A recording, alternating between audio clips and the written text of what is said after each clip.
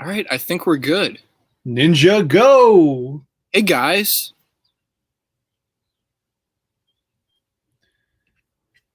Seeing some people in the comments. How are you guys doing? Ooh, yeah, I should be looking at that too. Yeah. I'm going to actually pull that up in both windows. So we're just going to wait a few minutes as more people come in. Just going to let some more people come in, then we'll get things started.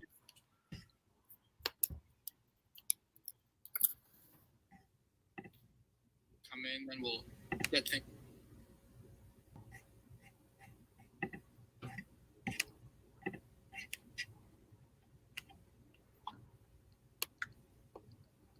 I got like 4 different windows and 2 apps open right now, and I'm like, all over the place. Like, where do I go? I know the feeling. Just gonna get things queued up.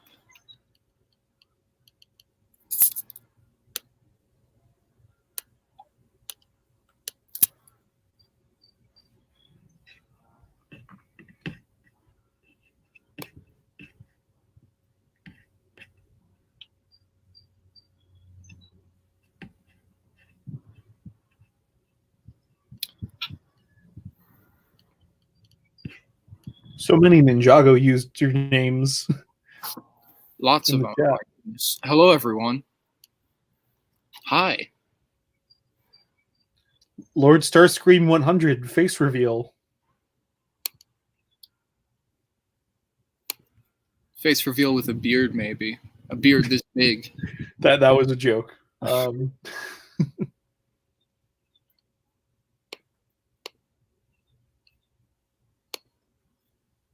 Hey, Luna, how are you doing?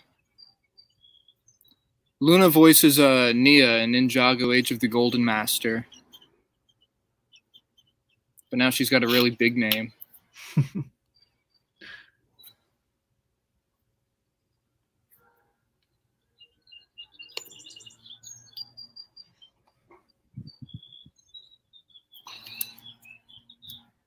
I'm still committed to like sharing this video properly, but I don't know what to do. I mean, hey, everyone's here just to hear us talk. That's what really matters. Yeah, no, I'm sure we can wait for you to figure it out, but if not, I'm sure all these people who are here wouldn't mind. All these fans. Also, for those of you who are here at midnight in your time zone, very dedicated. I respect your devotion. Felt 6 o'clock would be a good time, so.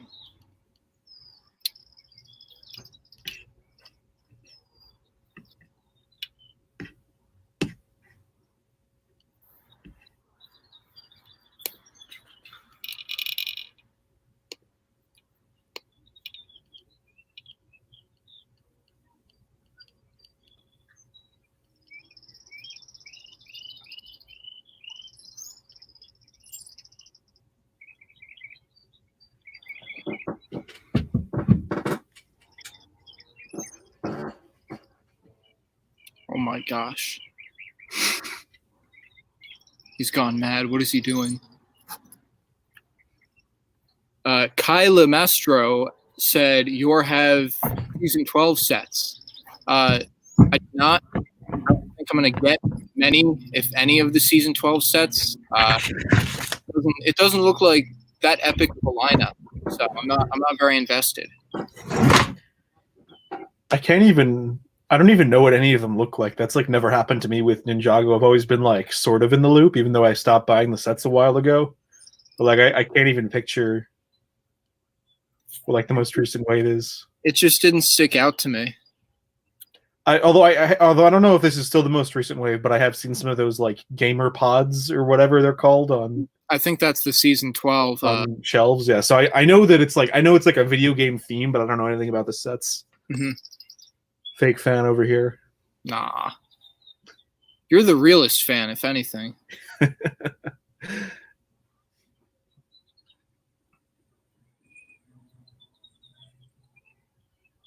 Spinjitzu Master Falcon said, I'm just about done finishing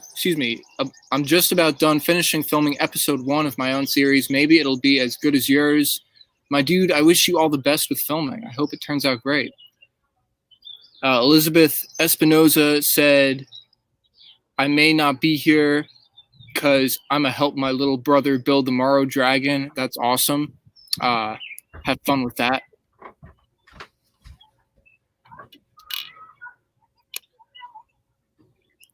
My Ninjago hot take is that the of the Ninjago seasons that I've seen, which I've seen all of them up to the Oni.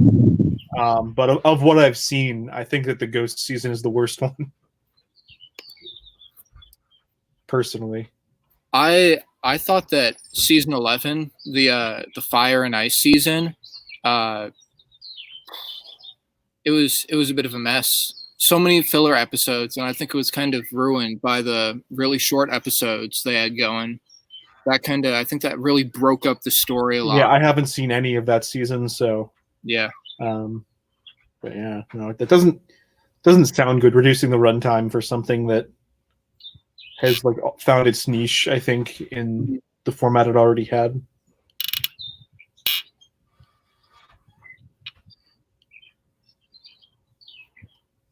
We're not starting just yet. I just want to see. I mean, I guess this works. It looks pretty good. Yeah. It'll work.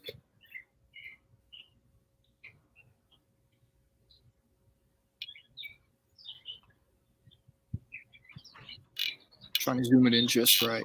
All right, that's good enough. That's what we're going with. All right, we'll wait a few more minutes, see who else comes in, and then we'll get things started. In the meantime, I might go get some food because we're gonna be here a while, I think. Yeah. I'll entertain your viewers if you want. Please do, or feel free to get food yourself. My skull. Food isn't ready yet. Oh, okay. But yeah, this is a prop, by the way, in the video I put out today, which you should all go watch after Scott's stream, of course.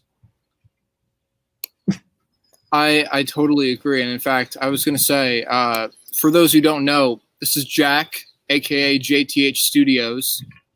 He voices Lloyd Garmadon throughout the whole series, and he also voiced Captain Soto and Mesmo. I don't think I'm missing anyone. He is also a filmmaker. He also makes some Lego movies on his channel. And I believe I put a link to his channel in the description of this stream. So I think you did, and that is very much appreciated. Of course. My pleasure. By all means, check out his channel. Comment, like, subscribe for more. Do whatever because he totally deserves it. So Zane the Titanium Ninja asked, anyone know where Pixel is? Bro, I wish I knew. Because I don't. I'm sorry. She's not in this series, that's for sure, and I apologize for that. Oh yeah, that's true. I never thought of that. I never found a role for her in the series, so that was the case for a couple characters. I was like, man, I would love for them to pop up here, but you know. Yeah, I feel like there's some like Mandela effect thing going on for me, because I like just remember today that Nia isn't in the first movie. I'm just like used to seeing her in this series, but I think there's a reference to her at the end of the movie. Okay. Yeah, just so you guys know, I haven't seen this movie in forever. Nor have I. I don't know if I've ever watched it in its entirety, but that's why we're here. It's gonna be a crazy thought. Yeah. Luna said, "Rip Pixel." That's not true. Pixel might be alive, but not part of the story, so don't worry. She also asked, "Is Nia the only female character?" Well, she's not in this movie. She's in Rise of the Great Devourer, and I think in that movie she is. So she's the only girl in the movie. Cryptor Borg Julian, that's a name, said, "Sorry, bro." Bro, it's okay. Kyla Mastro asked, "Where's Misako?" It was the same deal with Pixel. I just could not find a spot to put Misako in. Plus, I don't have the minifigure. I do have the Pixel minifigure, not the Misako one, so she did not pop up. And that was partly because I wanted to focus my attention on developing the relationship between Lloyd and his father. I felt putting Misako in there would already like overcomplicate things. So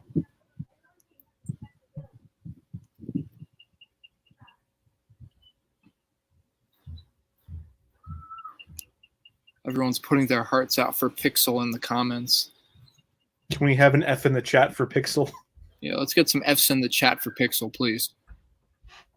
Adam Masterbuilder said, could you also not find a role for Skylar? I wanted to include more Elemental Masters in Age of the Golden Master, but I just decided to keep the lineup simple. Lots of Fs, wow.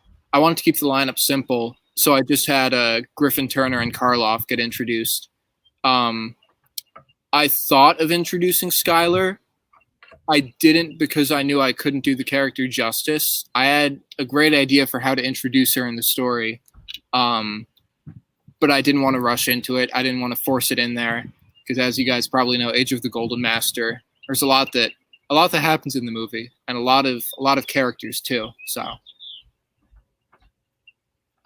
Skylar is probably my and again, I'm not as I wasn't as invested in the later seasons, meaning after they brought the show back. But Skylar's probably my favorite character that they introduced, like after the revival. Personally, I think she's really interesting. I think she is too. I'm glad whenever she pops up. It's like she has really sparing appearances throughout the series, but whenever any of those tournament of elements, elemental masters come back, I'm always rooting for them. Yeah, that's easily my favorite season. That's like not one of the original seasons.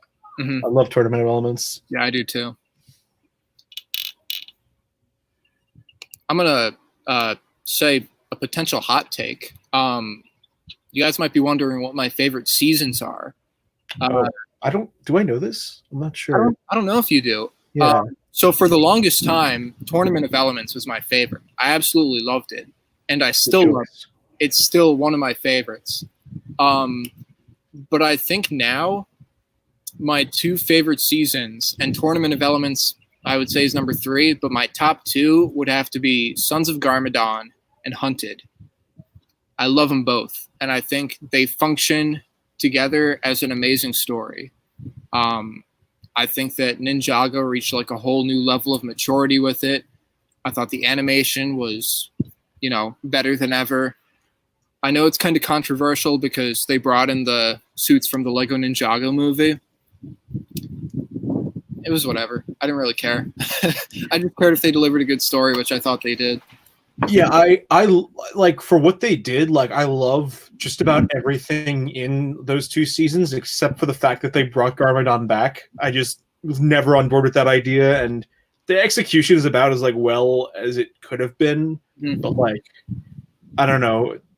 Harumi was the real highlight in terms of villains for the season. Yeah. Harumi is definitely one of my favorite villains in the series. She's great. Like I get that they needed to bring Garmadon back to give her a motivation, but like maybe I don't know, just bringing it back just didn't feel right to me. I get that, and I think they kind of made up for it in that they gave her a strong backstory, and her reasons for wanting to bring him back are that strong.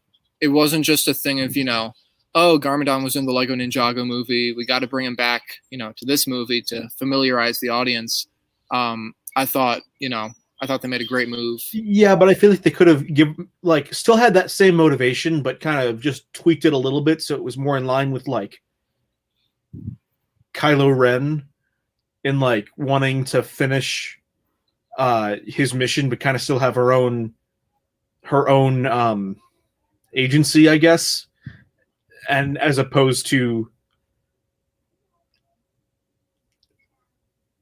I don't know, the Sith cultists in Rise of Skywalker bringing Palpatine back for no reason. Mm-hmm. It was a very drawn out analogy, but no, I get where you're coming from. Yeah.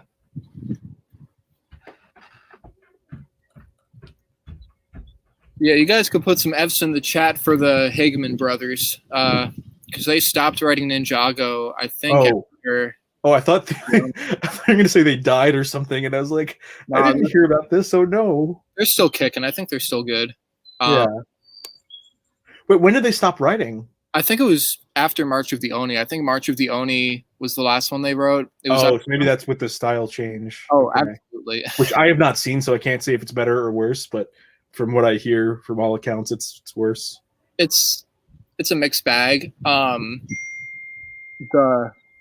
The worst, I think, the worst episode of that Fire and Ice season is the one where Little Nelson, the purple ninja, and this other girl deliver newspapers across Ninjago City while these snakes are on fire and like attacking everyone. It's perhaps the worst. It's a filler episode, of course, and it's perhaps the worst episode because it does absolutely nothing. You have to see my reaction to that episode because I was not having a good time watching it the first time. Yeah, I mean, as much as like I will say, as much as like 11 to wow, was I was 11 in 2000? Yeah, when the first two seasons were coming out. As much as nostalgia as I have for early Ninjago, the first half of season the it's all confusing with the way it was released, but the first half of the Stone Army season before the Stone Army came in is just awful. It's all awful because it's all filler. And I think that is miles better than what we got now. Yeah, I really liked what they did in the Serpentine. They're kind of flushing them out, and I really thought that they were just going to write them out of the series when I was 11 and they were coming out, and I was so surprised to see them back and still get expanded upon. Like Scales' arc is he's probably my favorite Ninjago villain. Well, not in terms of develop. He's got an interesting role in this movie. Yeah, he does. Wait, I'm assuming we're allowed to talk spoilers for this movie. Yeah, just so you guys know, if you guys haven't seen the movie yet, that's okay. But I am going to reference stuff that happens later in the movie and in the other movies as well. So I'll talk about like who dies, of course. And okay, yeah. Killing off Scales, I was just like, oh wow, we're doing this. Okay, I just did not see that coming. There's some moves I made with this movie. So yeah. I'm gonna go get some food. I will be back within 5 minutes, and then we're gonna jump right in. Okay. Cool. All right. So you guys get yourselves ready because we're gonna be here for a while. Enjoy the sound of nature in the meantime. Sorry, what? I said enjoy the sound of nature in the meantime. Oh, okay. Yeah, I will keep them entertained. All right. Thank you, Jack.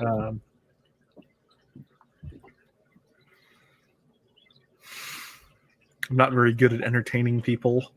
I mean, I like to think I am. You know, I have my own YouTube channel and all that, but in terms of killing time, yeah, that's not always the thing I'm the best at.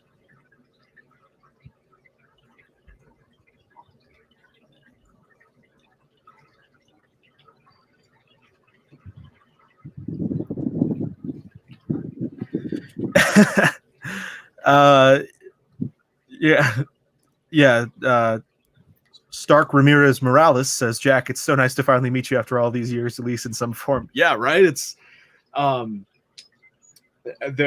never interacted, I don't think, with anybody else in these movies that I can think of besides Scott. So yeah, thanks. It's cool.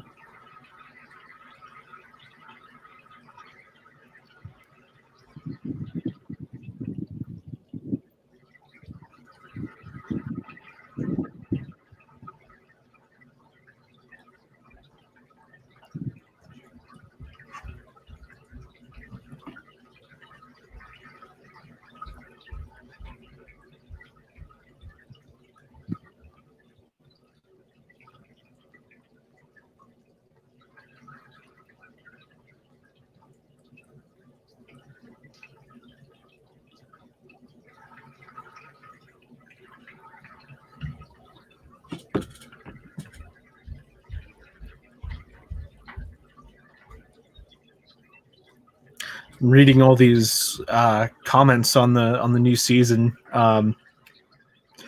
I got no opinion because, like I said, I haven't really been keeping up with Ninjago. Last summer, over like a couple of days, I watched like 4 seasons in a row, like on Netflix, or I don't know how many. Basically, from the time episodes to whatever the one before March of the Oni was. I don't remember, but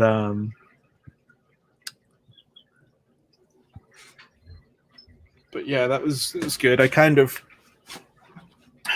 think I've been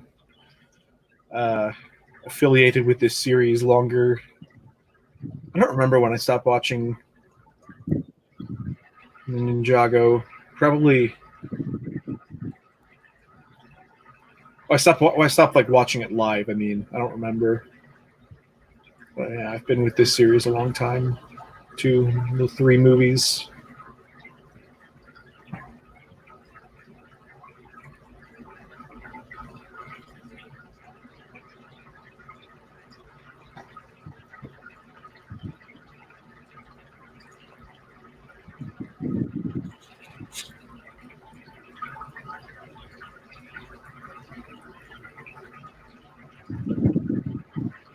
Some really interesting comments right now. It's a lot to take in.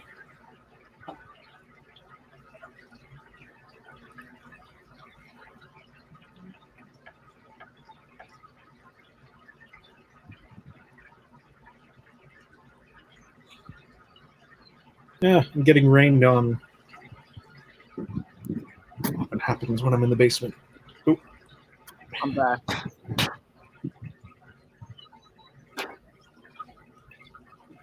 All right. I kept them entertained with my rambles for a few minutes. I don't know if I said anything interesting, but I just kept talking. Hey, I'm sure you kept them entertained. That's what matters. Wait, someone in the comments said I'm so bored.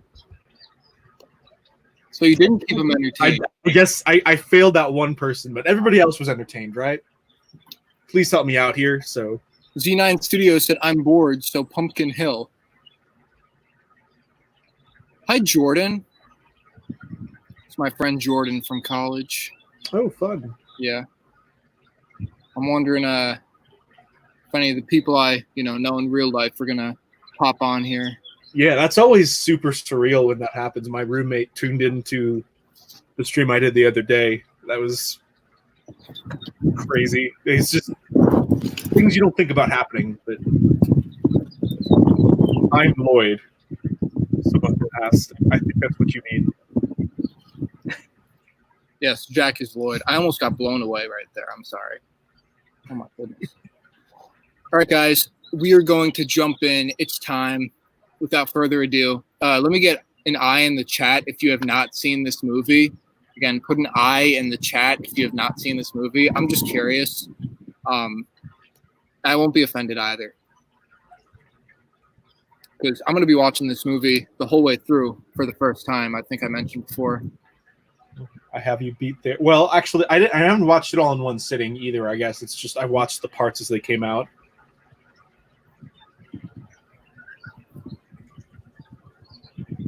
I guess I basically did that too, as I was editing. Okay. Yeah. Michael Sullivan said, "Do you consider Sons of Garmadon, Hunted, and March of the Oni a masterpiece?" Because I do. I think Sons of Garmadon and Hunted are awesome. They're my 2 favorite seasons. I think March of the Oni was a bit of a flawed finale, but it was all right. It was all right. All right. We are ready to go. Let's jump right in. Jack, you ready? I'm ready. Here we go.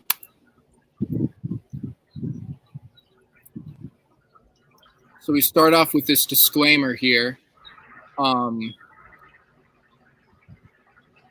It's really a commentary on society in context. It like kind of sets up the socio-political aspects of Scott's version of Ninjago. This is true. That's exactly what I was going for. My name is Sensei Wu.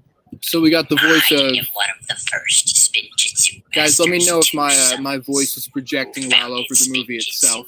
I might lower it a little bit. Many years ago, the city This is my first time doing on this. a man-made island, which was created by the four So this is the voice of Spinjitzu. Akar Productions 5, also known as Legendary Joe armaments Teddick. He crafted to voices store Sensei Wu throughout the whole uncontrollable series. powers. He's an Each awesome weapon guy. used these powers to harness a specific element. So we start off with The lots of weapons were the unique size of exposition. wings, Uh, the blades of lightning, and I gotta the address shurikens of a ice, controversial choice I made here. I called the size of lightning the blades of lightning. the weapons were so excuse me. powerful. Forget that. no I called the one could nunchucks handle of them lightning all at the once. blades of lightning. I used size For instead. several decades, And the reason for that is began to because grow, I thought I couldn't animate buildings with being nunchucks. constructed, and So a population I just gave steadily Jay rising the as blades well. instead. And the best part is he never even wields them in the City movie. grew. So Corruption so much for slowly that. plagued it, causing the city You to started a whole other controversy with your initial misphrasing. Yeah. So the other thing is, I originally called Ninjago City Spinjitzu City. Then I retconned that. That didn't happen. Forget that ever happened. In Rise of the Great Devourer and beyond, it was called Ninjago City. My father would never live to an opportunity. And as you can see, Zane's face is used for the first Spinjitzu As he master. passed away several years ago, like That was many because years prior to his there was a passing, flashback scene in the TV show, and I thought that he looked kind of like Zane from a distance, so that's why I used Zane's face. I was trying to pay homage to the TV show. But the older of the two was consumed by darkness. We also had a bit of a retcon with the appearances of younger Wu and Garmadon in the sequels. As you can see, Wu has red hair, but in Rise of the Great Devourer and Age of the Golden Master, he has blonde hair. And Garmadon's face and hair both got changed for the later films. Returned to the city, fearing that more would want possession of the four weapons of Spinjitzu. The younger brother Sensei Wu is just laying up the exposition. He's really going. the future was how the city would endure the hard circumstances. Who is he talking to? My father believed I guess us. In my head canon, he just like says it to himself at like random times. Like this corruption. I don't know, maybe Under threatening conditions that some I was stand gonna make a joke, but I didn't think it out all the way through before I started it. as well. It's okay. Warriors they would become are ninja. Whoa! My father also believed that wherever there is light, there will also be shadow. Actually, that's what the The shadow Overlord would believed. over the city. He wasn't a good dude. These men could become the light to stand up against it and a driving force for those in need, thus providing the necessary balance between good and evil. And a means So of to saving achieve that shot, Spinjitzu. I just zoomed all the way in on Cole's head and zoomed all the way back out. Yeah, that's basically how I did that. Obligatory lens flares, Lord Starscream 100 opening titles.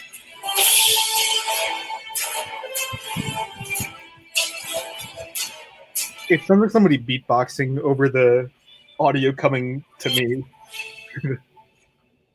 Are you saying my audio sound? No, the Ninjago theme. Oh yeah.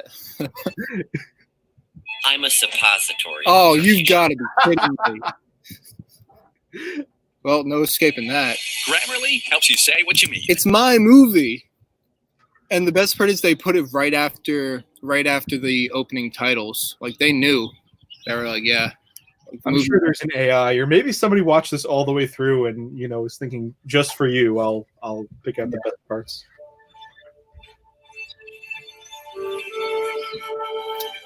I also want to point out how the Green Ninja theme got used for the title card. Even though Lloyd is not the Green Ninja in this movie, but I guess that's some foreshadowing in a way.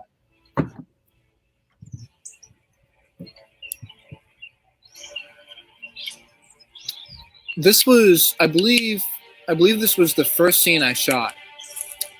This was in May of 2014. So for better or for worse, this was my first time filming with live action Legos. which I had never really seen done before, and I just tried to do my own thing with it, and I guess kind of pioneer the technique. I can attest it's a lot harder than it looks. Jack's movie that he mentioned before, that he just released today, he tried to do live action Lego animation. Turned out pretty good. Yeah. But it's tricky stuff. It's not easy.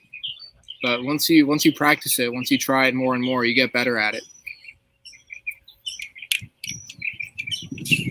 So in the TV show, that's a transition right there. In the TV show, Cole's dad is a member of a band or something. And you haven't heard about it? And in this story, From what Rob told me, he's a they got some construction green worker. goo leaking out of the creek. Where at? Somewhere down there. It's a hole. And no one's been able to get close enough. Why's that? Because the smell? Nah, not the smell. Whatever the green stuff is, they say it's highly corrosive. Some guy came in and So as a matter of fact, I totally forgot about this. He says that it's like nothing Lou he's Hens ever is seen actually before, talking about and it's the Great extremely Devourer in this Keep you instance. posted. As always. This How's is your some son really Cole's subtle good. foreshadowing here, for the actually. second film. Ah, At that's the beginning great. of the first film, Sensei, he's still training, that the Great right? Devourer is Yes. buried Good underneath man, good Germanikai kid. Lake. They work together well. Yeah, you're right. Yeah, your son, he's still training to be a ninja. Or was it master of spinjitzu? Curtis, I you could say believe, that. Curtis Yeah, is I the do guy that he's in my talking free to. time. He's voiced Yeah, by Douglas training to be a ninja. Garthwaite, who, Profit. terrific I guy. don't got much free I've time. worked with Being him an for intro many is more years. so about the skill. He voiced Kane That's West what in he's the been telling Breadcrumb Cole. series. He voices Zane in Jesus, this my film. man. Yeah, you could And say this that again. is Your his son official likes him. debut He right took his here. advice. Hey, your son's great. I just I can't don't think I knew that. I don't think I knew that Kane West and Zane are the same voice actor. believe me. You'd never Just guess, look. yeah. Yeah, no. Cole can make a difference. Sensei says that anyone can. And act of devotion. Exactly. Now that's a good idea. Mr. Curtis, sorry, we have a large semi-truck. That's me with the pitch of my voice Yeah, I deepened, see him. and that's not Optimus Curtis, Prime. this isn't any ordinary truck. Yeah, what makes you say that? We have the whole hip. It is a Creo Optimus Prime truck. All right. Um, You can't but be canonically, serious. it's not They chose the Optimus worst Prime. spot to take them through. Fun fact: Scott's voice right now is very similar to what his initial audition with Hang on. Sparker sounded like. Channels. This was made around the same Hey, time. semi-truck. Yeah, he Keep you The nice. last in the to past. make a long story short, he submitted an additional audition, not really knowing what clone troopers should sound like, Mhm. and then sent in another one after I was like, I just want to hear it in your regular voice. Because he's going to prove to be an obstacle in the future, regardless of what you make of yourselves. He will be a So, difficulty there's a as lot to long talk as about he's in here. office. People like the guy. Um, But I don't the get it. guy That's who's because flying this you never hear helicopter much from those who is actually a character If I had from my money, I'd Bionicle be out Universe films. I want to help everyone. I would not recommend This watching is them unless you want a good big laugh. enough. And we've got to Um, be the best that we can be. But both That's series take place in the same Cole's universe. friend, Gareth. Pilot's name is JT O'Neill, so That may or may not like the he idea crosses over of here. vigilantes, so to speak, guarding the And as you city. can see, we got No one Dareth knows right who there they in the are back. or why they're I here. think the official The minifigure impression for that they Dareth make had not come is out what yet, matters most. so I had to Yes, improvise and make my own Insane. figure. Where are they? Ignacia, thing fry problems. Actually, I think they stopped by Wildwood Forest. There's a problem with the Yeah, he debuted in a really strange poly bag where it's Dareth an android and he's doing a flip using a trophy. He's got a trophy, yeah. It's just like a very big trophy. I don't know what I would love to know like what the story behind that poly bag was. Thing fry are very I don't know. I'm just glad we got the minifigure. Yeah, no, he's a cool figure. So in this story, Kai and Zane are significantly ahead in their ninja training compared to Cole and Jay. And I would say that they've been doing it for Rocks with your mind isn't the maybe a easiest few thing years to do. longer Yeah, than Cole and Jay especially when have. It's not something you're able to do. This whole thing about destiny Oh, sense. yeah, that's interesting. I forgot about that. You have seen what you can do, Cole. Your powers are Also in this scene, we have my longtime voice actors Uni and Kokola Yes, voicing Jay, and we have Jack Morris voicing Cole, That shot was and they voiced the rebuilt a week characters throughout the whole series. 6 days. 28 days. Definitely not. I'm really, really thankful that I found the voice actor for Jack Morris, or for Cole. Always be ready for what comes next. Jack Morris, I believe, was a collaborator of Cameron Morris, and I don't think they were actually related either, which is funny. And Cameron was cast in the movie, and I was looking for someone to take over the role of Cole because the original voice actor dropped out like a week before the movie was supposed to come out. Can't take it down. And I asked Cameron, I was like, do you know anyone who could take over the role? And he recommended Jack, and the rest is history. And he starred throughout the series. Kyle Carosi asked, is this where I get Wendy's Captain, chili? we have 2 pennies, cousin. Yes, it is. They're outmatched and outgunned. They'll realize that soon. There's But we'll Jack stay as the course, Captain Soda, Regardless of anything. and me we're as staying Marco on the course. Pirate. Aye, Captain. Fun fact, that's a different Jack Hillebrecht because my voice was never that squeaky and annoying.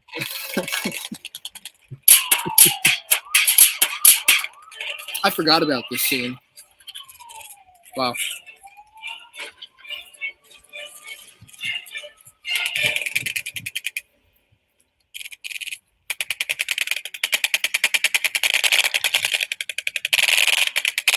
It sounds like popcorn through the through my speaker. So we got lots of gunfire going on now. Oh, wow.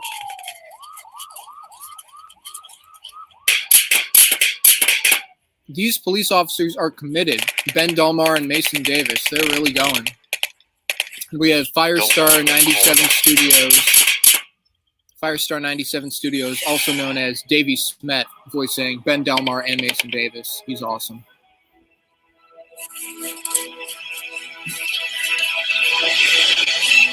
What is that?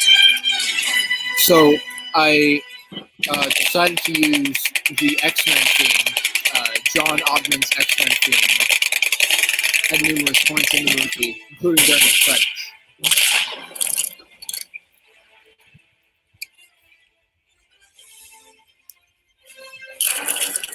Ooh, wow. Dang. You're not a dish. You're a man. Most name brand bars. You know, And body washes you rub on your skin are shut up. All right. I'm sorry. We're back in. Full speed ahead.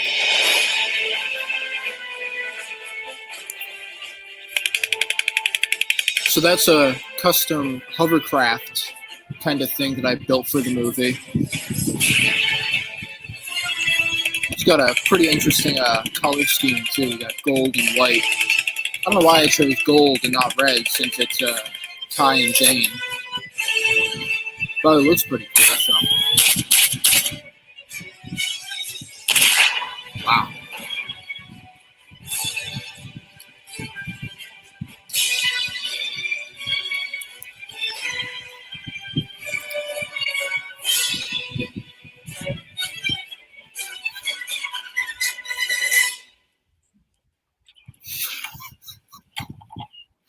The police officers have been rendered Easy. totally If that useless, trailer breaks but open, we still love them. I'm running, and so should you. Curtis, they're making sure the hypnobray is secure in the trailer. Everything's going well. Good to know.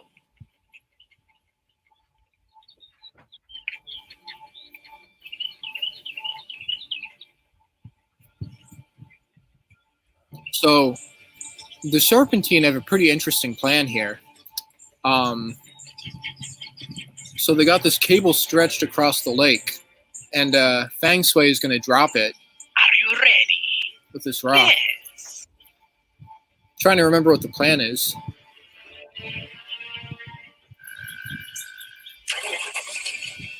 Get ready. Oh god, I hear the Joker theme. You know something bad's going to happen.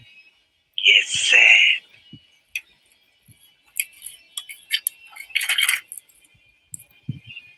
Oh, I see what he's doing. Okay, that's smart. You and I both have no idea what's going on in this movie. That's how I thought this was gonna go. I don't remember any of this. Oh my God. goodness. Oh my god. The number of No, cuts. no. So, something that I really don't like about this movie, and I will say this is, from the creator's standpoint, this is my least favorite of the three. Something I really don't like about this movie is the choppy editing. We jump around a lot, and we don't need to jump around that much.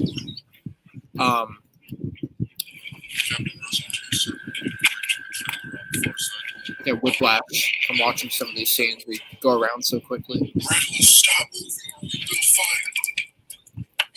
General Spiels has reached the trap.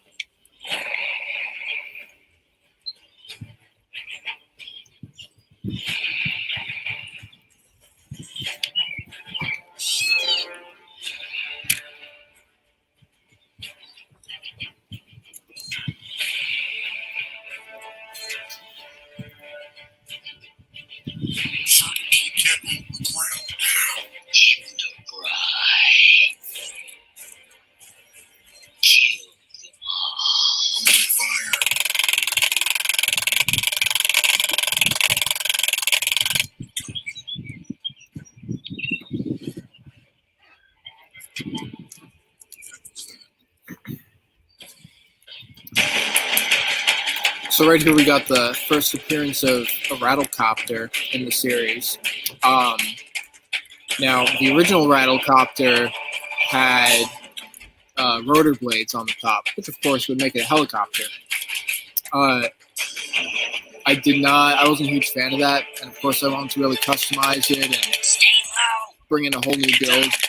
So I took off the rotors, but I still called it a rattlecopter because I thought it sounded catchy. Oh god.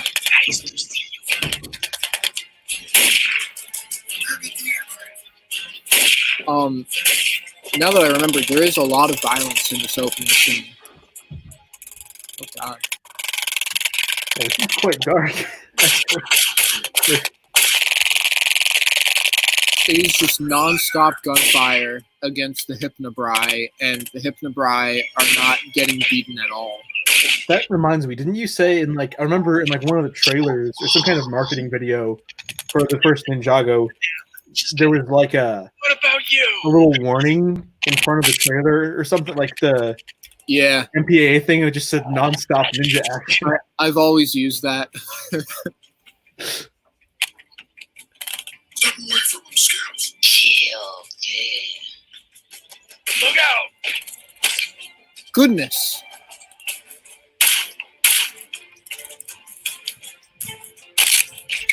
Oh my god. It is a bloodbath minus the blood.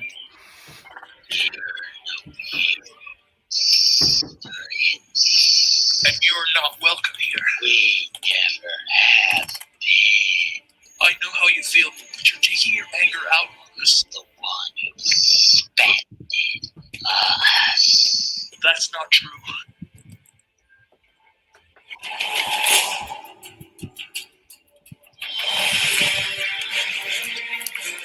Finally.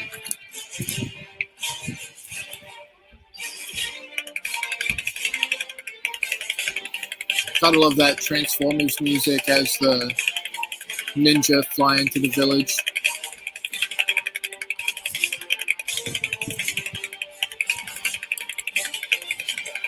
It's a disturbing lack of the overture or any Ninjago music, really.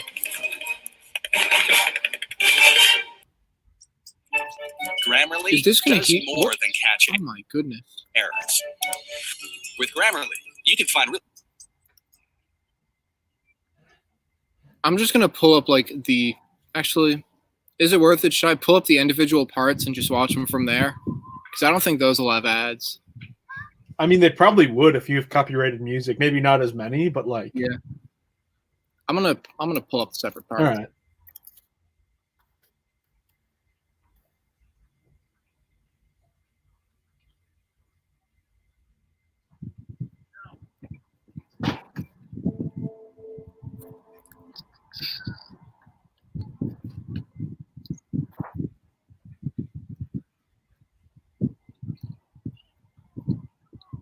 Start right there.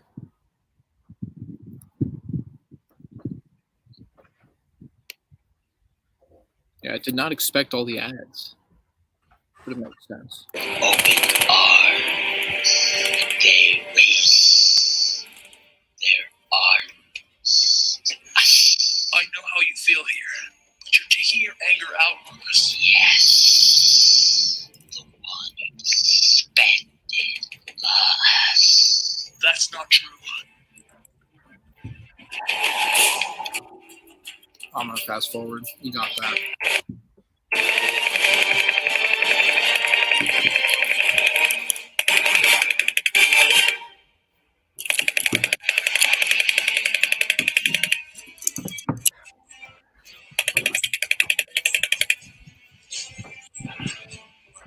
I'm your student, Sensei. You teach, I learn. You said I should be ready for whatever comes next. I am. Your show's over. I'll go to them, or I will kill you. Do it. You have treated us like monsters.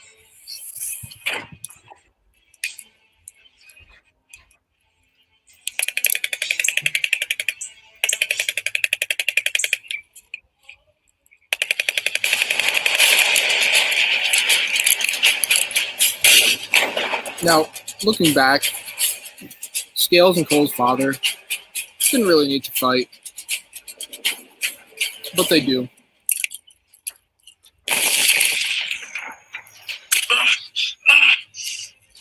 Dad? No! Mr. Hips never friend someone who has nothing sensible to friend them.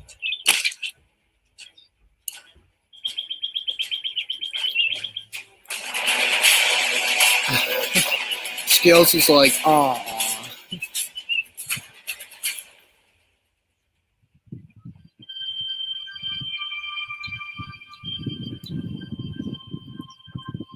I would kill you, but that's what I came here to do, or see. Oh, fudge. I just realized we have to watch the full movie because there were some voice actors that left like halfway through when I was releasing the parts on YouTube, and some of their lines are in those parts. Okay. So if we were to keep watching the playlist, then like Kai and Zane's voices would just change halfway through the movie.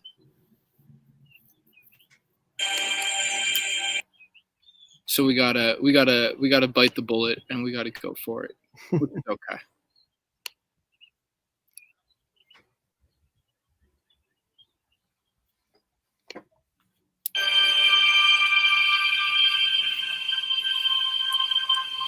I would kill you, but that's not what I came here to do or see.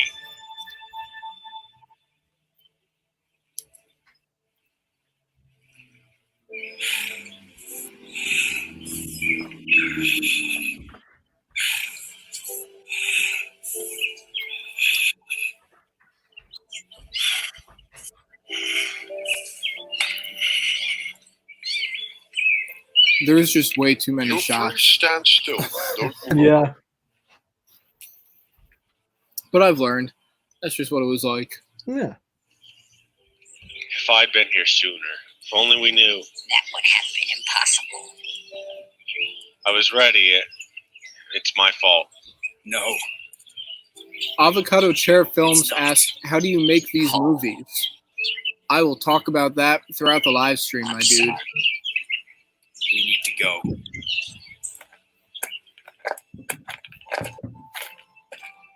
Mason Davis.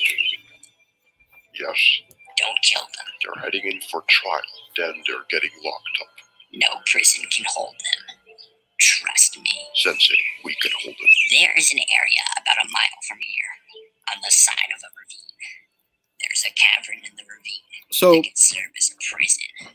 Sensei Adapted to make it basically impossible says, to hey, escape my from. man, And that's going to be just better imprison the than having serpentine one. in the side of this cavern or whatever, okay? No one will find him there. Then please And he's like oddly show specific, it. like they'll never get out of there. If I were to go back and change it, I would have just had him say like, dude, just put him in there, no one will find him. But he tries to like justify it really awkwardly. Like it'll be impossible for them to break out of there. There's just a bunch of rocks there, and Lloyd just blows it apart with an explosive. but it's okay. Yeah, the fact that their whole society is like 100% nature is something that like took me a while to get used to. Like I don't know what I was expecting for like a live action Ninjago film, but it's different. I lost my dad. Jack, I think I cut you off. I didn't hear what you were saying. Yes. Oh. Just I was really like surprised when it took me like a while to realize like their whole world in this universe is just like nature. There's like no real civilization or anything that looks it's like 1,000-foot tall trees all over the place. Exactly. That's like a style thing that I was like, this is a little weird, but like I got used to it. I think after a while, I think it works. Are you ready to create a legend? Yes. Whoa.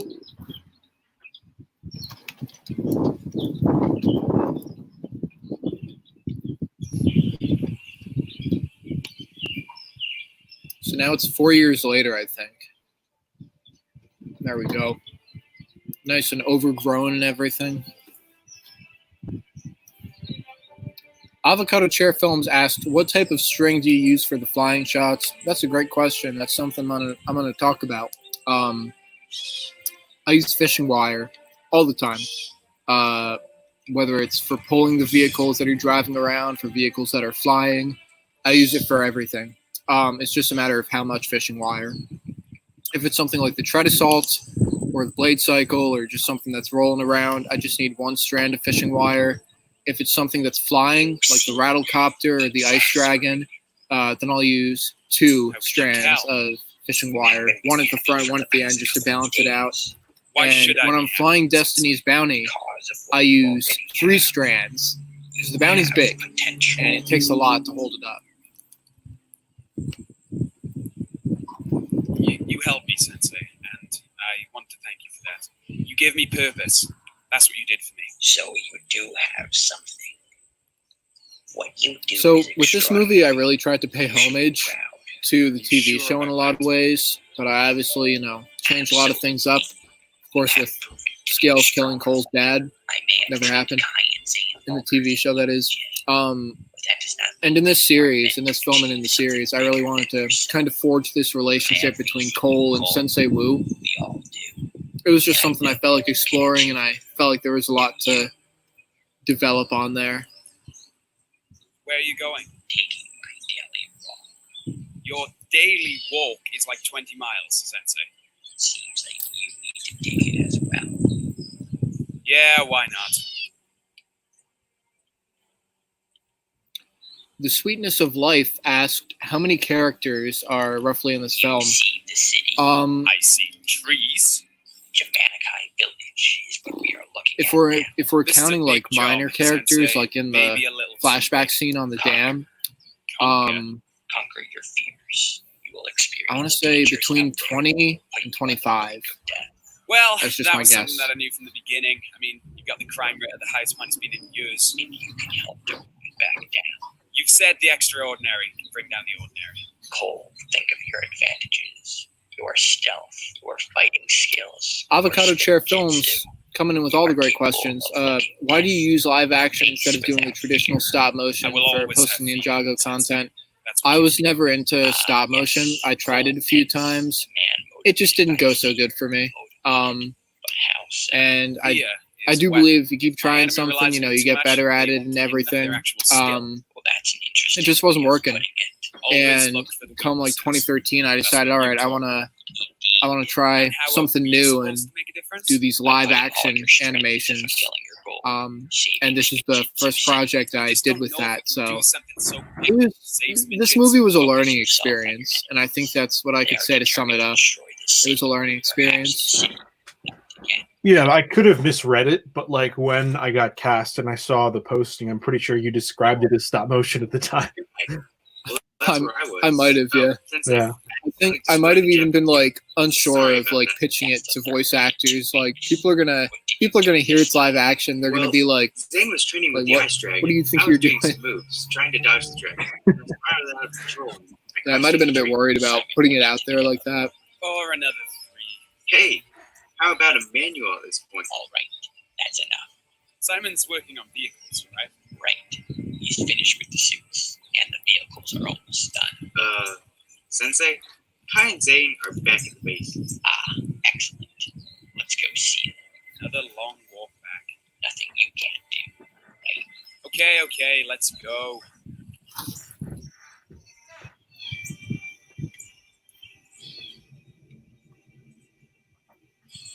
So, as you could see, the ninja have this tree base, which is pretty epic. And I love how it's half a base and half a prison.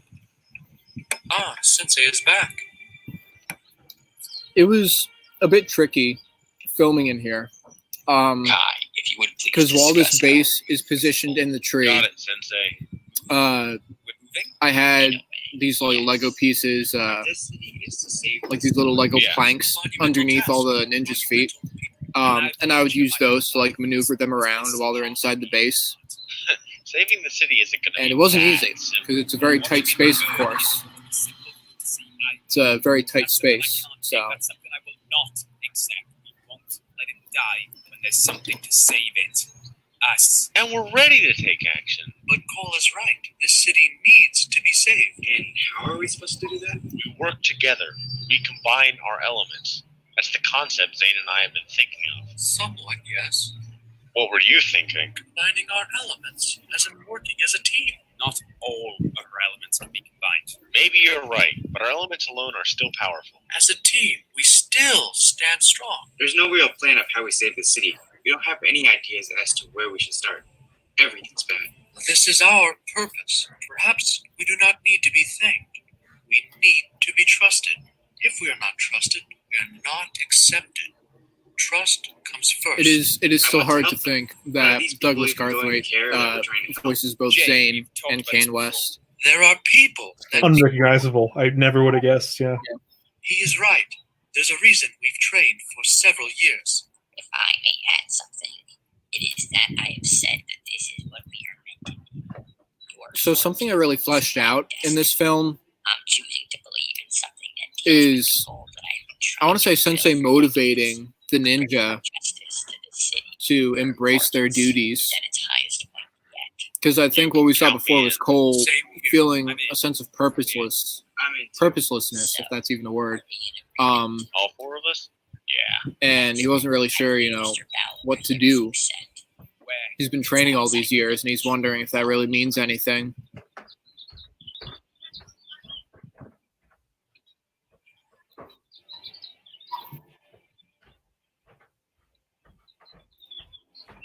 How long have you had this stuff? I've had the prototypes underway for about 3 years. The official materials arrived about a month ago.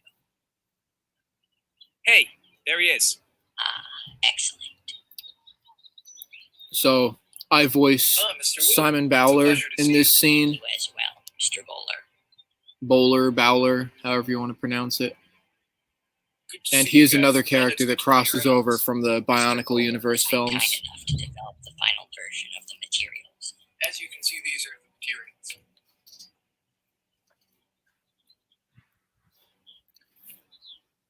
So, as you guys probably know, I did a lot of upgrades for the vehicles and everything in this movie. And I think the Tread Assault, Wow. Various Tread Assault is weapons, one of my suits, favorite vehicles, updates that I did. and And I was inspired in part by the Tumblr from the Dark Knight trilogy, and just giving it that kind of sleek and like bulky design, which I felt was more fitting. Just giving it a lot of armor plating and whatnot. And I also toned down the blade cycle a bit, the red bike back there. No offense, I just felt but the it's original not set fair. was just None way of us too are big looking exact and by enemy. I bet the a element little is the same. a little Doesn't too matter. bulky. So I kind of toned it down a bit, but I think the Tread Assault makes up for that. Save the lecture, Sensei. I've got my element mastered. Simon So Bowler it also doesn't matter. plays the role in this scene that Cyrus Borg would play in some seasons of Ninjago, where he's giving the ninja vehicles. I think he did that in season 5. And we find out in Age of the Golden Master that Simon Bowler is actually the son of Cyrus As Borg. you know, my father created them so that he could be the city that you are standing in now. But extremely powerful and can instantly unleash the element that you control or make it more effective. Which one's mine? Cole, you have the Scythe of Quakes. It is able to create earthquakes when slammed into the ground. And the rest of us? Kai has the Sword of Fire. Jay has the Size of Lightning. And you have the Shriek. Avocado Chair Films, you're not asking too many questions. I'm happy to answer them. Yes, what's your favorite Lego theme? Kai will drive it. Awesome. In a larger black vehicle. I'm stuck between Ninjago and Bionicle. All-terrain attack vehicle that will be driven by Looks great, Sensei. I'm leaning towards Bionicle. Yes, right choice. And don't get me wrong, I love Ninjago, but Bionicle's Cole has a large Bionicle's awesome. So this vehicle is very strong and should be handled carefully. But I don't have any doubt Thanks, Sensei. that should be it. Oh, One of the high points of my friendship with Scott was the other day explaining to him how Bionicle Generation 2 ended and just how insane it is. Because I guess he didn't follow the second generation. it's pretty crazy. Falcon spotted what looked like a pirate ship. My theory is that it is Destiny's bounty. You mean that flying pirate ship you told us about that one time? We last saw it 4 years ago, shortly before the incident on Jim-Kai Dam. I think there's some kind of like running jokes in this like chat that are going over my head. I'm very confused by some things. It's Good okay. idea. Thank you so much, Mr. Bowler. Always a pleasure, Mr. Bye. Tell me, Sensei, are we just going around fighting whoever causes trouble? I mean, say that a murder takes place, then what are we Anything that can harm I love anyone how should be prevented. small Perhaps the you stakes spread are out in this across the movie. city. They're like, we might have to fight, But you Destiny's practice Bounty it. and Are pirates. there any more questions? There might be like criminals, I think that will be that it. cause In trouble. that case, get And then some Age of the rest. Golden Master Tomorrow, opens be up, ready for whatever and it's like we got Moro, Pythor, Master Chen, Cryptor, like the Overlord, everything's getting thrown in all at once.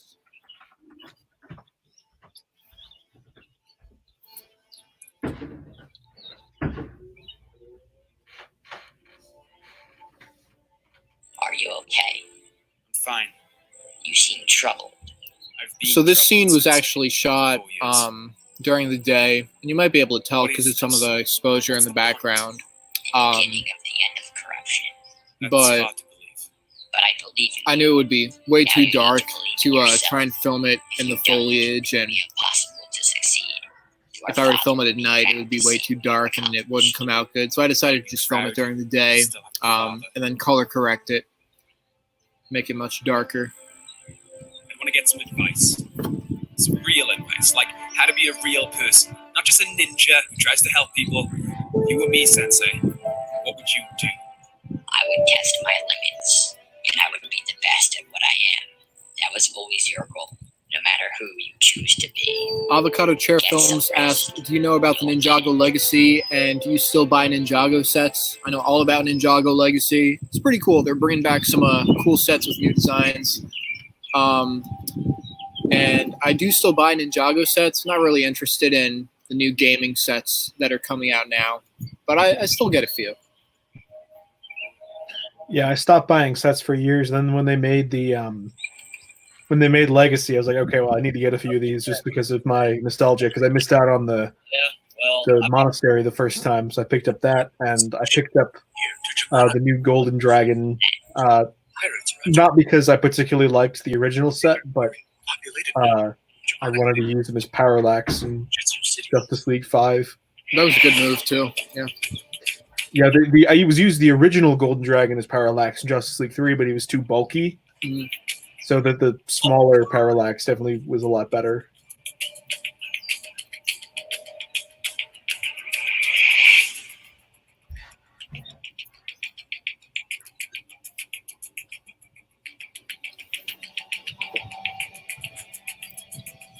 That was pretty cool.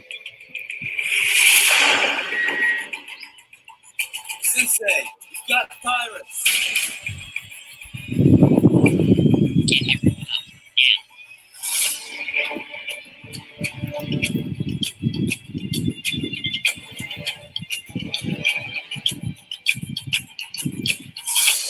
So I think what happened was Gareth got sent out that morning to just scout the lake, to keep an eye out for any pirates or criminals or whatever. And of course the pirates come and they just kidnap Dareth. So Dareth is less of a comedic relief role in this film. I think the way I wrote him was basically as this close ally to the ninja, especially Jay. They're kind of partnered up. Sensei. Suit up, quick. What's happening? Killer Rabbit, if I'm saying the name correctly, said, "How long did you spend building the Devourer?" I believe I spent a few months planning it. It wasn't that hard to build like most of the body. I just had to order a ton of parts because most of the body is the same. It's the same design, like repeats over and over. The head was the most complex part to build. It's the most complex part. Village to gain wealth from the rich, and to do so, I have a rich citizen on board my vessel. So This man, Captain Soto, is a politician. he's an interesting fellow. Noble. He But he's destructive. he sees himself as this kind of judge in a way, I guess, Disregards them. where Poor he citizens of the kidnaps city have been this rich civilian, this rich politician, Cillian Fincher, I make no mistakes. played by my friend I make Russell opinions. Parkinson, They are heard. who I've They are known understood. for a very That is long my time code. and made movies with for Care years. to follow my code? I'd rather not. You won't follow my code because you've betrayed your own. Or perhaps you never had one for the Avocado beginning. Chair Films You failed asks, to pay "Is it attention annoying to when the dirt gets on the giants of the figures?" city. You care Yes. only for yourself and the wealthy. Yeah, Why? it is. The poor wound up. But This is my job. once it's all washed off, it's an amazing Live their feeling. lives like the wealthy. And it also looks cool sometimes when they're dirty. I know that I've gotten many comments where people are like, "Oh my god, your figures are so dirty. You're filming in a creek. It's so muddy." I understand that. It's just a risk that I've had to take and just wash them off afterwards. There are 7 pirates on this vessel, including me. There are 2 of you. Actually, 1 of you, citizens. Yeah, the same thing happened to me in the project that I did that was live action with Lego, but I don't know. I kind of like the aesthetic My name. that it adds. Well then, Dareth, welcome aboard Destiny's Bounty.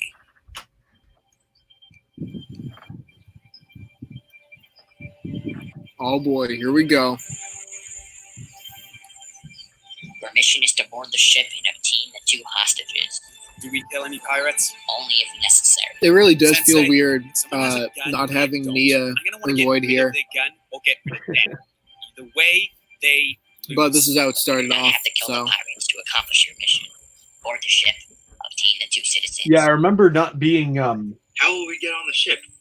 Cable tactics? not disappointed in the sense that I didn't like the movie, but just disappointed One of you just for selfish reasons that the creek. like, you know, when I was 12, that Lloyd takes so long to show up in the movie. Like, I just assumed he'd show up earlier, and then I remember finishing the first part, and I was like, man, I didn't get to hear myself. Really are. But- Of course, this is for those who do not realize it yet. I want you I don't know if you to show up give me until part $800,000. 3. Yeah, it's like I think it's part decently 3. far into the movie. Not a chance. You're chancing it though. I remember my casting process was super interesting, where originally Mesmo was open, and so I took that. Sorry. And then you wanted somebody to be Sotos, and I took that separately. And then you wanted somebody for Lloyd, and I jumped on that. I was like, ooh, I want to be Lloyd. Casting people for this movie was crazy. Yeah. No, I bet. I will kill the civilian, Dareth, unless Mr. Fincher agrees to give me the money. Mr. Fincher, and I'm going to count to 5, and then I will kill him. Make your final decision. You can forget it. Avocado Chair Films asked, "Have you ever lost anything while filming?" I have lost a few small pieces, Well, you really do want him to die.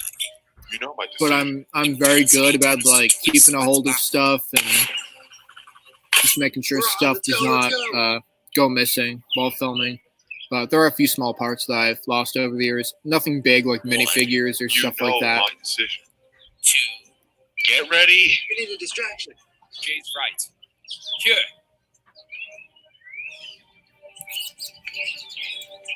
So the branch they're on is actually right over the creek.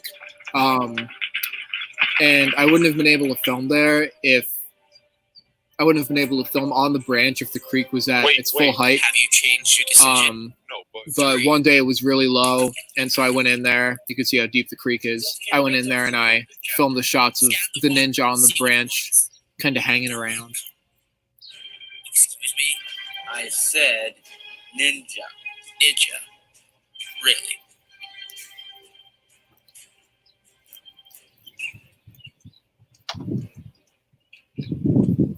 Mr. Fincher, I'm not finished yet.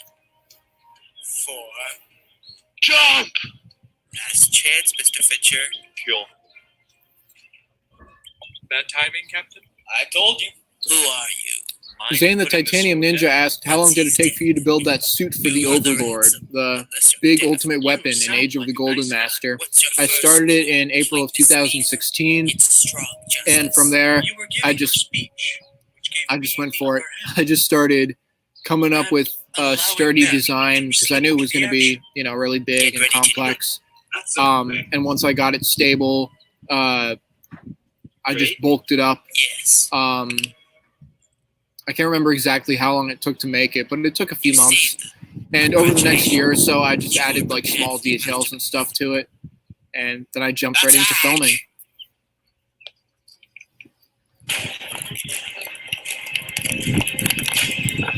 So,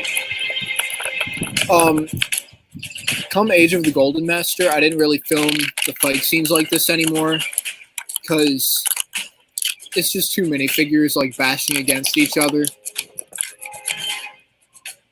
I think especially in Age of the Golden Master, I tried to choreograph stuff more and to actually show, individual like fighting moves, like someone jumps, someone throws a punch, someone ducks. It's my shit. And not just too many figures like banging together like that. Yeah, I get that. Early fight choreography in my movies is pretty nuts and not in a good way.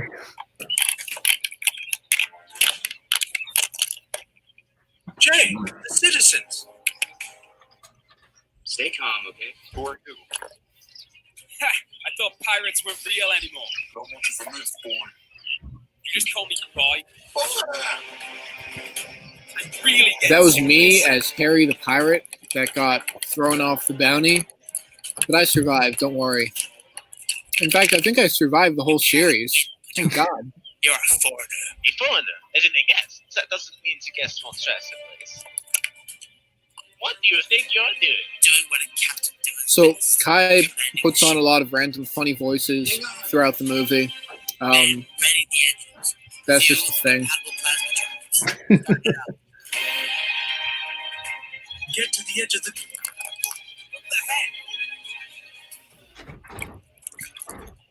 I should have mentioned before, but with the pirates, I wanted to modernize them in a sense, and rather than just have them look like, What do we do? Drop the anchor. We'll skate typical there. pirates you would expect to see with eye patches and stuff. I gave them different outfits, different weapons and whatnot.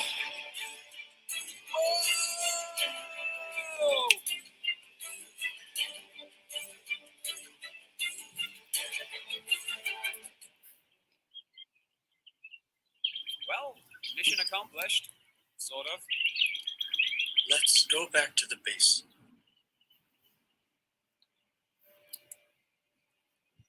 Are you all right, Derek? Yeah, I'm fine. Thanks, guys. You all did an excellent job out there. Dareth and Fincher were saved, and the pirates fled. They escaped. So, in the Really original win. script for this Well, your movie, objective Dareth to was save the introduced citizens, in a really bad which you way. did. Pirates are the criminals here, And I'm Sensei. so glad I And changed they it. escaped. Originally, Dareth was just out on that boat in the lake. Pirates The come in, pirates returned. capture him, Deal with them then. and I think I'm trying to remember now. I think the ninjas save him, and what winds up happening is, Dareth wants to find out more about the ninja, and so he goes and he finds their base in the tree, and he goes in there, and Jay and Sensei Wu are in there, and he's like, "What is this place? What's going on?" Something like that. And the bounty attacks, and the base gets damaged. And in the process, Jay's mask gets blown off, And Sensei Wu's like, well, Dareth knows who he is now. He knows that this guy is the Blue Ninja. So I guess, you know, Dareth can stick with us and help us out. This is basically what was going to happen originally, and it didn't make any sense at all. So I think I wasn't catching the dialogue earlier, but I don't know if Wu was trying to keep the ninjas' identities a secret in this movie. I feel like he was. I feel like that was a plot point. Either way, I forgot about that. I didn't really see a point in the ninja trying to keep their identities a secret, especially when that wasn't something that was going on in the TV show. That pirate mission was a bit tricky. For the most part, it was pretty easy, but that can't be what we'll be doing from now on. There's more to why we're here. I can see what he's saying. We've got all these new vehicles, and we're supposed to use them against pirates. And maybe a few crooks with some guns here or there. What's the real danger out there? The Serpentine. That's what I was thinking. Same here. But the Serpentine have been locked up for years. Consider the pirates to be child's play. The Serpentine are bigger. And like I said, I thought they were locked up. Well, we'll get to that part. As you know, the Serpentine are separated into 5 major tribes. Their full origins are unknown. But 5 years ago, General Scales, the leader of the Hypno-Ride tribe, launched a large attack on Jamanikai with the other tribes. Although several Serpentine were killed, the remaining ones were placed in tombs across the city. Then there was the issue with the Hypno-Bride. Yes, the Hypno-Bride and Fang-Bride tribes escaped from the attack on Jamanikai, while the other tribes... Avocado Chair Films asks, has anything weird happened to you while filming? And the Hypno-Bride were too. They escaped on the dam. I mean, over the years, I've kind of forgotten a lot of stuff. There was one point while I was filming Rise of the Great Devourer. I think it was the scene where Garmadon and all his forces are preparing to resurrect the Devourer in Jamanikai. And I was filming all afternoon, and I went back up to my house because I filmed in the woods right near my house. I went back to my house to get a drink or something, and I came back to the set like 20 minutes later, and I found that it was completely trashed. It had been completely trashed, and there was just stuff all over the place. Stuff was just thrown everywhere. Stuff was all muddy. I miraculously did not lose any pieces. So someone had come down there and completely like trashed the set of the movie, but I managed to fix things up and but I fear the worst. Kind of worked out from there. Kept filming, but it was weird. I never found out who did it. In that case, let's go. Yeah, that's one of the. Well, it's crazy. Try to solve it. I still got told me that story the other day. He tells me lots of ninja secrets like that. But Give us 2 minutes. We'll be ready. Crazy. 30 seconds. Yeah, Jack knows all the Ninjago secrets. Oh, my apologies. 25 seconds. Jack knows all the Ninjago secrets.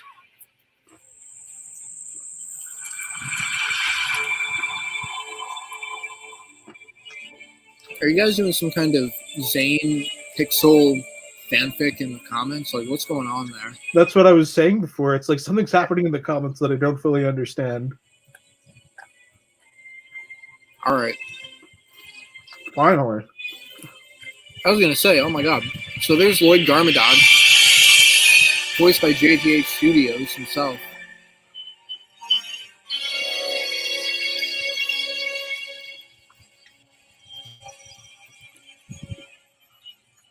There's a twist in this comment fan fiction. Oh no. So I think Sensei Wu was saying how there was an earthquake that happened, and so this ravine got like split open or something, and the tomb got exposed.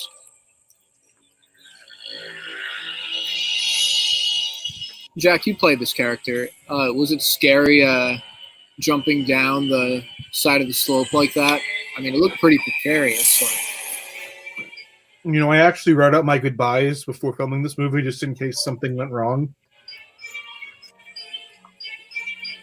That's the way to go. I didn't promise your safety either, so made a good move.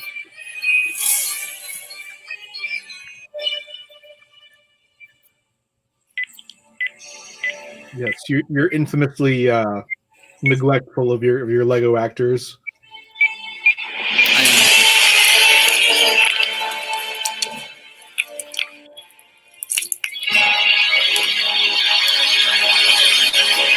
Avocado Chair Films asked, "Why does Lloyd have black hair? Couldn't you just paint it to be the right color?" And I was going to talk. Now it's interesting. There's a very deep meaning behind this, which I'll let Scott explain. So, as you can see, it's the same kind of hair that Lloyd has in the show when he's younger. Only it's black and not blonde, obviously.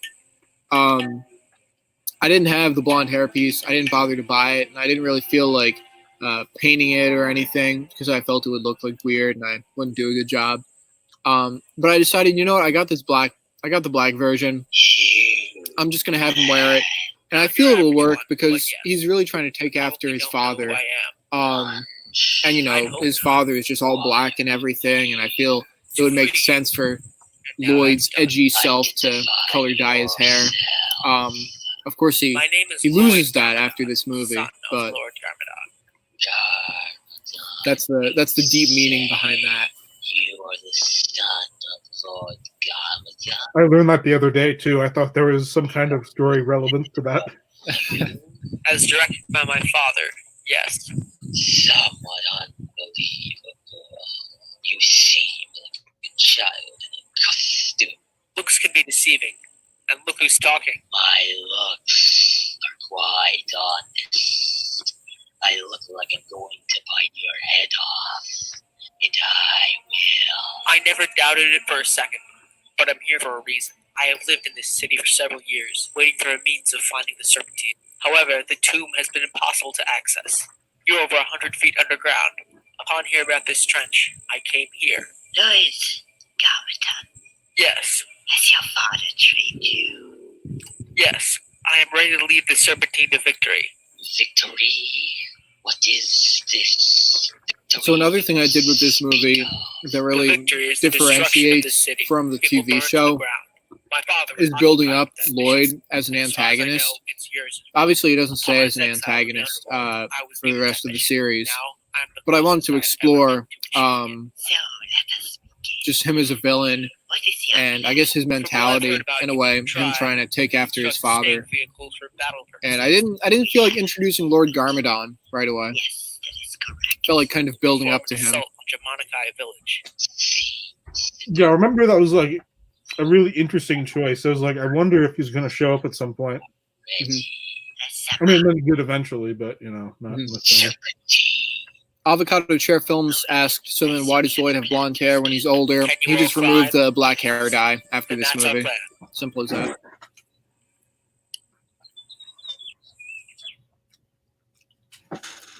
So this is, I think, one of the two scenes that's filmed outside of the woods.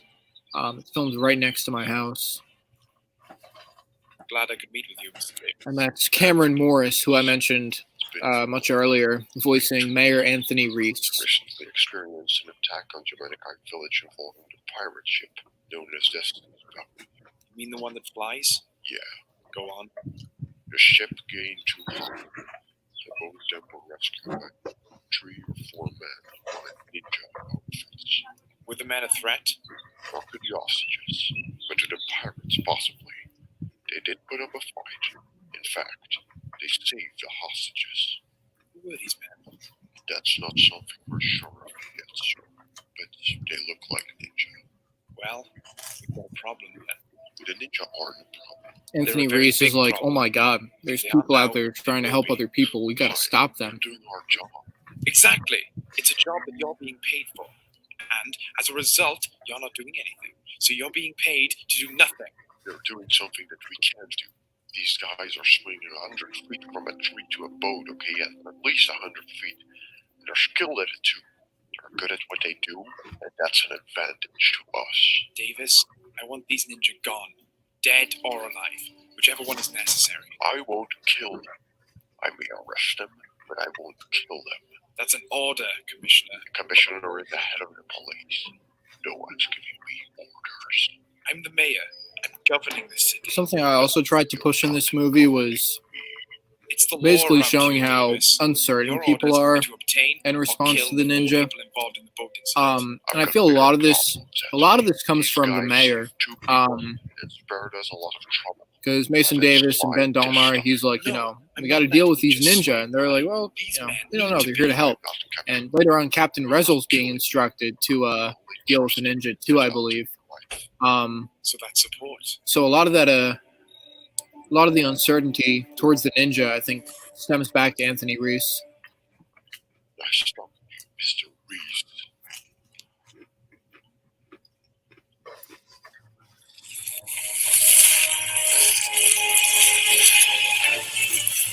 Jack, it's your favorite music.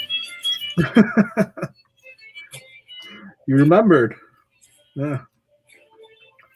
This is probably my favorite piece out of the Ninjago TV series. See anything yet? No, not yet. Just follow. Yeah, I haven't been using a lot of Ninjago music. But here it is.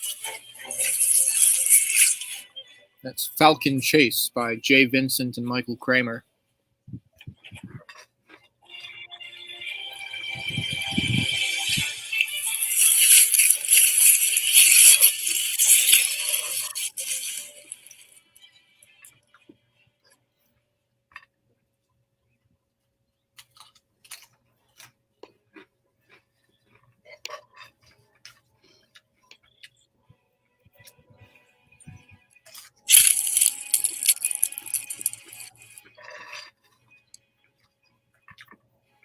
The lighting has changed drastically. Oh my goodness.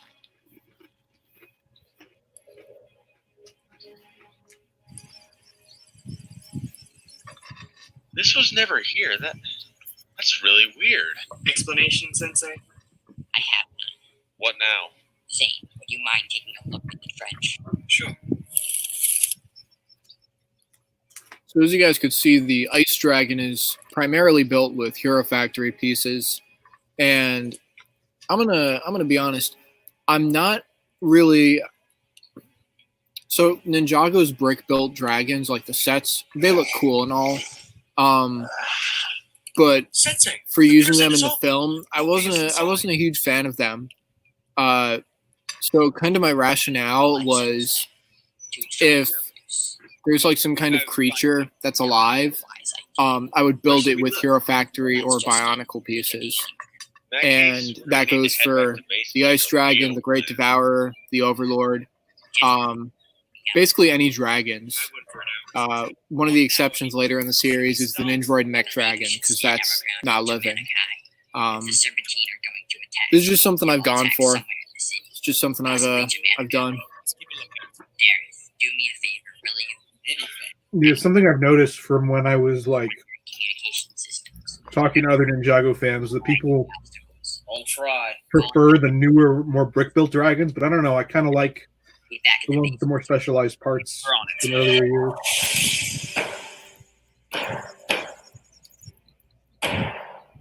It's just like I'm able to bulk them up more and give them more armor and everything, and Yeah.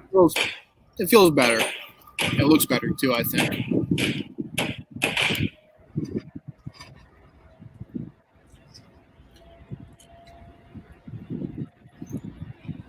Now, Jamanakai Village won't be that tricky to break into, but we'll need to be ready. Lloyd, the Manakai village is the fastest. I'm not the one who's been living underground for 4 years, okay? Things change. How has things changed? The city's defenses have increased.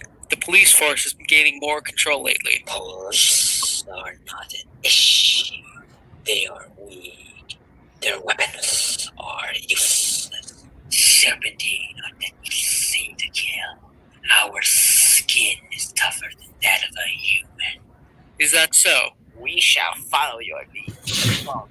So a lot of the dialogue gets like really needlessly Vampire will need specific to build in this vehicles movie. that will help us get in. When they Scales attack is like against going the into Vampire, detail, like, going yeah, in the through police, they bushes, can't hurt killing us. any police Our that skin is so stop. thick, the bullets won't pierce We're our going to be skin. loading one of the trucks with a It's just large like, load of all right, explosives.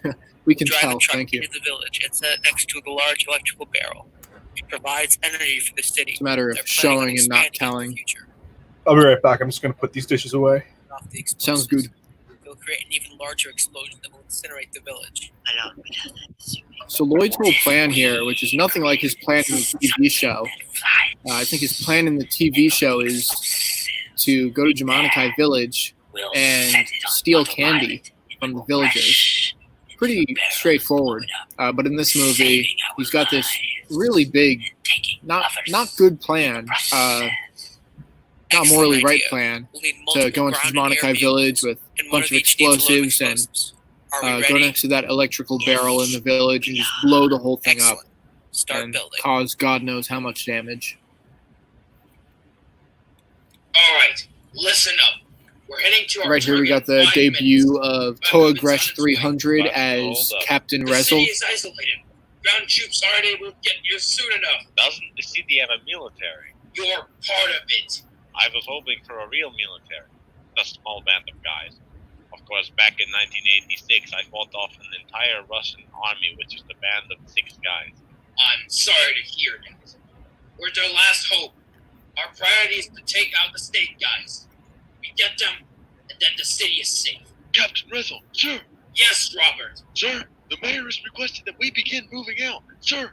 Well, tell him that we need more time. Negative, sir. The mayor needs us there now. Sir. What's this rush? Sir, the corporal would like to inform the captain that he does not know, sir. All right. Give me a minute.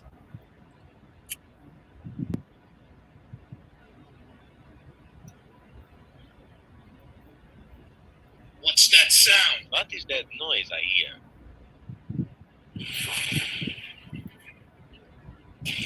So Destiny's bounty just won't stay away. It's always coming back to cause more trouble. Mayor Reese, this is Captain Rezel. This flight ship that just came into Jamaikai Village. We aren't sure if it's in our sight or not. Is it hostile? That ship is hostile, Captain. Who is this? My name is Sensei Wu. Trust me. Listen, do not attack that ship. So I guess Sensei Wu hacked the airwaves and got through to Captain Rezel. Yeah, I did. Sensei Wu has his ways. How should I trust you? There's no reason you shouldn't. I strongly suggest you stick to your true mission. So what am I supposed to do? Deal with the serpentine. That is your mission, right? Yes, it is. If you deal with the serpentine, I will deal with the ship. The men on board are pirates who are looking to cause chaos. I need you to do what you are here to do. Do you understand? Yes. Trust me, you are a wise man. I have friends who will help you in ways you may not see, but you know what you are doing. Now go. Who was that? Some guy telling me to move the team out of here. We deal with the state guys. He'll deal with the shit. You know, back in 1989, we never listened to anyone we didn't know. Oh wait, that's common sense. We've got a job to do. If he says he'll help, I'm gonna take it all at this point. We need all the help we can get. Let's move out. All right, boys, we are moving out. Atkins, you're on point.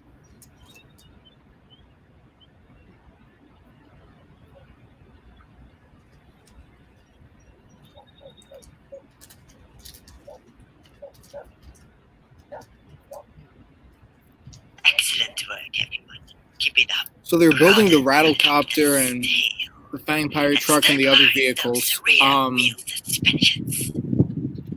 Which is interesting because these vehicles were like around years before. So they're nothing new, but they seem to be building them as if they're these brand new inventions. Well, we built them before. They were all destroyed after we were imprisoned. Scales, I need you to begin moving out. You and the other Hypnobrine need to head through the bushes that lie between the creek entranceway and the main entranceway to Jamanikai. Yes, boy. Stalk the soldiers and then attack. Hypnobrine, prepare for imminent combat.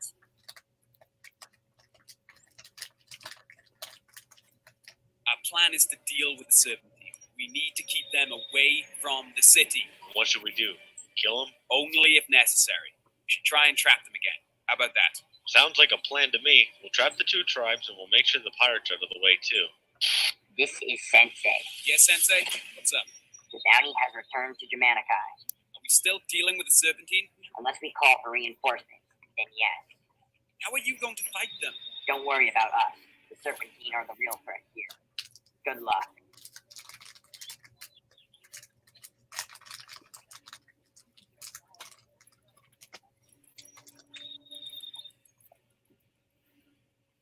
Our goal is to make it to the other side of the creek.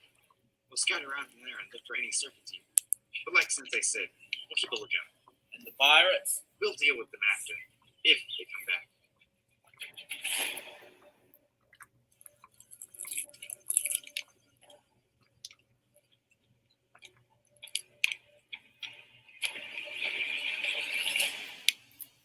We're heading out in 2 minutes. The first rattlecopter is ready for takeoff.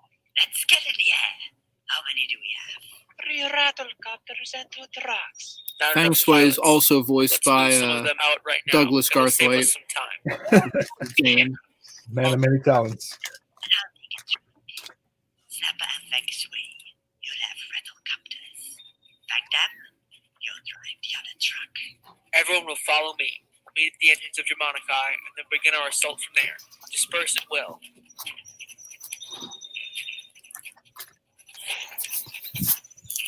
I'm on the move.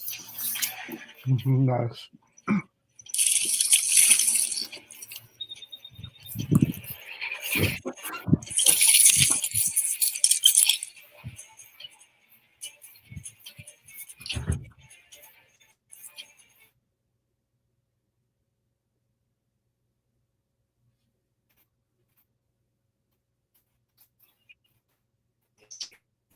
I have a feeling that this could be a really big problem.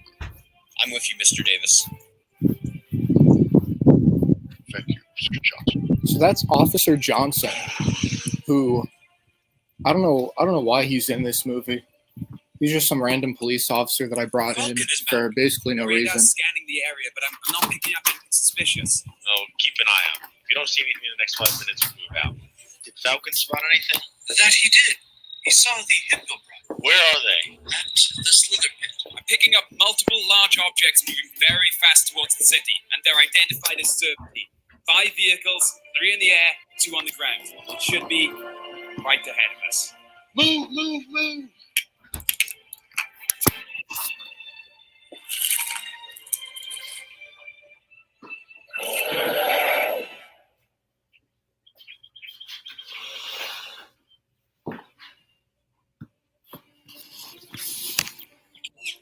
You okay? Yeah, I don't see anyone from up here. So I mentioned before that Jay and Dareth have a bit of a partnership going almost. So you could see them kind of teaming up there in the village. This is Lloyd. All Fangfire vehicles, excluding Phantom's truck, must wait near Germanikai village entrance. Sensei, this is Cole. We've got multiple serpentine vehicles heading towards you fast. Dang it, they're fast.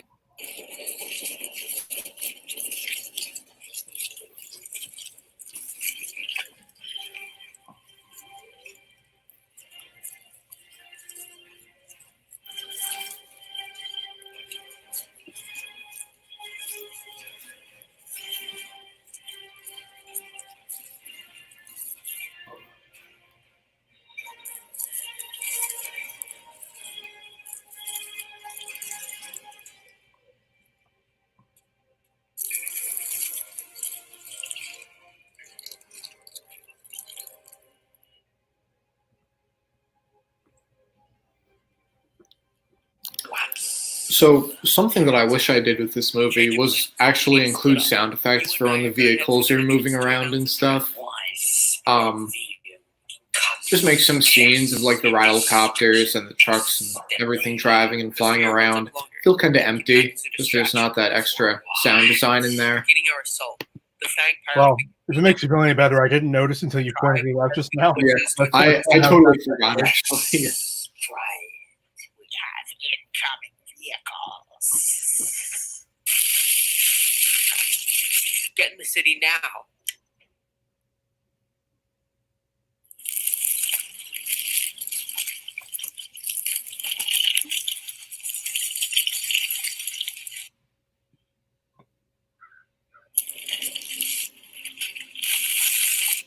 Oh, no. You hear that? What? Sounds like a truck.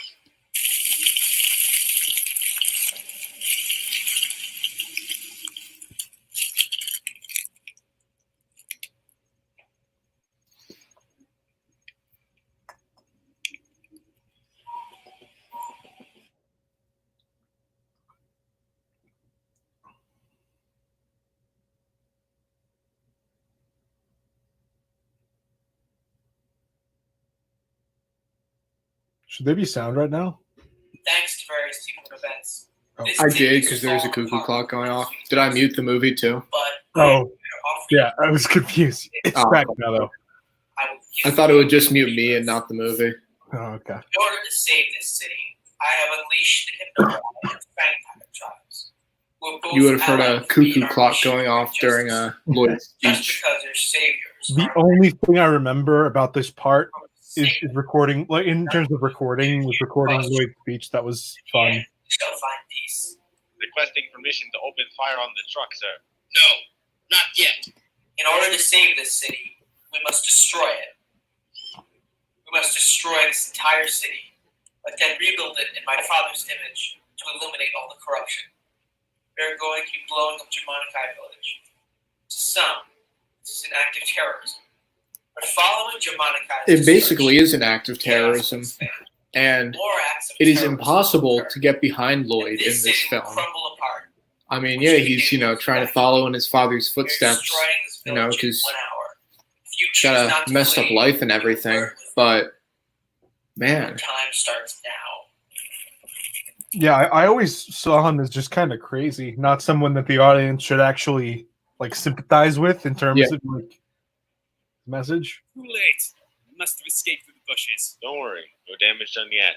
Zane, head to the Slither Pit. Search the area for. and I any remember when sort I went into writing Rise of the Great Devourer, I was being careful about how to introduce Lloyd into the story, because he just, we just finished a movie where he was this pretty nasty antagonist that had these really big bad plans that would have hurt a lot of people. So that's why in Rise of the Great Devourer, he's on this path to becoming good, but it's a slow one, and we don't really see him as this huge hero at first.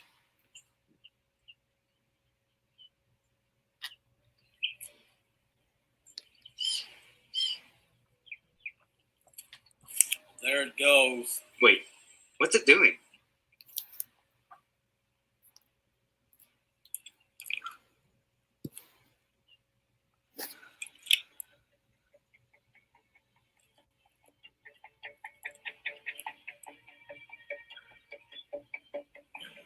What did it just do? So a lot of these shots of like the rattlecopter I and guess it's coming up the Destiny's Bounty and the Ice Dragon flying around the village, I just put the camera on a tripod When I say jump, and jump. just walked off and filmed the vehicle kind of flying around.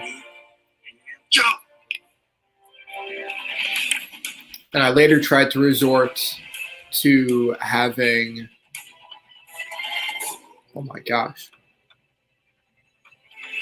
Hang on! I'm wondering what the plan was here.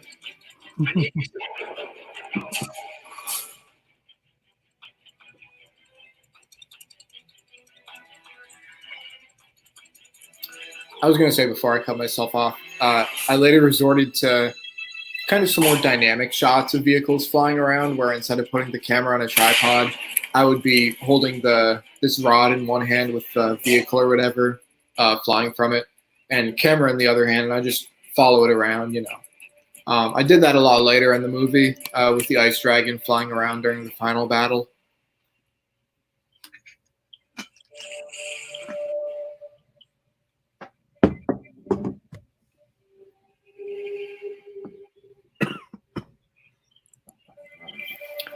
The music makes this like an overly creepy introduction to Lloyd. He almost stepped on a tadpole. Oh my goodness, he really is merciless. What a costume you've got there, kid. Made it myself. Hope you like it. You're Lloyd Garmadon's son, right? Lloyd Garmadon. You must have quite a mission to complete. Depends on who's getting the job done. Preventing I know you the from feel. doing yours. It's another one of those fight scenes that I just wish, there was some actual choreography to it. I know it's weird to say choreography because it's not people fighting, but just like planning out, what shots and what movements the characters would be making. Something like that right there. Like that's something. Getting scared. I have nothing to be scared of.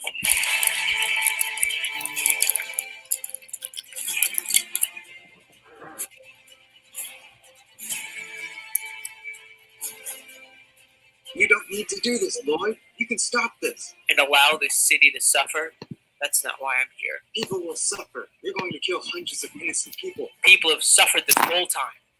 And now it's simply a new beginning.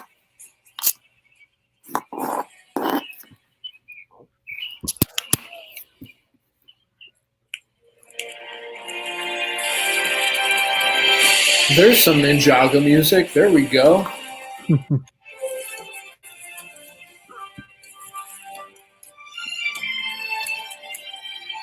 I always like that visual of the Cole's vehicle thingy kind of barreling through the weeds. Be happy with you. We have done nothing to harm them. Well, obviously you took Ninjago vehicles have like the weirdest names ever. Not going to get in the way of me completing it. Think again. Did Lloyd just get bopped? Oh my gosh.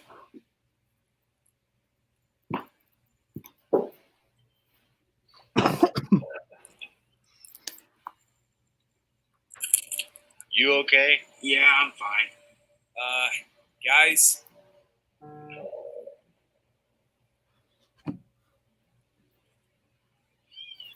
So to make it clear, I think Captain Soto himself says it. The pirates are not at all affiliated with Lloyd or the Serpentine. They're just this whole other faction that's just out there to cause chaos and trouble.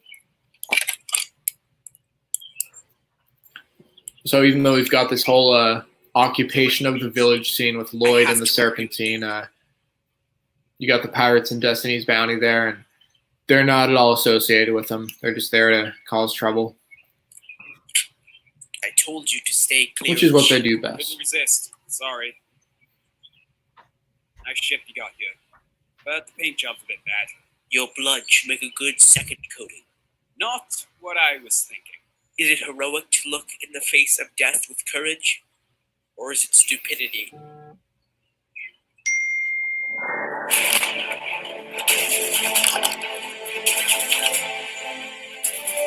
Oh, Captain Soto, I'd like to know why you are here again. We're always trying to rob from this village. But, quite obviously, today's different.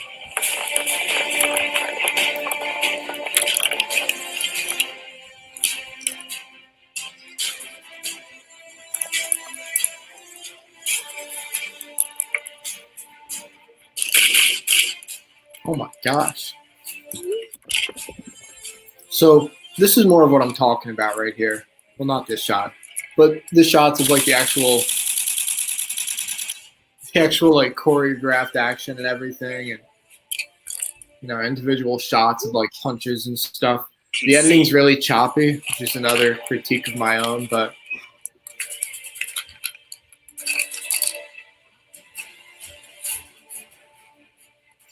Well, about time. Stay in front.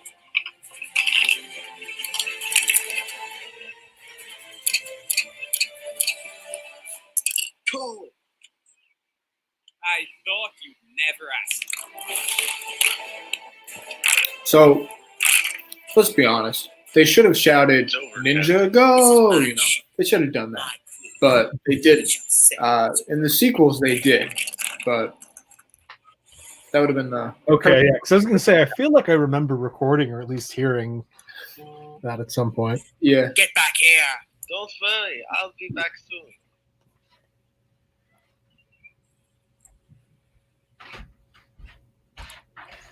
So Kaya's this confrontation with Lloyd right here, and Give it up. we kind of tried to parallel this in Ah, Rise yes, of the Great Lloyd Devourer Garmadon. when Your Kai evil confronts death Lord destruction, Garmadon, Whatnot. If you're running away from your own fight, The fight basically in the same location. Not yet. I'm the And he's conspirator. trying to redeem Well- them both. your plan's screwed, and you're coming with me. Sorry, I've got a city to rebuild. Seems a bit pointless, doesn't it? Destroy the city, then reconstruct it? It's the only way for it to survive. The only way for this city to survive is if you let us do our job. You're fighting for a lost cause. I condemn the past and start anew. Because this city's past has no means of helping its future. Yes, it can, and it should. You'll learn from it. We all can. Not you.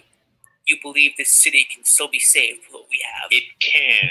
Let me do my job. Let me do my best. We will start anew. Here's a little advice to you. You can throw 100 guys at us and we'll still be a threat. I'm ordering you to surrender. Or what?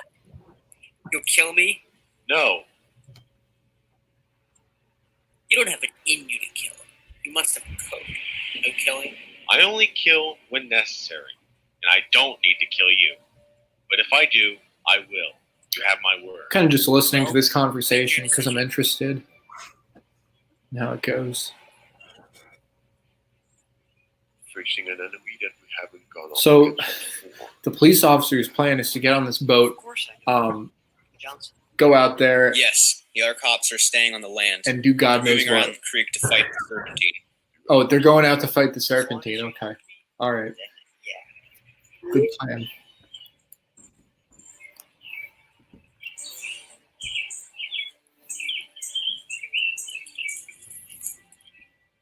I won't kill you.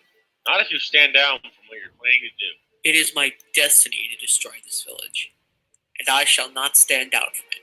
Now, I'm going to give you one chance to get out of my way. Nothing will get in the way of our goal, even you. And if I choose to do so, we will show no mercy. Mark my words. You know that I won't stop until... Oh, God. So this is a really interesting reference right here. The little Let's make this fair, kid. oh, hold on. Fair? Fair isn't a word where I come from. You said it. You No, said I the line. The thing. Fulfill your goal. That's a reference. Will you die trying? That platform right there that's suspended by the cables, that's a reference to this really vague thing from season 1 where I think it's Scales and Lloyd on a platform that's suspended from a rattlecopter. I decided to pay homage with that. I love paying homage to the most random things. I think Wasn't it the Fangpire guy? I could be wrong. Oh, I think you're right, actually. Yeah. I think it was Fangtum and Lloyd. Yeah. So it was a more of a direct homage.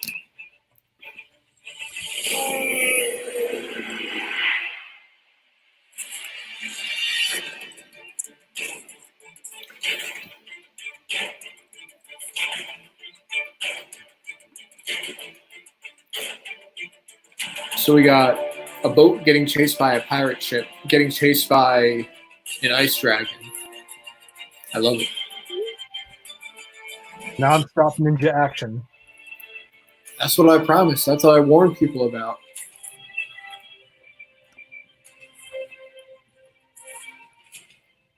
Drop your weapons. This was one of many scenes, but this scene especially, where I was worried about Destiny's bounty just falling into the creek because the fishing wire would snap.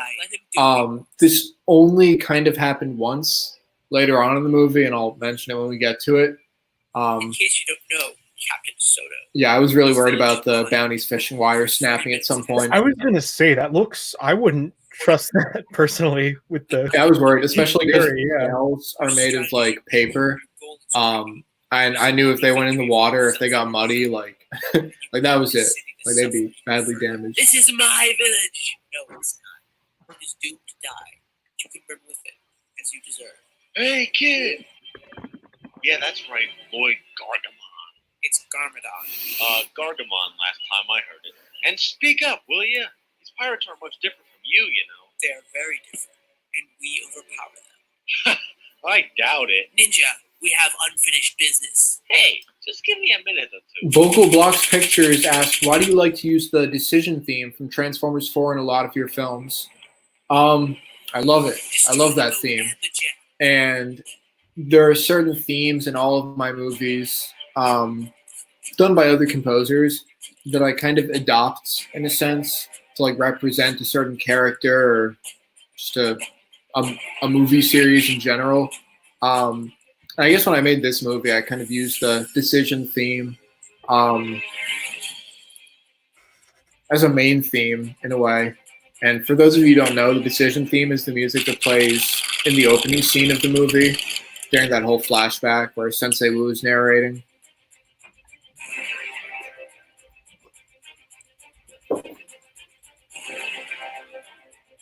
But yeah, I use a lot of Transformers music. I'm quite a big fan. I always have been. And I think this is Transformers 4 music right now. So I try and use it in more subtle ways, so it's not like the Transformers theme just blaring in your face, because I feel like that's too like on the nose. Try to not do that. The only thing I know about Transformers 4 is Stanley Tucci yelling "Oh my God" in the TV spot. That's the only thing I know. My friends and I would joke about that all the time. it just really sticks out to me. It's the most like over dramatic thing.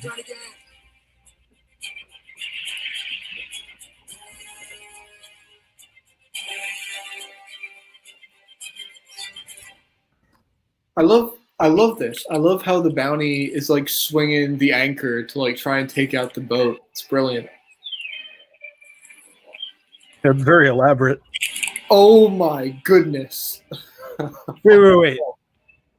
Did the anchor just kill that guy? What? No.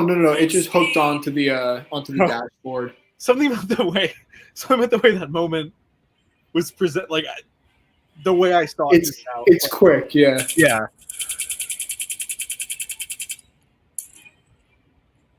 Oh my goodness. I love how Lloyd and Phantom are still able to hold on somehow. It's getting like thrown all over the place.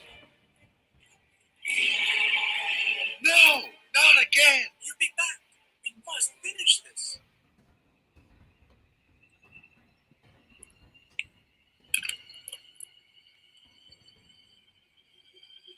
If you guys have any questions, by all means, feel free to post them in the comments. I'm all for answering them and talking about the film itself as it goes on. It's up to you guys.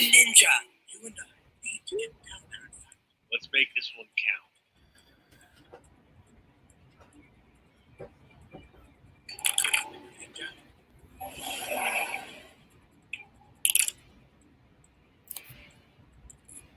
That's our I think what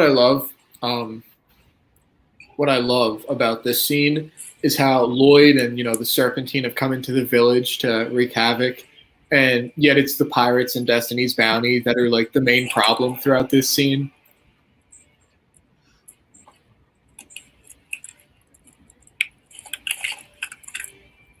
I forgot to mention earlier. Actually, I'm gonna mention it later on. Well, Captain, it looks like your voyage is finally over. You won't give up. You really want to kill us that bad? We're just making sure you stay out of this village for good. Good luck with that. Thanks, but I doubt I'll need luck. So to do the spinjitzu effect with the ninja spinning around and I've always everything, wondered about that. I would take a strand of fishing wire and I would hook it underneath the ninja's shoulder pads, kind of the sword holder in the back, and I would kind of like twist it around in my fingers to get a bit of momentum going, and then I would just let it spin. Time to go, Zane. That's a good idea.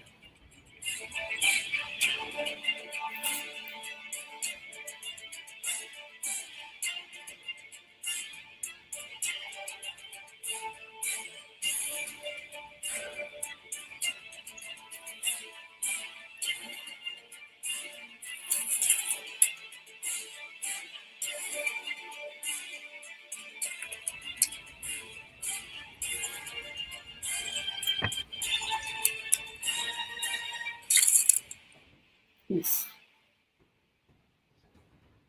Destiny's Bounty gets destroyed like 2 or 3 times in this movie. That ship gets beaten up. And that's the last That's like the real series. What are you saying? Kind of like in like the official series. Yeah, it just gets destroyed over and over. That was the last we see of the pirates in this movie. They kind of just head off, and the ninja take Destiny's Bounty as their own. So they don't have a ship now. So they're kind of just, they don't know what to do.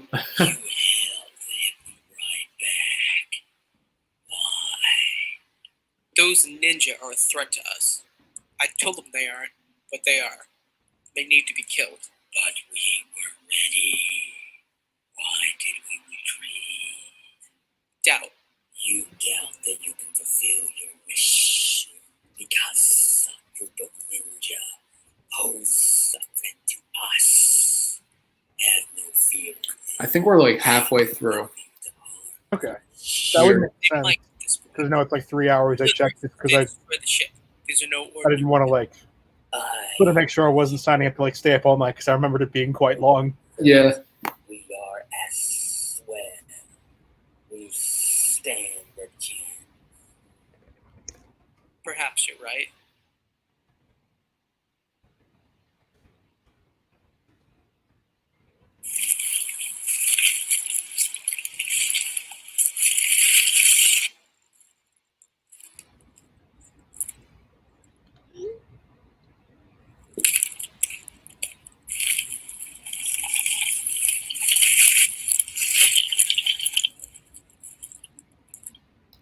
Are we staying for long? We'll set up everything here. Then we'll destroy Jamonikai. I'm picturing like the Spider-Man meme where they're like pointing at each other. Phantom, I want repairs on the Rattlecopter's missile launcher. Gradually. Scales, get ready to attack the soldiers. I will.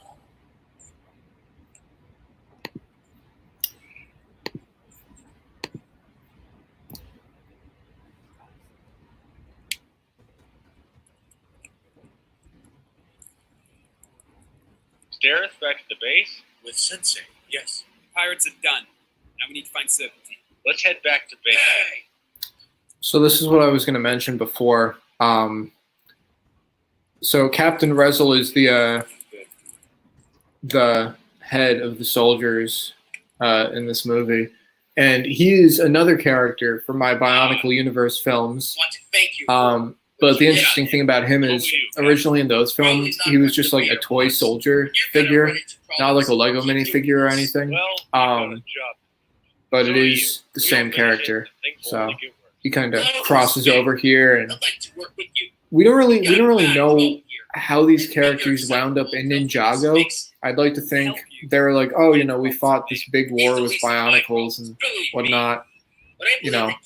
Let's go chill out in this nice serene land known as Ninjago. That's the justification I have. The greatest crossover event in cinematic history. That's what I'm going for. I don't make a big deal out of it because I know my Bionicle films are not popular. Not popular, thank God. Are you sure that they're here? But I still want to include references to it, of course. Yeah, that's kind of how I felt about my multiverse series, where at first everything was super interconnected, and then that kind of faced off, but then just right for the last one and just go back and throw everything in the pot. Mm-hmm. Come up earlier. Are you certain this will work? Absolutely. There's no reason it won't. Then are you still skip ninja? No, that's good. Have you planned your attack on the soldiers? Yes, I have. And there will be no survivors. That's a plan if I've ever heard one. Oh my God, the dragon is on the base. Oh my goodness. I want to thank you again for taking us. Good job. Oh, don't worry. My students will be able to help you with that. Hey, Sensei, you in there? Right here, Cole. Are you okay? So I mentioned earlier how I think Sensei Wu is all about like the ninja keeping their identities a secret in this movie, which I dropped later on. I was like, eh. And they really play this like secretive role, where they're not like reaching out to the police like, hey, I'm training these 4 elemental masters to protect the city. It kind of just like naturally happens, like, oh yeah, these guys popped up, like, hey, they're here to help. It's just a whole thing of like characters meeting each other, and You should probably head back to the village. They need you it's out pretty there. interesting. We shall be there soon. All right. Thanks again, Mr. So, what's up? We must plan for the next part of our attack on the Serpentine. Although your actions did have an effect on them, they're not finished yet. Okay, let's get started. You must understand that the Serpentine will hunt you down. Once you attack them, they will know who you are, and they will not stop in their quest for revenge until they are dead, especially if you kill one of their own. So once we start fighting, we can't stop until they're dead? You do not stop until you've made them stand down. You do not have to kill them. Well, it seems logical. It would be the only way to defeat the enemy. Killing isn't always necessary, though. They may be a major threat, but unless they cause any direct harm, we can't justify doing it. It wouldn't be right anyway. So they have this conversation, and yet later in the movie, they wind up killing Scales, Snappa, and Fang Shui. They kill 3 of the 8 Serpentine in this movie. Yeah, that was always very surprising to me. A very interesting creative choice. Yeah. That is true. They show you the right things. And I think that Then again, there are guidelines. I think that Fang Dam, I think his fate is left ambiguous. Good decision. He's Fang Tum's brother, but without the snake tail. I think he's the one driving the truck at the end of the movie, and he falls into the slither pit. And we don't find out what happens to him until he comes back in the next movie, and he's just okay. Yeah. Are you kidding me? I mean, seriously. You guys had the ninja right there, and you just let them go. It wasn't just you. It was Rizzle, too. Mr. Reese, I wasn't a part of that. So Anthony Reese, like I said, he is really trying to fuel this whole thing of Still out there. the whole distrust of the ninja, not really embracing them as protectors or anything. You're not in charge here, officer. Speaking for me, The ninja mean no good.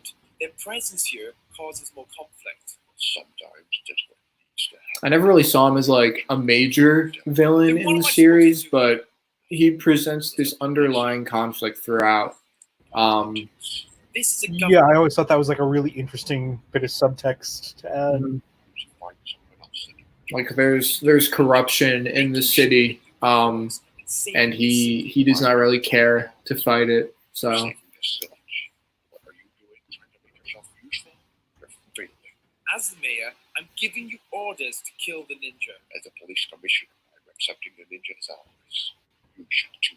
You are going to kill the ninja, but your job is on the line. Go ahead.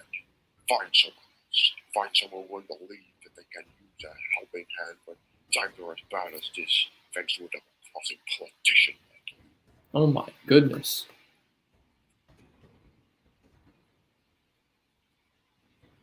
Sorry. Don't be sorry. Think you fired me? I showed him that I would. Now, come on. We have a village to see. All right, so to summarize, you must retrieve your vehicles and head to the Slither Pit, block the Serpentine's path to reach Germanici Village, because they are bound to have explosives in at least one of their vehicles. How do you know that they're going to come back and load up? Because even though Lloyd is a very good strategist, I am able to see a flaw in his plan. He left due to uncertainty. He realized that in order to gain the upper hand again, he would have to finish what he started immediately. And we must do the same without such uncertainty. Fascinating. Kai, you have the blade cycle. Cole, you have the tread assault. Jay and Zane, you both have the dragon. Let's get a move on. Is everyone ready? We are all ready, Sensei. Good. Let's finish this. I want men bordering the entrance. Spread out. Let's go. Let's go. Captain Vezel, sir, the mayor wishes to speak with you. Tell the mayor that the ninja are working with us to win. And otherwise, I don't want to talk with you. Yes, sir. Are you okay?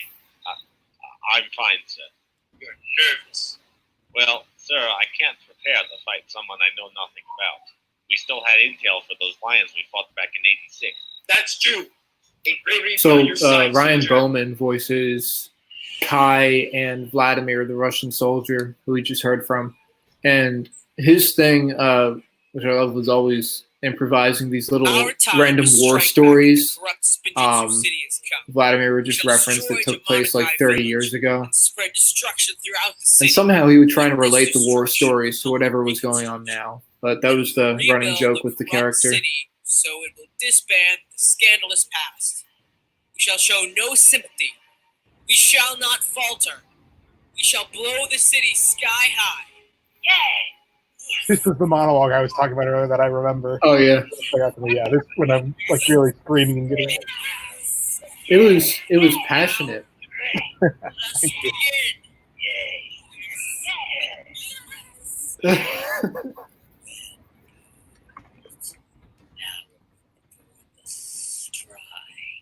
We'll have a truck and a rattlecopter head across the open area. Then the other truck and the rattlecopter head to the city through the trees. The truck will contain the explosives. So I see the Overlord is in the comments, but he's not in this movie yet, so kind of thrown off here. Quite a strategist. I would hope so. We need one. We have a city to rebuild.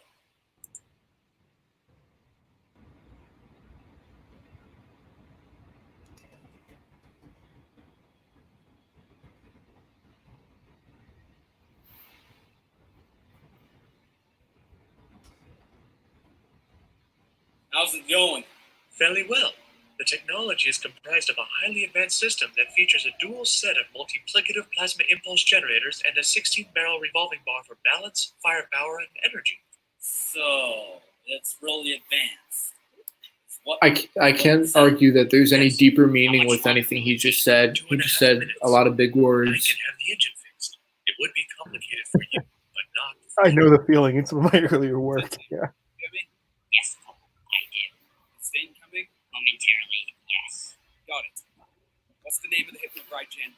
Scales. Why? Going after him. Good luck. Be careful. This mission is extremely important and dangerous. You're gonna do great, Sensei. Trust me. I trust that you will do the right thing. Yes, Sensei. Sensei. So there's a slight pause there. Very slight pause. Who's And driving? Sensei's like, I trust you're going to do the right thing. And Cole's not really sure how this is going to go because he's going to confront Scales.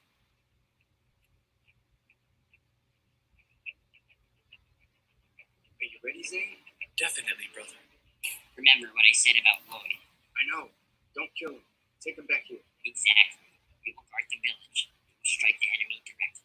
Sounds good to me, Sensei. Good luck. You too. And don't worry. We've got it all under control. I would think so. We'll see you soon.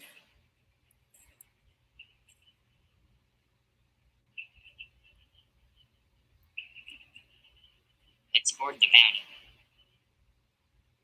This Dareth Sensei team up is really interesting. Never thought I'd be on this thing again. At least. Like of all the that's characters what I to team up. Well, you're on it with good reason. Will the enemy come onto the ship? Hopefully not. We'll keep our distance. But I've never flown anything like this before.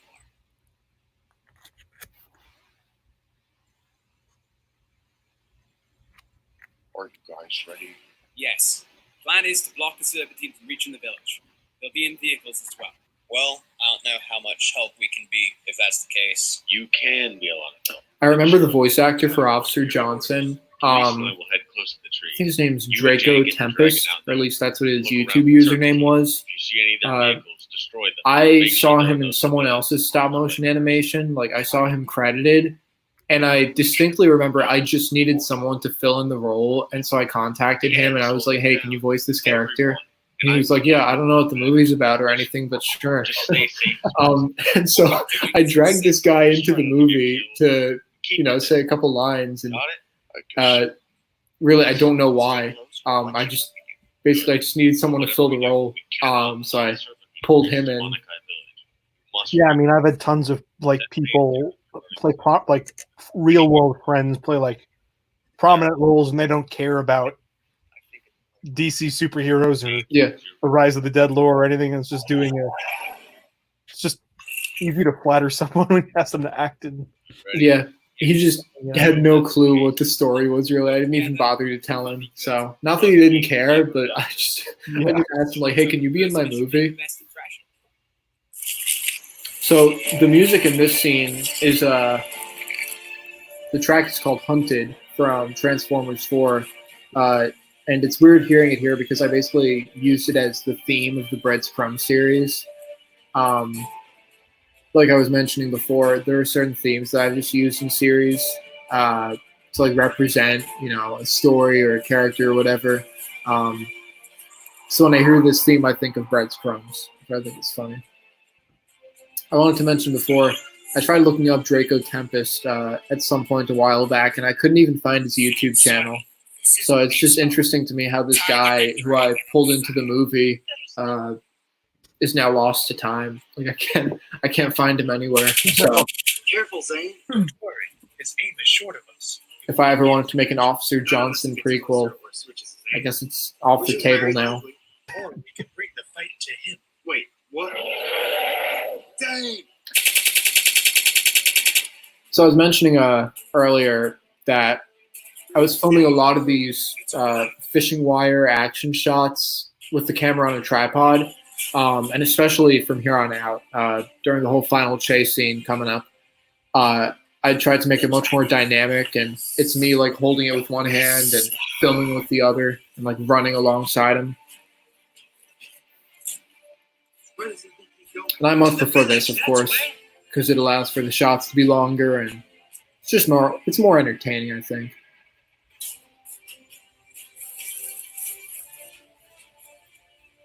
I'm looking at the comments. Someone was commenting on me eating my popcorn, I think. I don't know why. I just thought that was kind of funny. 1P Entertainment has entered the chat. Hang on.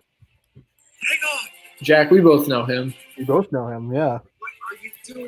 Which is crazy because like he's played like such a major role in your stuff, but like I'm pretty sure I was working with him before you were. I think you were. I think you might have been the reason that I reached out to him. Tom, I don't know if you remember how it is I reached out to you or when exactly, but I think I reached out to him after he appeared in one of your movies, and I was no, because you told me that like one day, like I think after the Ninjago 2 was either announced or came out or something, like he was like already cast, and then we had this cool realization, like, whoa, you know him. Like I think that was after the fact. Mm-hmm. Okay. I wanted to mention earlier, in the scene before the ice dragon destroys the Fangpire truck, there was a behind-the-scenes tragedy that happened as I filmed that. I was walking backwards, flying the ice dragon, and I straight up just stepped on the Fangpire truck, and it just shattered apart all over the field. I was not happy, but I rebuilt it, and we were good to go. So, well, that's good. Yeah, but I distinctly remember, like, in fact, I think I used the crunching sound of me stepping on it as the sound effect of the ice dragon slamming into it. So hey, so some good came out of it. Yeah, exactly. We got this sick sound effect, this horrible sound of the set being destroyed under my heel.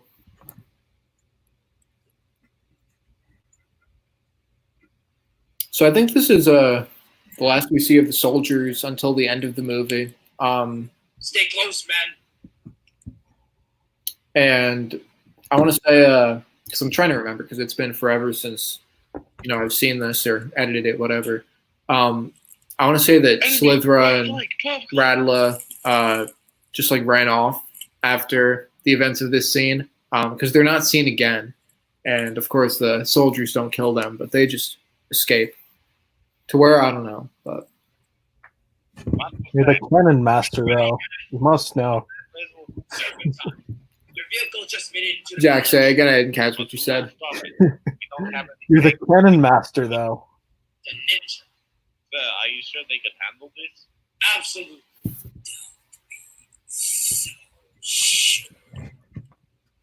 Speaking of canon, this movie is canon in the Lego Multiverse series, specifically in Lego Justice League 3. Fun fact. It's canon as like a movie. As like yeah, that's what I meant. Like yeah, as a movie. I was thinking like, I don't know. But yeah, you're right. I wouldn't make such a bold assertion unless I'd like talk to you. There are bigger things. Speaking of things that are canon, Scale is actually Batman sent through another dimension at the end of Justice League 5. Oh my goodness. Yep. Something that Scott and I talked about extensively and planned for years. Downfall is an outside. Put your hands up. All right. You know what? You're right. You got 5 seconds. The act is over. Can't hide it anymore. 1, 2.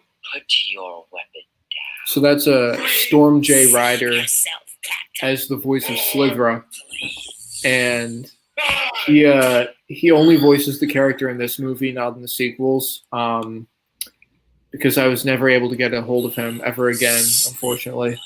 But he has like 3 or 4 lines in this movie. I think they're all in this scene actually. And I was really determined to try and get him back for the second one, but I couldn't.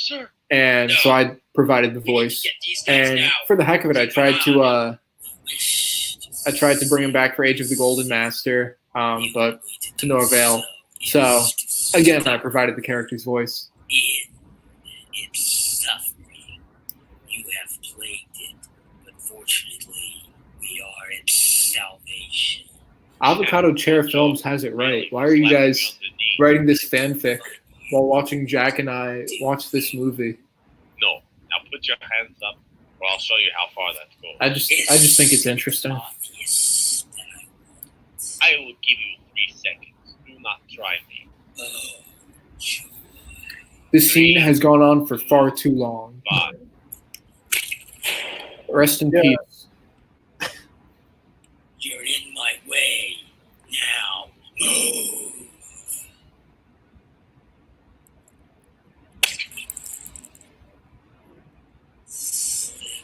Storm J. Ryder's final lines coming up right now. Where are you going? In showing our success. Good luck, sir. That was it. That was Storm J. Ryder.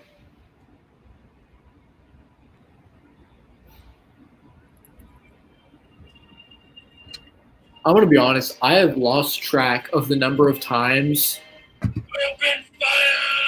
that the Serpentine have regrouped and gone back to the Slither Pit. Because they just keep leaving Jamonikai and going back there. I'm just losing track of it, honestly.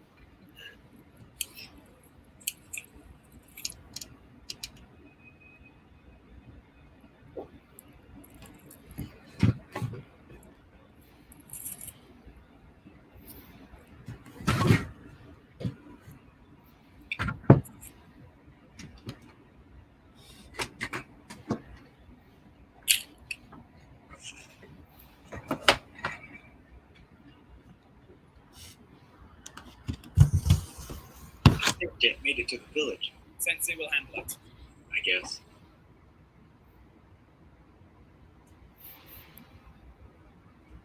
That shot right there of the Slither Pit was taken from like 200 feet away. I just zoomed in all the way on it. We need you here. That really was from their perspective. Scales is a major threat. Perhaps it would be best if Quill went after him.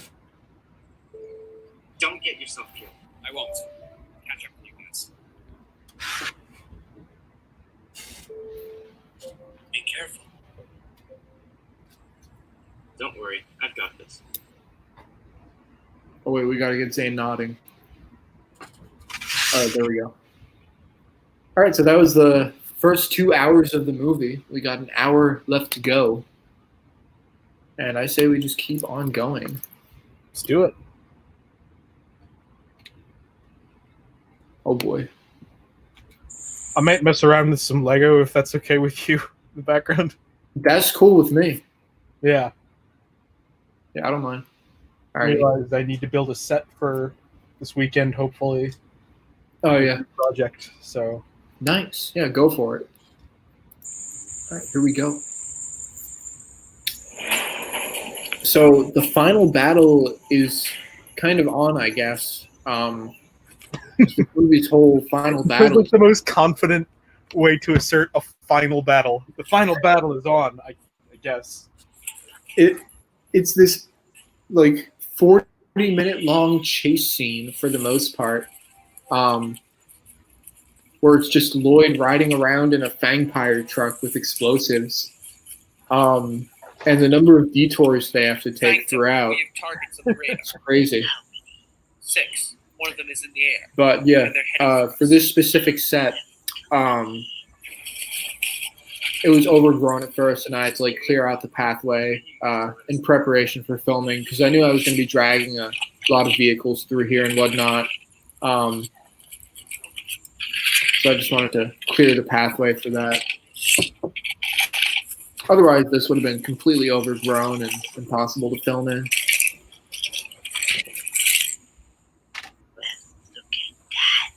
Zane, stay close.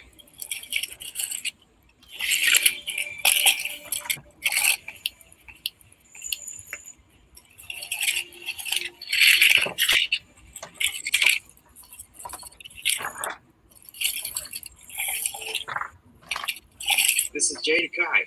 Take your train up ahead. It's gonna be rough. Do not lose sight of that truck. Lifting off. I think I was kind of relieved to take the sails off of Destiny's Bounty this scene. Just because, like I was saying before, I was so worried about like the ship falling into the creek, and if anything was going to get damaged, it was going to be the sails because they're made of a that would make sense. So far, so good. The fact that they've fallen off the ship, I was quite thankful for that. There's gunfire in the distance. Then there must be serpentine. Dane, you need to cut off the truck. You can't let it go. That's the one with the explosives, right? Correct. And lots of it.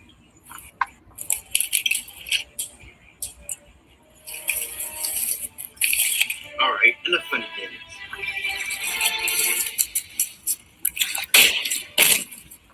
Nice try, Jane. Zane, try cutting it off again.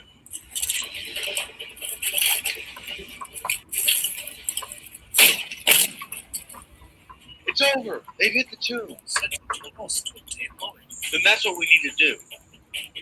So they've got a really precarious situation going on because, Surrender Lloyd to us and step off like the truck. Kai just mentioned, Sensei wants them to capture Lloyd and bring him back to the base.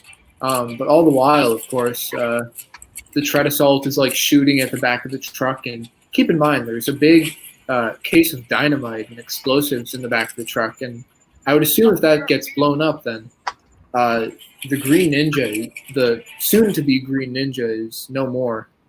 But luckily, that does not happen. But Jay should have been more careful.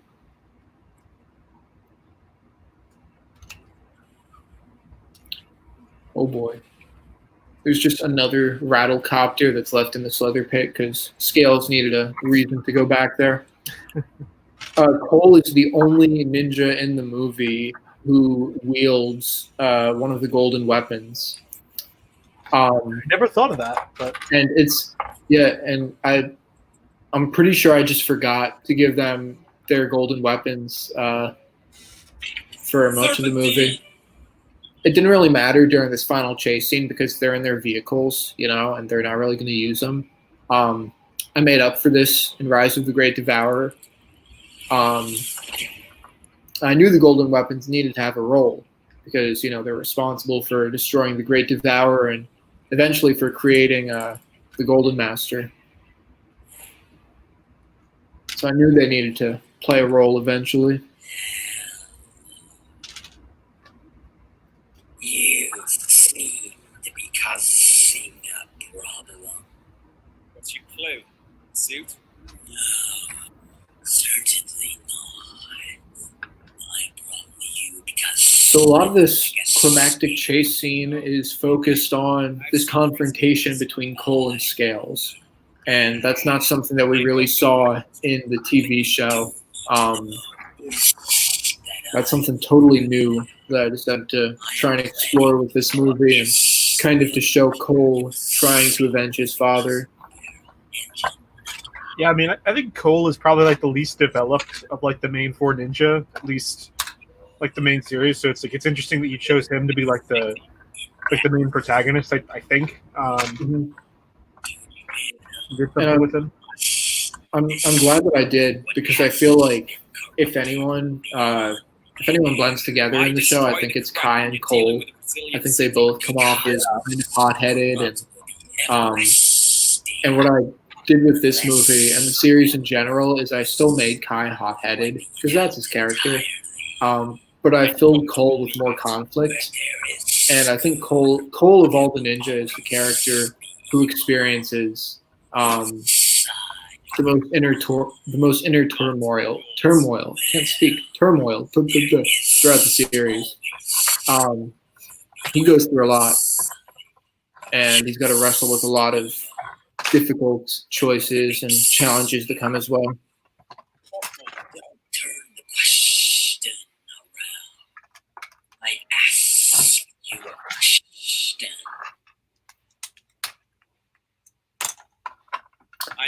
I will say a lot of these Cole and Scale scenes are pretty dragged out.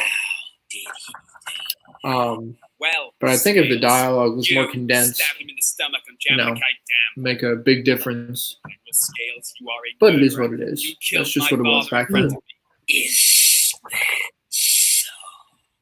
years ago, you stabbed him in the stomach during your break it on the dam. He died. His name was Lou Hentz. Lou Hentz.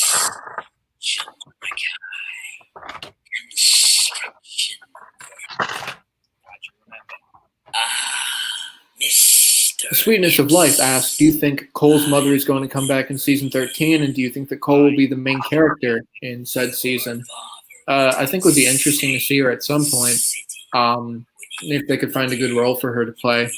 As much as I like seeing Kai and Nia's parents in the series, they kind of popped up in Hands of Time and then just disappeared and were never really mentioned again. I think he'll be the main character of season 13. I think that's what the sets are projecting, but it'll be interesting to see. We want to destroy and to eliminate corruption. That's not his plan. So this whole time, Scales is kind of trying to, I guess, mess with Cole's head and fill him with more conflict than he already has in him.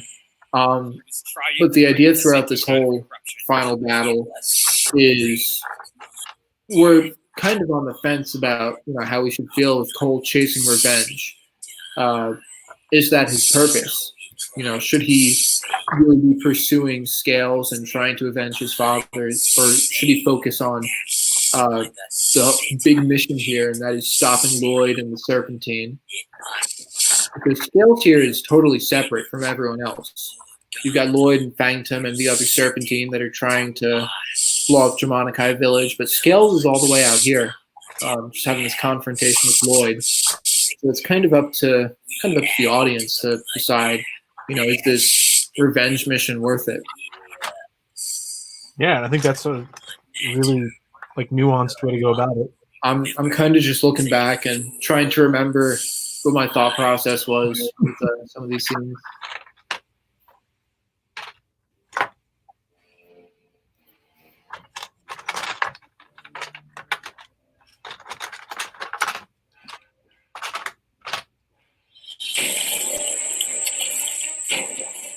Let's push it over the end. No, they wants Lloyd alive. Okay, Jay's really hard set on killing Lloyd. He's shooting at the back of the truck. He's like, let's push it over the cliff. Because I feel like out of all the ninja, Jay is probably the least violent. Yeah, he's just the least I could take seriously in terms of him wanting to kill someone. If that makes sense. Yeah, exactly. And the cliff that Lloyd is up against right now, that's the cliff that the Serpentine were imprisoned in. So just to get locations in mind.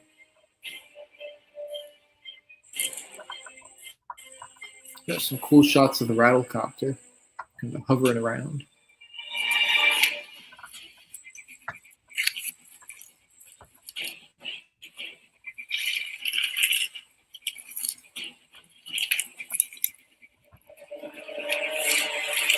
Ooh, wow. So what Jay just did there, that was good. He was trying to flip the truck over, but he wasn't trying to blow it up or anything.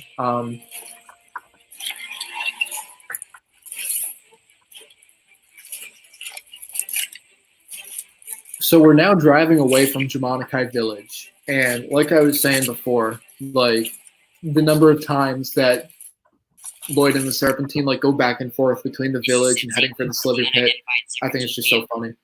But I hear you. I need you to land your yeah, vehicle it's just next to the electrical barrel. just going all over the place. Just stay out of my way.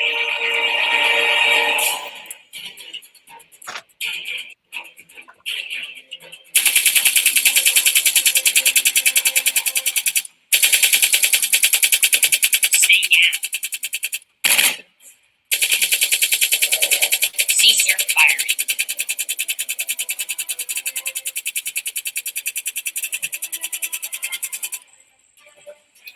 Avocado Chair Films asks, which do you think is better, the old Blade cycle or the new one? I personally like the new one. I honestly don't really know what the new one looks like off the top of my head. I mean, I like the original one, even though I kind of toned it down a bit for this movie. But I'm gonna later on. I'm gonna check out what the new one looks like. Pull over right now, Lloyd, or we're going to take out your load. Jay, we need to get those explosives off the back of that truck. I'll see what I can do. Jay's like, yeah, I'll see what I can do. He shoots more missiles at it, blows it up. That's not what happens, guys. Don't worry. Surrender. And are you really ready to kill? This movie could have ended much differently, Jack, if Lloyd just got blown up with the truck. If Jay really was that reckless, and he's like, man, I just want to stop Lloyd. I would be. The series would take a very different direction, and my my role would have been a lot shorter. Hey, it's the Green Ninja theme, and the Green Ninja's not even here. What was the thought process behind that? I did not really pay mind to any like thematic continuity or anything. I didn't really think like, oh, this theme is that, this theme is that, you know. I won't.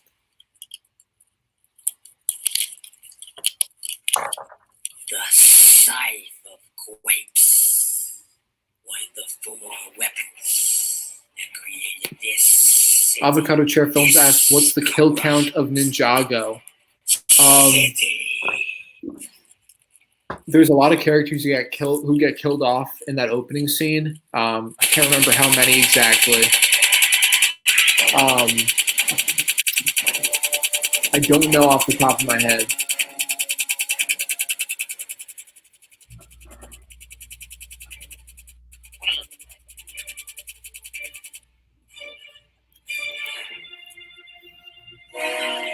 Fire!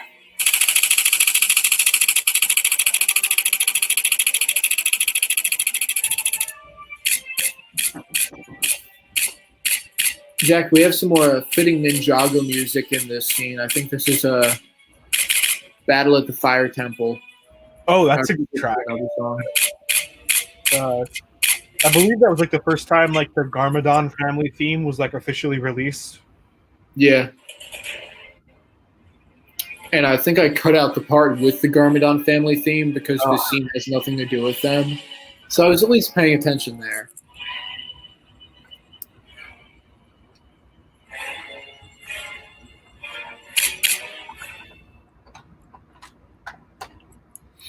I will kill you.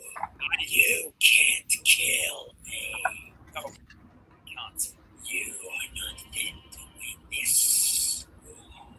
This isn't a war. Yes. I don't need to kill you. But if you want your revenge, perhaps you should think otherwise. I don't want to do this. Then you are weak. You cannot win if you are meet the standards. Are we talking about Yetis? What did you say, Jack? What's to do with the Yetis? I'm looking at the comments. You will do Oh, I don't know. to achieve your goal. Yet fate will reach you before you can do so. Because you are a fool. There is a big difference between you and me. Just because you're a ninja, not a snake, doesn't mean that we're different. Different at that, at least. Perhaps you're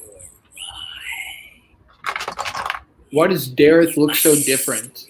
Because the official minifigure for Dareth was released in the middle of the film's production. That's not true. And that was a little poly bag that Jack mentioned earlier, where it was him like fighting an android with a trophy. It's really weird set.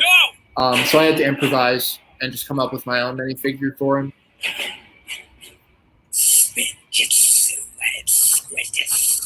What were you expecting? Some flips, kicks, and swings? Yes.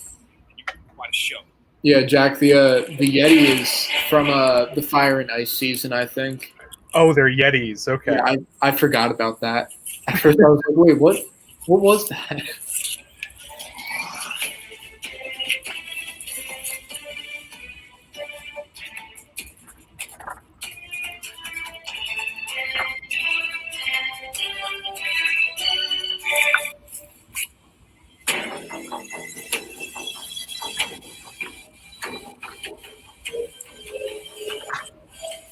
Kai, you need to handle the police. Where are you going? I need to help Zane.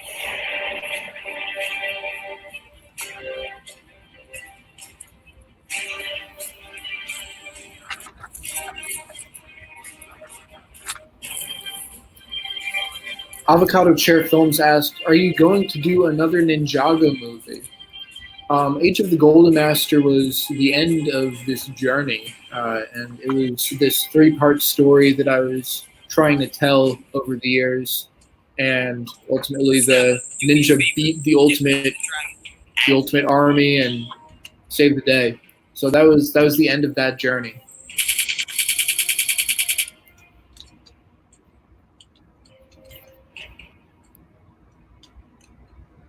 Zane, this is Jay. We deal with the Jay. Yeah, I mean, every time a movie comes out, all these ninja have to go through all this stuff. You really want your characters to suffer? You know? I've thought about it. I don't know.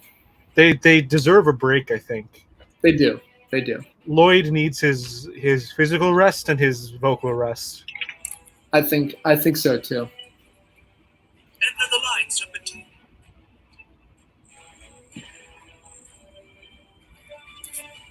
I do love how close Zane is with his ice dragon, because the dragon is always on top of things. It's always flying in the right spot at the right time. If Zane gets knocked off, the rattlecopter like he does in this scene, it's always there to catch him.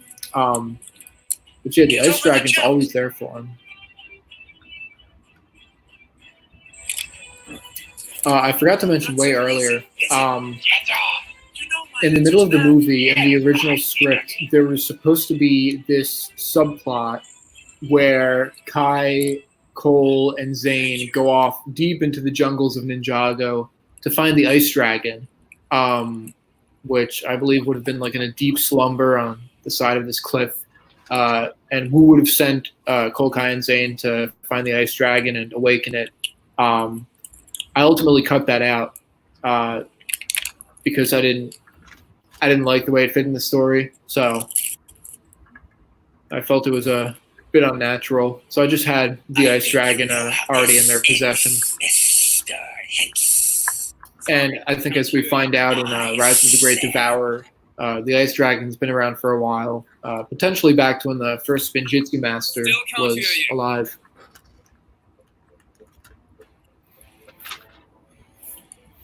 Ninja? More like Nanja. John Goodman, Speed Racer. Haven't seen the movie, but that's a good quote. It is very underrated. The critics were not. It's like one of those movies that the critics were not kind to, but like in time has been seen as like a very good movie. Yeah. What was that? That was the element of Earth doing what it does next. Crushing things. Telekinetic rock powers. I never knew that came from a ninja. Manipulating rocks, you could say. So I think I tried to do some slow motion right there with Cole ducking underneath.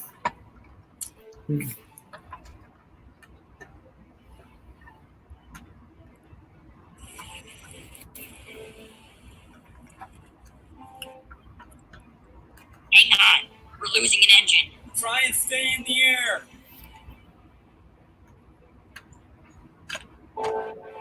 I do think the escalation of this whole conflict is interesting because you got the bounty slowly failing for like the final time in this movie.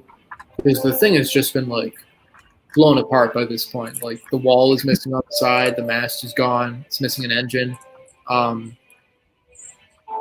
the engine's giving way, whatever. Are you okay? I'm good. Dareth gets blown back by an explosion, and all he says is "ow." I love it. Sensei, you can't just keep swinging Ben the Solo over here. Yeah, basically. I know just what to do.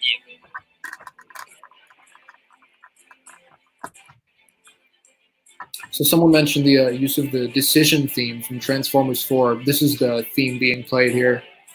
Kind of harkens back to the beginning of the movie, I guess.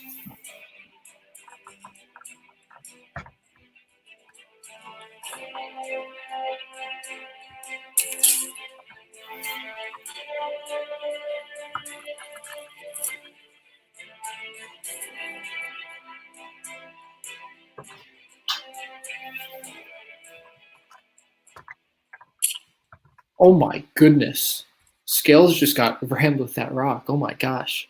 You see, we're all about stealth. We'll learn it. Right? Trust me. Red for a white suit that sticks out like a sore thumb. The other ninja and I, we share the same destiny. Death, destruction, just working with what we have to create a better future. But if we restart... So, as much as Cole hates Scales No point in restarting. and as angry as he is with Scales, even in this scene here, he's still trying to convince him, hey, we're doing the right thing. Just put aside whatever ill feelings you have towards me or the people of Ninjago and just try and chill out, is basically what he's saying. Endurance, strength. So he's kind of trying to, Cole's kind of trying to take a second and think to himself, should I really pursue this mission to, you know, take out Scales? Is that really what I want? And he's offering his hand to Scales. Join us. This isn't how it has to end.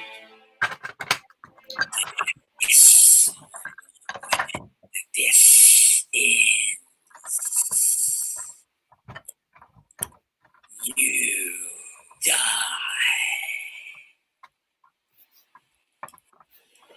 And I think it becomes a little more tragic because we find out later in the series that the Serpentine were basically misled by Master Chen during the Serpentine War into thinking that the Elemental Alliance wanted to destroy them and everything.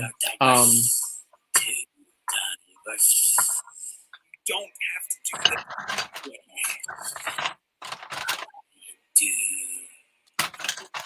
Work together. But yeah, later in the series, the Serpentine ultimately ally with the Ninja and make amends. And, you know, if only something like that could have happened here. But unfortunately, things don't play out quite that way. By your beliefs, I stand by them. It's obvious that you won't join me. And if you're not with us, then you are against us. No, I understand why you're doing this, but you don't have to. You can work this out, Mr. It's Dang.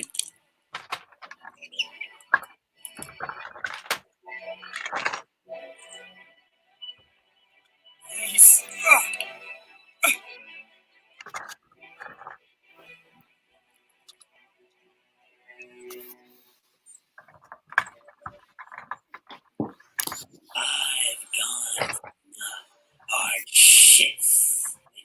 I think that's some Batman music in the background there.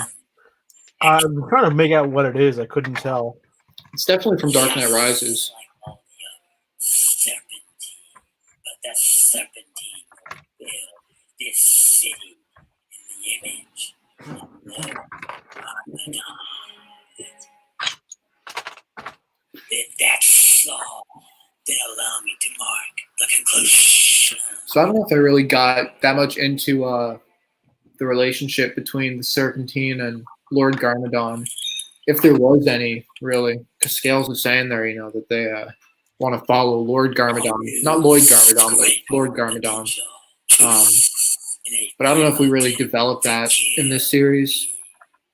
I won't let you destroy this city. I think if anything, Scales just believes like, hey, Lord Garmadon would want to destroy the city. That's what we want, and we would work together great.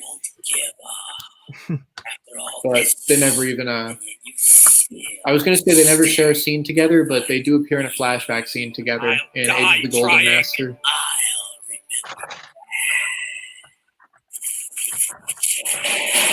So to get that shot there, and there's a couple shots like that, where it was the Fang Pirate truck being chased by the Tread Assault. The fishing wire that was hooked onto the Tread Assault was hooked onto the back axle of the Fang Pirate truck. So I was pulling the Fang Pirate truck, and in turn, that was pulling the Tread Assault behind. Pretty convenient, and it works well.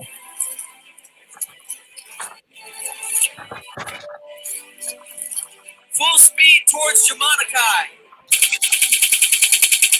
This is another Transformers 4 track called Dinobot Charge, which I still love to this day. Amazing.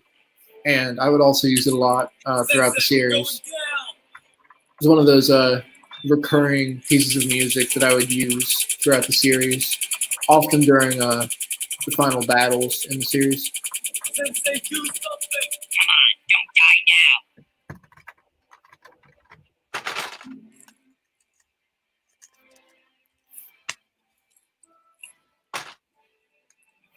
What do you think you're doing? Hang on. What are you doing? Just hang on.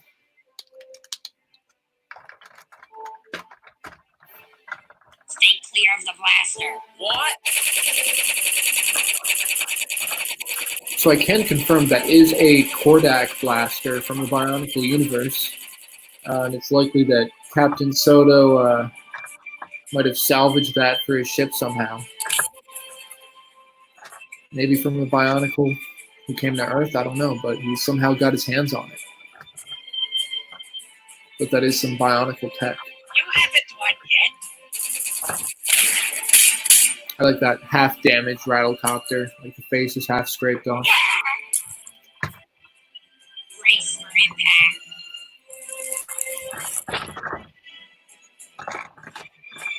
Oh my goodness. And that's the end of Fang Shui. So that's the first Serpentine death in the movie, and it's quite brutal. It's an end, yeah. He gets blown to pieces. Ooh, nice shot. Yes. Wow, I'm dizzy.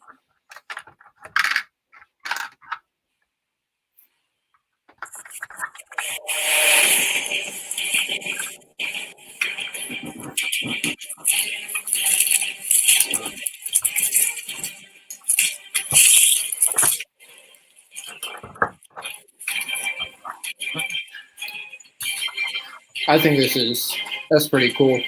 The only thing I would do differently now is try to keep the wheels spinning. But yeah, we got him flying across in slow motion. Well, that was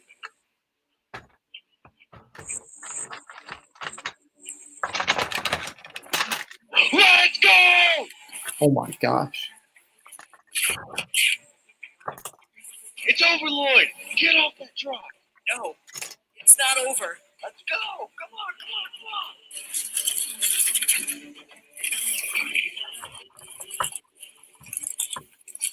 all right. That's it. No! Yeah, take that. So Retreat to the slither pit. Jay made a risky move. He shot off the case of explosives. If he shot any lower, he would have blown up the explosives, and well, that would have been the end of this series. Wouldn't have been a series by that point.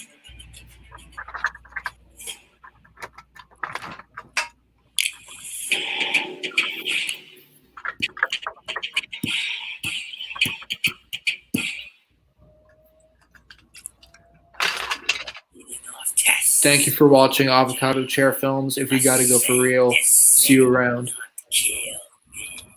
It's become more personal than you'd expected. What it looks like. I expected bloodshed. Is that what you want? It is the only way to survive. So I think here Cole is kind of leaning more towards, you know, he wants revenge. He's gone from thinking, okay, I could try and, you know, make amends with Scales, but I think now he's trying to lean more towards getting revenge. I gotta say, these police officers are determined.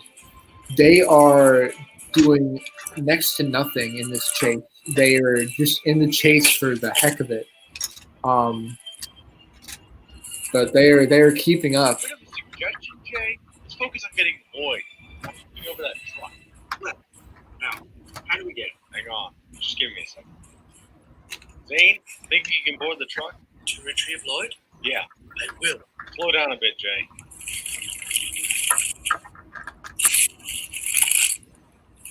Stay close. Wrong vehicle. It's part of the plan. I need you to get to the truck.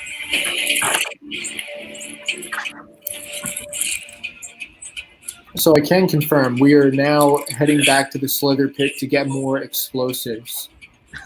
And I think that is, guys, I think that's the final detour that we're taking. I think we're heading right for the Slither Pit, and that's the end game. That's where things wrap up. No, you, Mason, and Johnson need to speed ahead. To the Slither Pit. Yeah, I made it sound ominous, but seriously, get over there.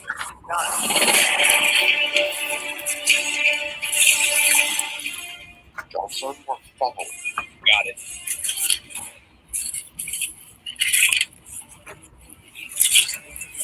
Johnson, look out! What the? Oh my God. Where men cried. Johnson.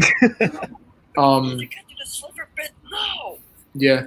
If I'm being honest, guys, Officer Johnson was just there to die. He was just meant to be another casualty in the final battle.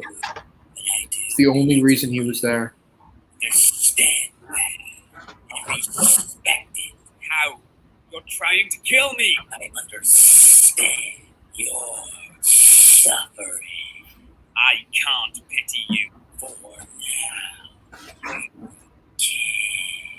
pity is for the living. Envy is for the dead. I don't want to be like you. Never will. But in the end, you will destroy this city. No! I think when Scale says that, he doesn't mean that Cole is going to, like, intentionally destroy it, but he's going to let the city get destroyed. I think that's what he's trying to say there. That's kind of what I took away from that. Yeah. Just trying to clear it up in case it wasn't clear for anyone watching.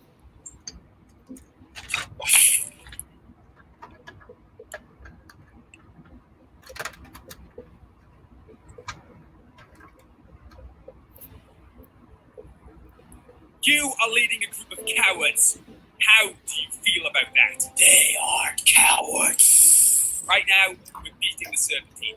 Your track to the city has been cut off, your warriors being beaten, and you have no reason to live. So you guys will notice how dirty the minifigures get, such as Scales in this scene, but I can confirm, I clean all the minifigures when I'm done with them. They're nice and good looking. I treat them nicely. That is purpose. No.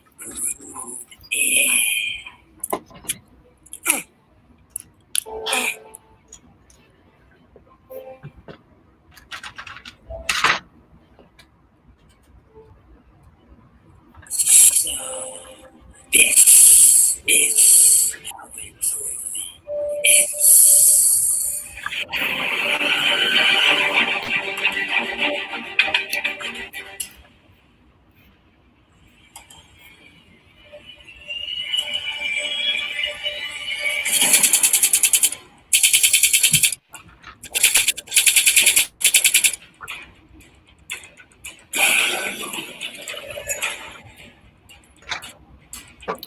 Is it Mesmo that's flying? Yeah, it's Mesmo flying this rattlecopter.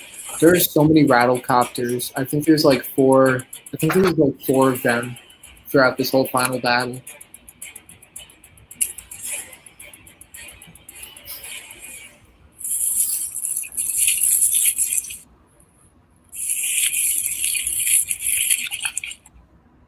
Turn left.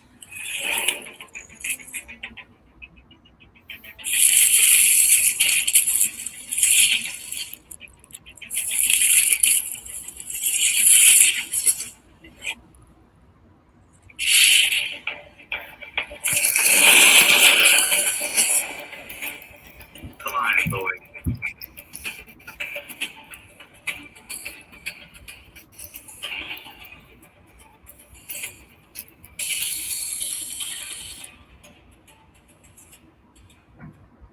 Don't want to give up, will you?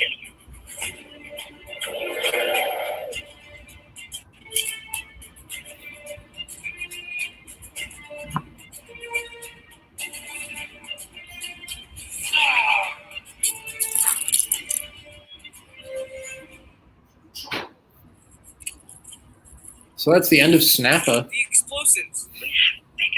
I don't know how I was able to rebuild the rattlecopter after that. Oh my gosh. It's got destroyed. Just kill Scales already. We know it's coming. That's exactly what I was just thinking. I didn't at the time, but I do now. Yeah. I chose to stand for what's right.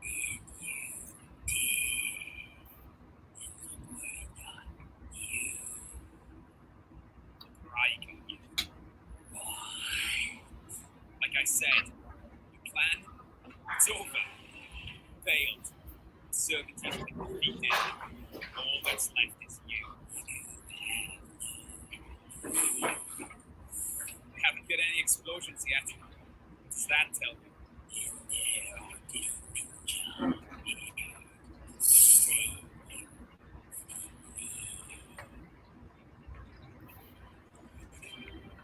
Looks like there's fanfiction is still going. Still alive. Can't kill Scale soon enough. But we are now at the Slither Pit, and that is where stuff wraps up.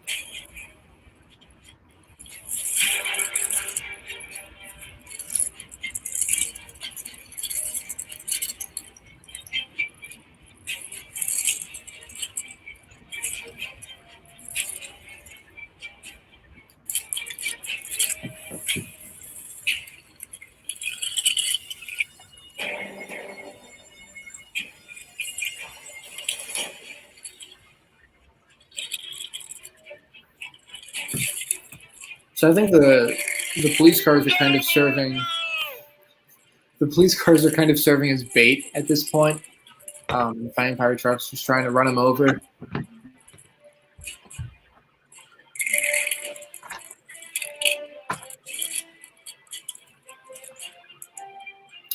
Originally, when Mason Davis's police car falls, he was supposed to be fatally wounded. And he was actually supposed to die at the end of this scene next to Ben Delmar. But I changed the script. I didn't feel like, he needed to die at the end of the movie. He ultimately dies in Rise of the Great Devourer. I felt it would be more impactful there than at the end of this movie.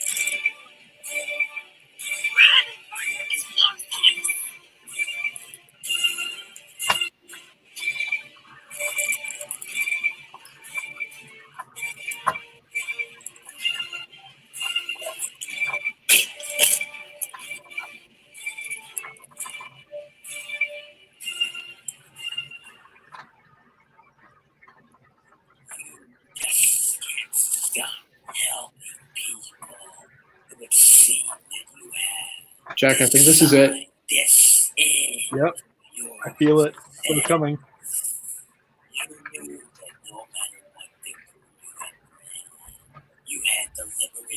this day.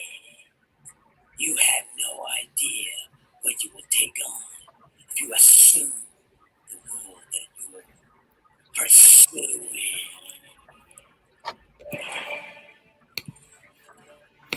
A ninja. Steady now. Your fate was sealed. Stand by. This isn't it. It's not it. We're getting there. What? You didn't miss me? I wasn't expecting. Oh, that could have been better.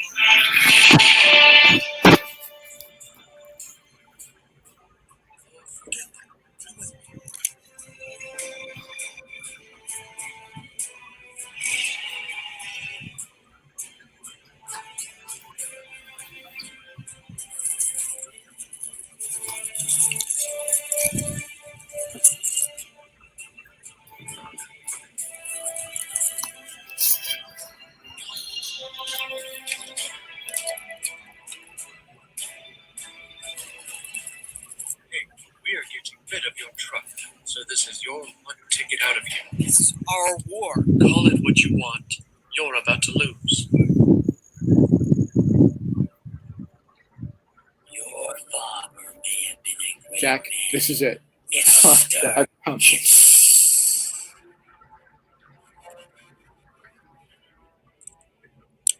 But he is dead. And now you're about to join him.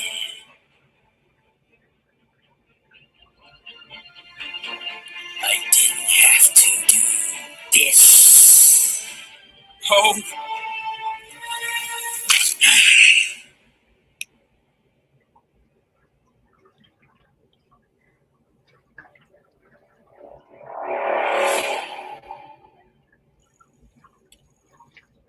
I didn't have to do this. Your fate was sealed when you first stepped into this village. So Cole says, you know, his skills, his fate was sealed when he first stepped into the village. Originally, this whole scene took place in Jamanakai Village, but I felt like this would be a more interesting setting. So that's why the line is still, you know, about the village, not the Slither Pit. And you will be helpless to say that. So Cole gets his revenge, I guess, and he kills Scales in the same way that Scales killed his father. Oh, I didn't appreciate that.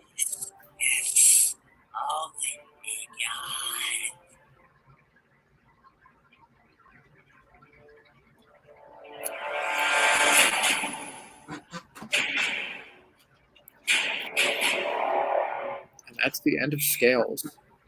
Bit of a controversial move for this movie, I guess, but wanted to set things apart from the TV show and try something new. F's in the chat for Scales, please.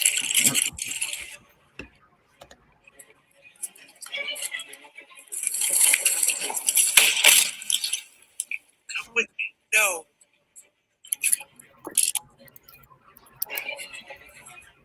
Wait, now!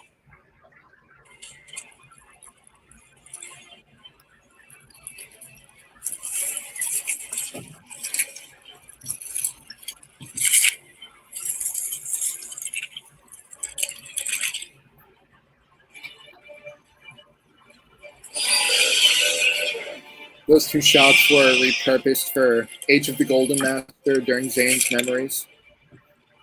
Ooh.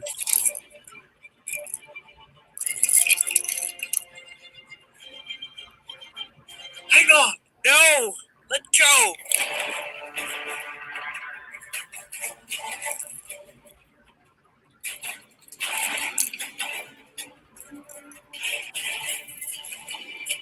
I can appreciate Zane being the one to rescue Lloyd because I feel of all the ninja, Zane is definitely the most level-headed one. and the most logical one, of course. So, Oh yeah. To the base. We'll get the truck. so we've got this chase scene that ensues with the Blade Cycle and Treadassault chasing the Vampire truck. And this is all filmed alongside the ditch that serves as the Slither Pit in the film. And you cannot really tell in this scene, but I kept like going over the same like couple feet like over and over again. So like I would film the vehicles riding past the ditch, and then I would bring them back where they started and ride them back again. But again, you can't really tell in the film itself because of how it's shot. So everything from here on is what I described. Makes the Slither Pit seem much larger than it actually is, although it is very large, of course.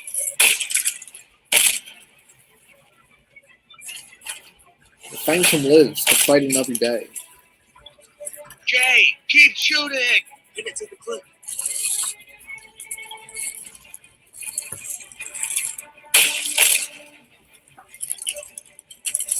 Keep it big.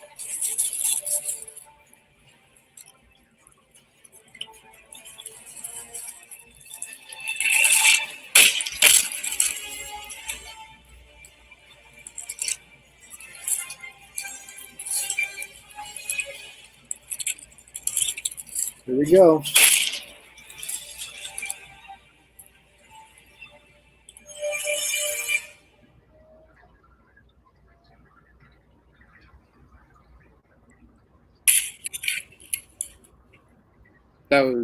That was pretty cool.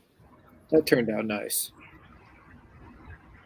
And of course, I just totally sacrificed the Vampire truck in that scene. Mega F in the chat, as Tom just said.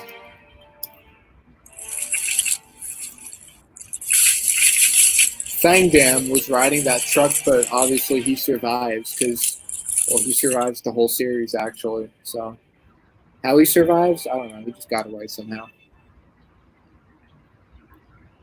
That shot of Zane was also used in Age of the Golden Master during his memory scene.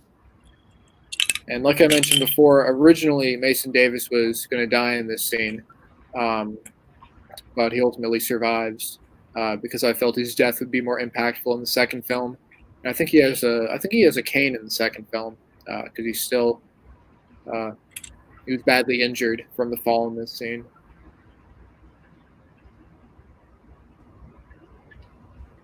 Might be wrong there. I'm pretty sure. I'm fine. This is Officer Delmar to base. Repeat, Officer Delmar to base. Commissioner Davis is severely injured. We are near the Slipper Pit. Requesting immediate medical assistance. How do you feel? Glad to be alive. Thanks for saving me. It's what we do. The mayor isn't going to be happy about it. What? Well, you guys. I mean, I think you guys are great. The mayor thinks I'm busy. You can trust us. Yeah, of course. I do.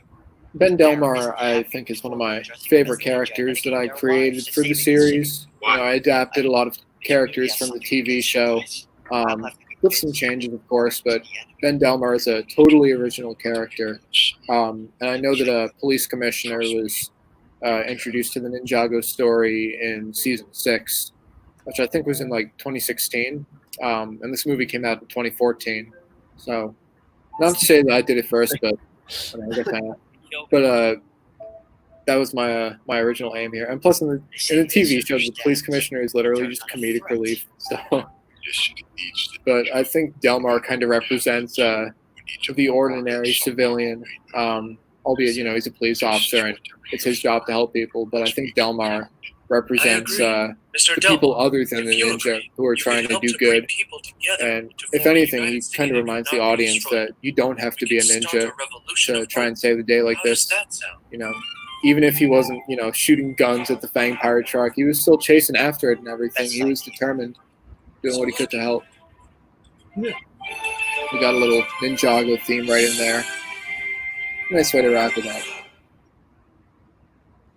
So Phantom and Mesmo have an interesting, they're an interesting duo throughout this series. They appear in a lot of scenes together, and especially in Rise of the Great Devourer, they kind of start to question whether or not they should awaken the Great Devourer. So, again, the show never went that deep with the characters, but I decided to add a bit of development there. And of course, Jack does a great job voicing Mesmo.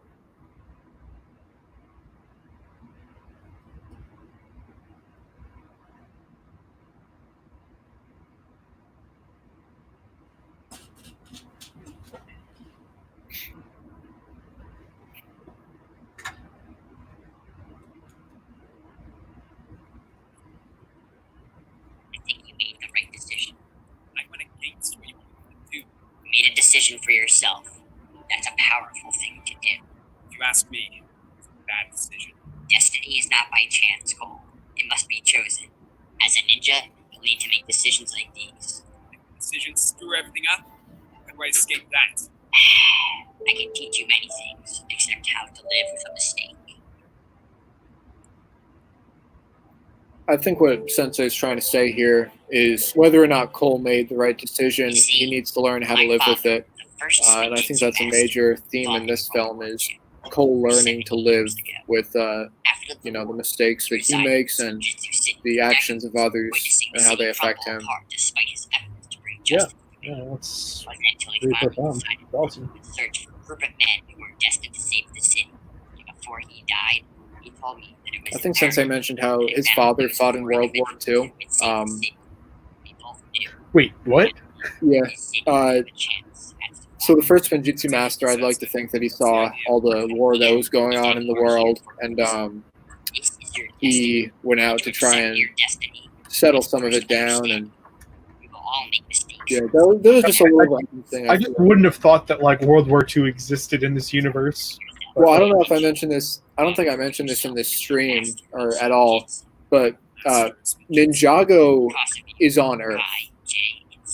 Ninjago is like an island somewhere on Earth in this universe. Very isolated place, but it's there. So that's why that's possible. Just another thing I decided to change up with this universe. It doesn't make a huge difference, I think, because no, it is an interesting idea though. I don't think I even knew that. But. So, I mean, like I said, it's totally isolated from the rest of the world. Ninjago City is its own like separate entity, and I would like to think that other countries don't really like, if they know of its existence, they kind of just leave it be. But it's quite under the radar.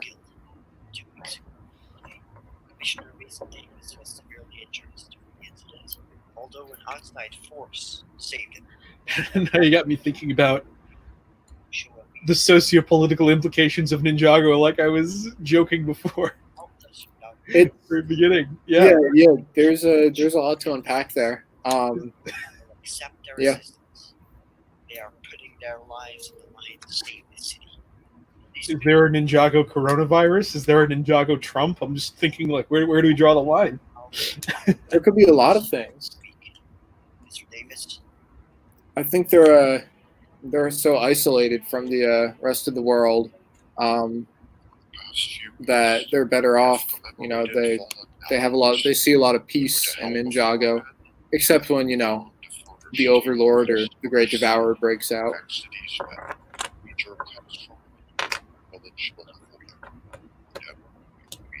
Providing a secure future for Ninjutsu.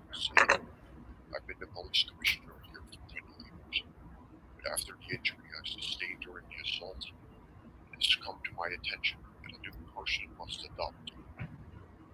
With that, I'd like to announce my retirement as a police commissioner of Ninjutsu City. Yeah, so Mason Davis does have a cane now because he was badly injured from the fall. I will be acting as his mentor. And the role of police commissioner, as we see here, gets passed on to Delmar. And I kind of knew where the story was going to go from here with the two. Thank you, Mr. Davis. Ladies and gentlemen, to conclude our speech, I'd like to recognize the most important part.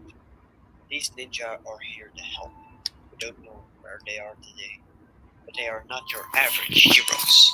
To us, they're more than that. They're Ninjutsu City's heroes. Oh, you said Spinjitzu City. Oh, no.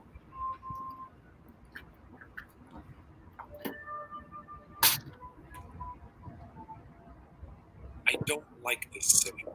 We don't deserve help. This side of the city means nothing. That has and always will be the idea. There's no point in working with the corrupt side. It's useless. It would be much better if they didn't exist at all. You're the mayor, Anthony. It's time for you to make a move. We have trouble with that. And we've got new people who can solve their problems. Ninja. This is salvation.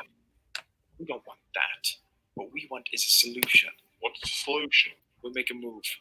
We'll get rid of the ninja before they make something good of themselves. From what it looks like, we don't have much time. Well, let's get started. Anthony Reese, nasty guy. He's trying to sow a lot of discourse, or he's trying to sow a lot of chaos in the city, and he's trying to just perpetuate the corruption that's already going on. So that's why he doesn't want the ninja Whatever around. comes our way. You've made new enemies. How so? Cole killed the current leader of the Serpentine. By fighting the Serpentine and pirates, they will hunt you down until you die. So what do we do? Whatever winds up being necessary. Only time will tell. Besides, we only went up against half the Serpentine tribes. Zane is right. There are 3 more tribes trapped in Spinjitzu City. They will come for you too. I cannot guarantee if it will happen, but if it does, we must be ready. How will we get ready? Excessive training, not just for Serpentine, for any other enemies as well. I will fortify you. I will strengthen you. But you must never forget who you truly are. You all share one destiny. If you join together, you can accomplish that destiny. Yes, Sensei. There is no light without darkness. You are the light, and the darkness may have been defeated, but it is rising up again as we speak. And we'll be here to keep the balance secure. Yes. Where are you going, Sensei? I'm going to secure our future. Lloyd is the future. He is where this is all going. It's all about me. Mm-hmm. Second, another scene, don't I? I forgot. I thought that was the end. No, we're almost there. I think it's after this scene. Yeah. Okay.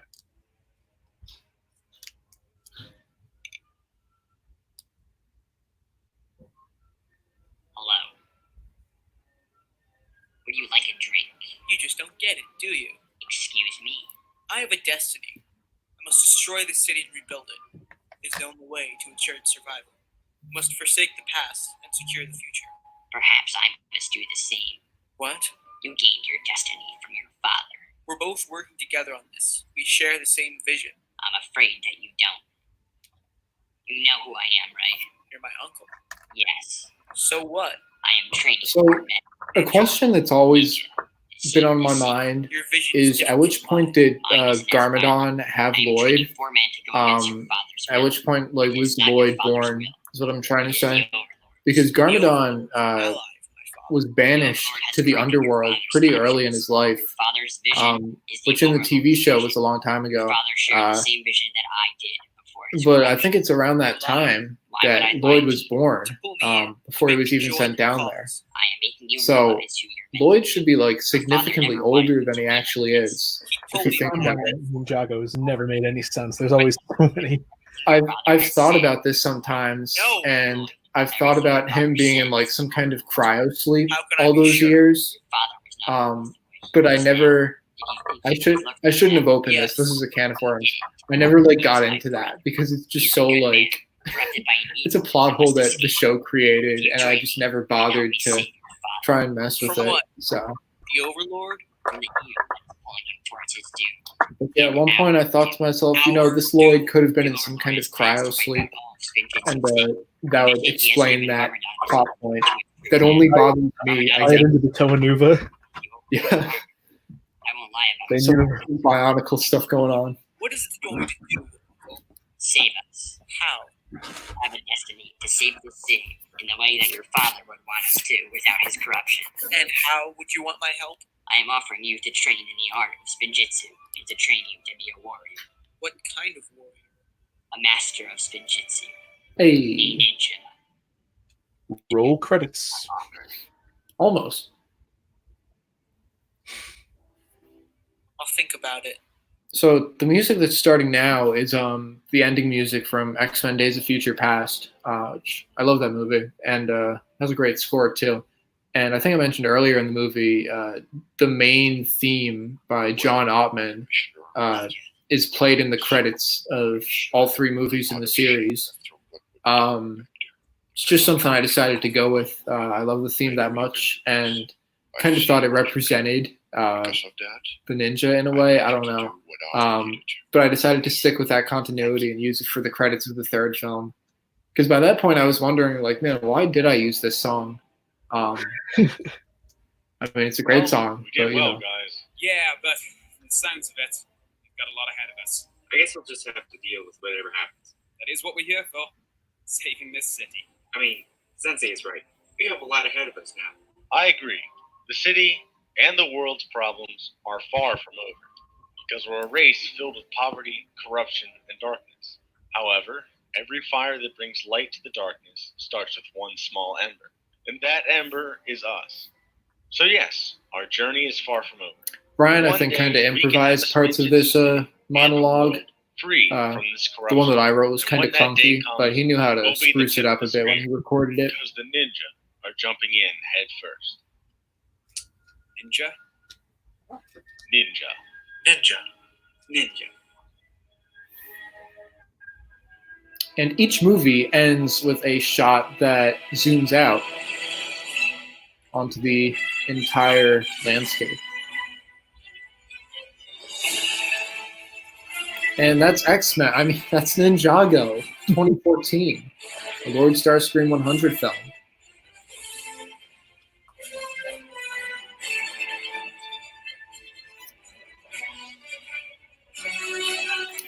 I'm curious, anyone that's watching right now, you could say in the chat, did anyone stay the entire time, watch the whole thing? If you did, you're committed.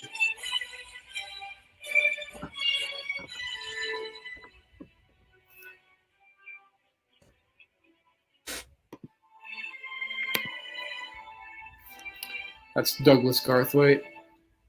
Oh, Jack, you were here. That's good. Hey, good timing. Back when you used to be called JTH Studio with no space and no S at the end. No, I wasn't. Biopower 1000, also known as Sam Charbanu. Apologize if I mispronounced the last name. He voiced Lou Hentz in the movie. Who's that? Draco Jet. That's the guy that played Officer Johnson. And I just can't find him. He's off the face of the earth.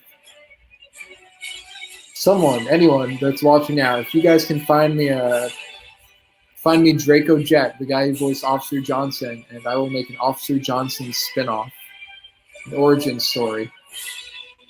I only say that because I know you won't. I know it won't happen. And of course, thanks to all the voice actors, Jack included. And 1P Entertainment, if he's still watching. Actually, he didn't work on this movie, so I take that back. Yeah, I was going to say, I was... Oh no, he is watching. Oh no. So we are in the underworld now, and it's quite dark, of course. And Boneseye, voiced by me, says he would like to see you to Lloyd Garmadon. Now, that was spooky, and that's officially the end. Now, who is he referring to? He's actually referring to the Overlord. I don't make that clear at all at the end of the movie because I wanted it to be totally ambiguous. But he's referring to the Overlord in that instance and how they're preparing for the rise of the Great Devourer and the return of the Overlord. So that is Ninjago 2014 Lord Starscream 100 film, whatever you want to call it. I feel weird calling it just Ninjago sometimes because, you know, it would be like making a movie called Bionicle. But that's the movie, guys. I hope you enjoyed. And if you're watching back on this live stream, you watched all the way through and you're at this point now, I hope you enjoyed as well. But that's all we've got. Jack, is there anything you wanted to add? Ninja Secrets. I know all the ninja secrets. He does. He does. He knows a little too much, I think. Anyone in the comments, anyone in the chat, anyone watching now, have any questions? Cryptor Borg Julian asked, will you watch the other Ninjago films? I would love to. I mean, if you guys enjoyed this, I would love to do it again. Jack, I don't know if you'd want to join me. Sure, totally. Next one will be an hour longer, though. So it's going to be even more of an adventure that time. But yeah, I would totally be down for that. Austin Brinzer says, breadcrumb live stream. He's barely spelling it correctly. Oh my goodness. I would totally be down for a breadcrumbs live stream. I know that Ninjago is very popular on my channel, but I still embrace all the other content that I work on. So I'd totally be down to do a breadcrumbs live stream and all that other stuff. 1P Entertainment, consider yourself invited to the Rise of the Great Devourer live stream, which is really fitting because you've voiced so many characters in the movie. So please, I will keep you posted on that, man, and by all means, you're welcome to join us for that.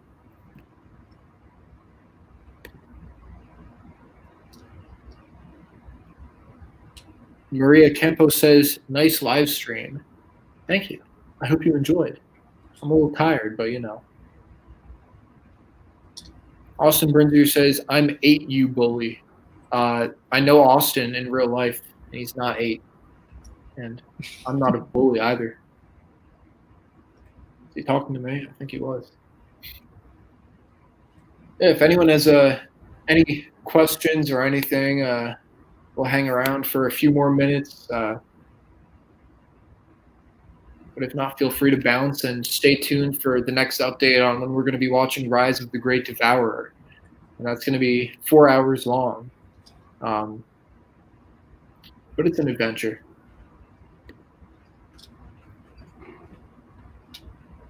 The Sweetness of Life said, I will join too if I get the notification. Did you guys get a notification when this live stream started, or? YouTube is wonky. You never know if it's going to work or not. Yeah, I was going to say YouTube is really wacky about that. So I thought a few more people were going to join tonight, but I'm still very appreciative of everyone being here. So The Sweetness of Life asked, how long did it take to do everything? It's kind of a vague question, but I'm going to try and answer it. So I started writing the script like end of 2013, I think. Actually, no, it was probably, oh my God. It was definitely the summer of 2013. And I started filming in May of 2014 and finished filming November 20-something of 2014. That's when we finished filming. And the final part of the film came out on December 11th, I believe. And like 2 weeks later, the full movie came out. And the rest is history. And I guess now we made a new history by doing this first Lord Starscream 100 live stream of Ninjago 2014. Cryptor Borg Julian asked, why didn't you include the Constricti and Venomari tribes in this film? This was kind of my way of paying homage to the TV show, in that when Lloyd came into the series, he only freed the Hypnobrian vampire tribes at first. So it was that I wanted to, just keep it simple and not bring in too many tribes all at once. And it also helps that we kill off a few of the Serpentine in this film, so we're able to focus on more of them in the next film. Rest in peace, the Serpentine that I just threw over the edge, honestly. Like, they're just gone now.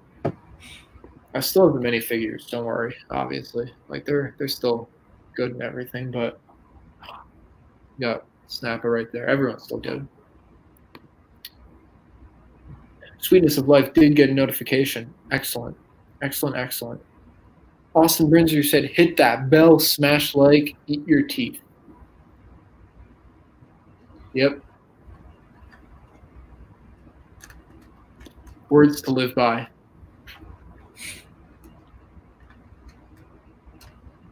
Jack, anything you want to say about the film? Anything you took away from it after watching it all these years later? Let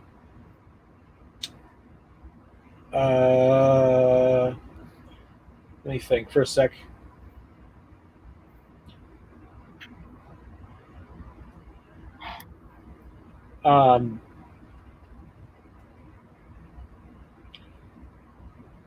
Yeah, no, it was. It's definitely a pretty interesting feat to have. Like, I mean, 3-hour Lego video isn't something that you see very often. So it's and like I was saying before, you know, it was much longer than I'd like it to be. Looking back. Yeah, no, I mean, I do feel like it could have been pared down a little bit, but I did make a shortened version that was a little over 2 hours long, but I feel it made the editing only more choppy.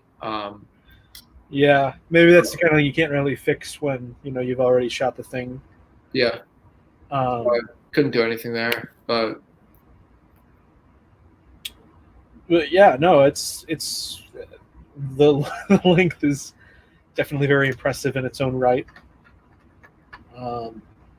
Yeah, it's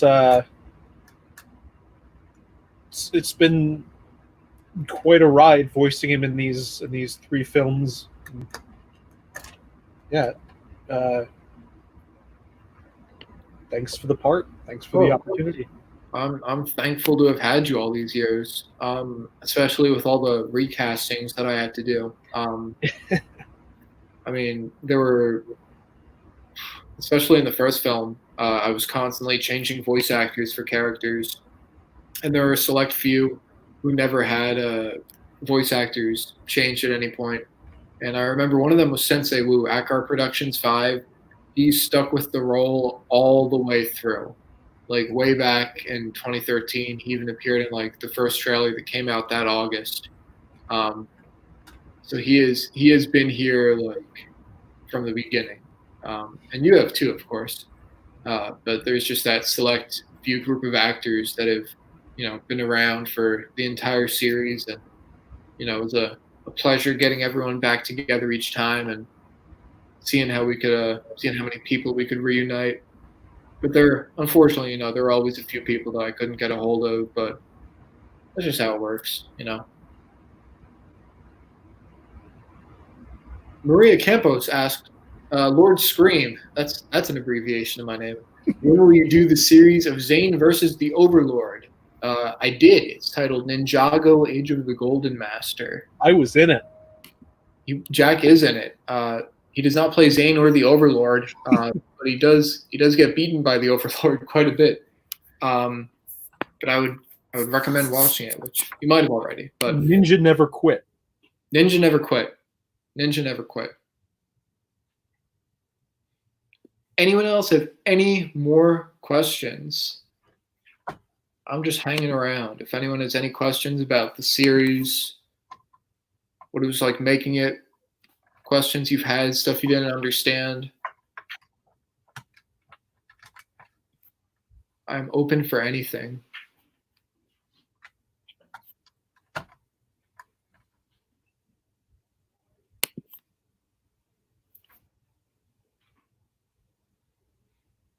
I'll probably end the stream shortly if no one has any more questions, but we'll hang around for a few more minutes if there is anything.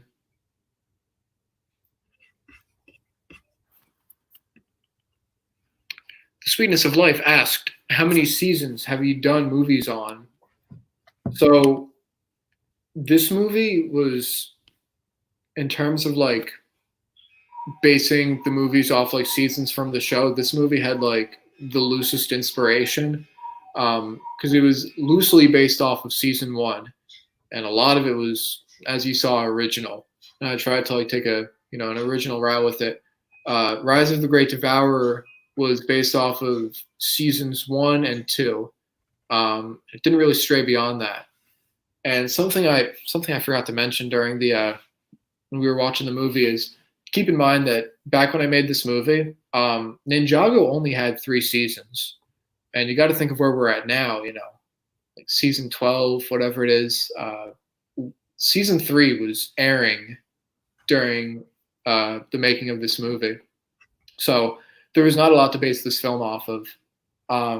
So the second film was seasons 1 and 2. And then Age of the Golden Master kind of blew up, and it was based off of seasons 3, 4, and 5, with a little bit of 6, because the Sky Pirates are in there. But that's the inspiration I took from the series. And then I guess a bit of season 7 with that post-credit scene with Crux on the electrical barrel. Interesting choice for, the last movie in the series. What, for the post-credit scene? Yeah. Yeah. Maria Campos says, no, like a live stream of it. Oh, I see what you're saying. You mean like a live stream of Age of the Golden Master. If I'm following correctly. Whenever, we do Rise of the Great Devourer sometime after that. And we could do that in the not too distant future, Cryptor, Borg, Julian, heading out. It was a pleasure. Hope you enjoyed. He's trying to find his siblings, I guess. All right.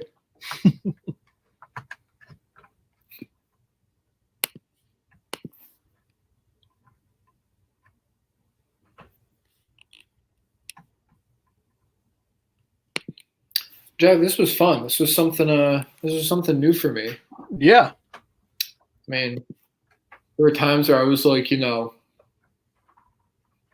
don't know what to talk about here. The scene's just like dragging on. I'm watching my own movie, like, man, I wish I made this shorter. But no, it was nice to look back and kind of remember lots of trivia that was coming back to me. Like the making of the movie and stuff. Corona Killer asked, what is this? We watched my 2014 live action Ninjago film. But what is it really? But you can come back and watch the whole stream once I post it on YouTube. Jack, did you say something? I was just making an existential joke. Oh no.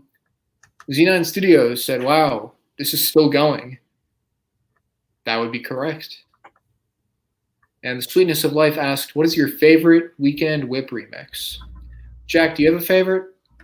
The only one that really sticks out to me is, in terms of the remixes, is the rebooted one. I thought was very nice. Yeah. I really like the sound of that. That one's cool. I like the tournament one. Yeah. The drums and stuff. Yeah, that's cool. I like the Day of the Departed theme. It's not a Weekend Whip remix. It's a tongue twister, but I like it. It's a fun song.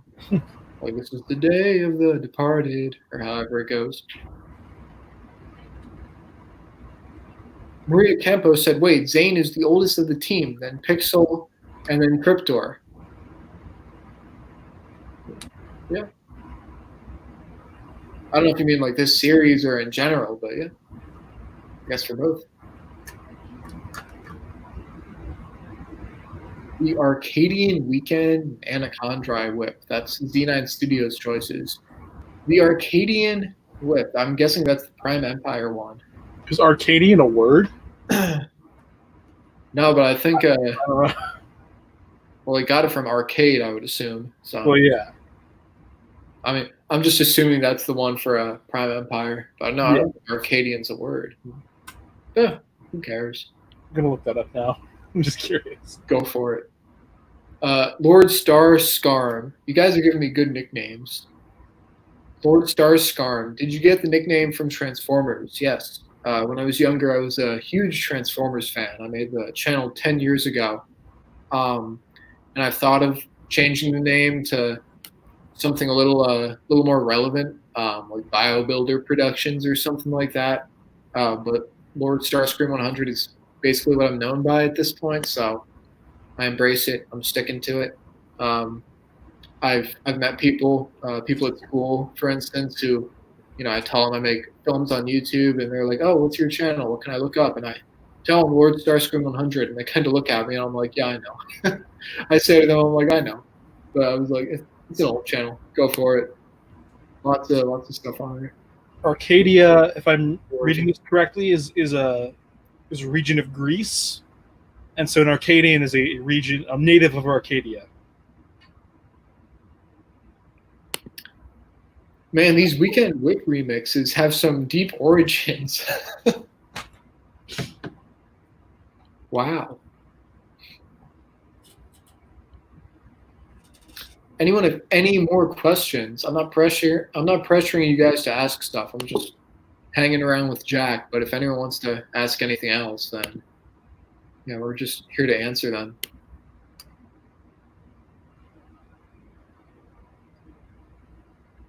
Maria Campos said, "I'm sad that you killed Cliffjumper. He was my favorite Transformer." He wasn't my favorite. My favorite Starscream, but I know the feel. Naden DR Studios is back.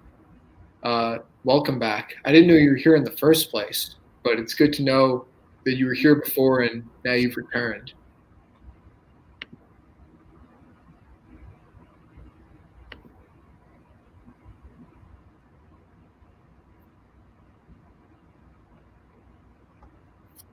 Z9 Studios said, "I wasn't here to hear anything, but is there plans for a Ninjago movie 4 because of the time twins at the end?" That's a great question, because there is that post-credit scene. But Age of the Golden Master is the end of an era, and it's the end of this journey that the ninja set off on in 2014 with fighting Serpentine and the Overlord and the forces of darkness. So it's the end of this journey.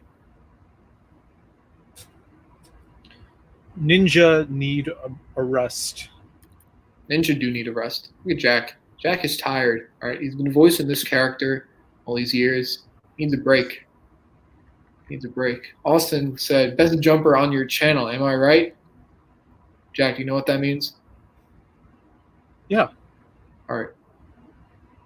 Jumper. Don't you? No, what am I missing here? Well, I think it's obvious, but I'm missing something. Maybe I'm tired. I'm not getting it. No, I have no idea what he's talking about. Okay. I'm messing with you.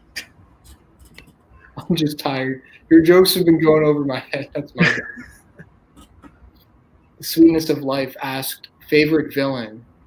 I like Harumi, Moro, and Pythor. Harumi's great. Moro's interesting. Pythor is just always looking for ways to cause trouble. He's always looking for a new way to jump in and cause mayhem.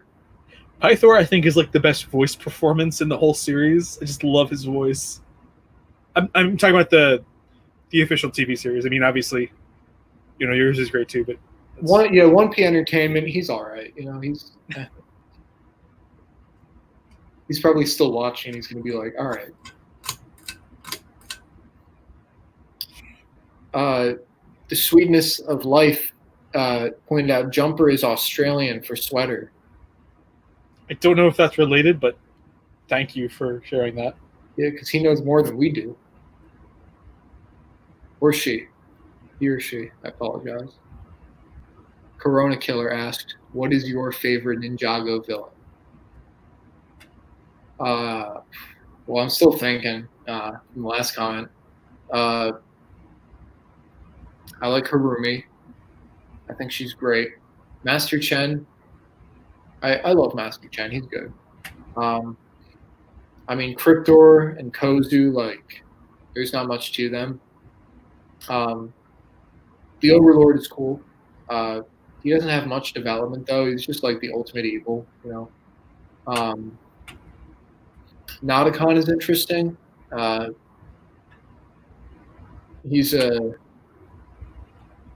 It's a weird one.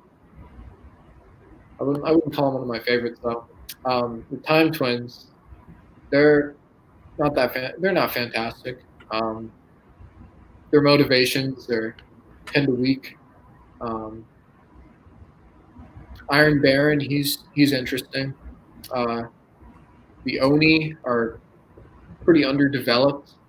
Kind of like the Overlord in that they're just this evil, and we don't know much about them. But Lord Garmadon, great, definitely one of the best. But I think Chen, Harumi, and Lord Garmadon, probably my favorites. I might change that. I don't know. But anyway, Maria Campos said, "I like this series that you made. Thank you. I appreciate it. Glad you enjoyed." Native DR Studios asked, "What is your favorite season of Ninjago? I am torn between Sons of Garmadon and Hunted. I love them both. I think they function together as a great story.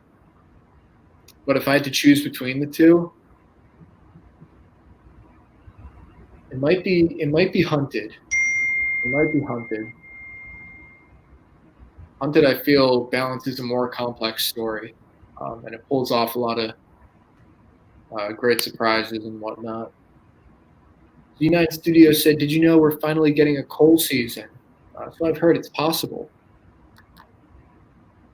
That would be cool. Austin Brinzer asked, "Is Ninjago in the same universe as Bionicle?" Shout out to Austin for spelling Ninjago horribly wrong, but Bionicle spot on. Yes, it is.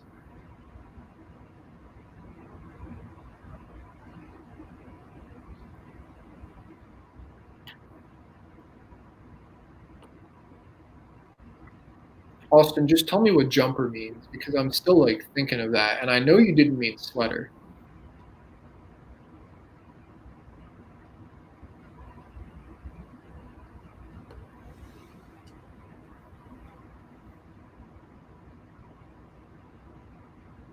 Nathan DR Studios asked, "How hyped are you for season 13?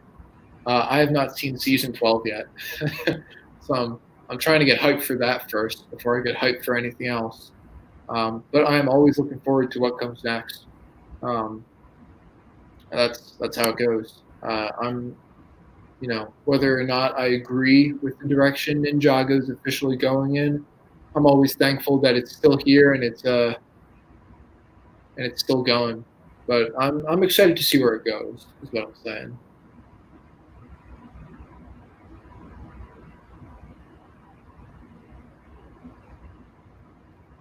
Austin doesn't have a gosh dang inkling of an idea what he meant by jumper. All right.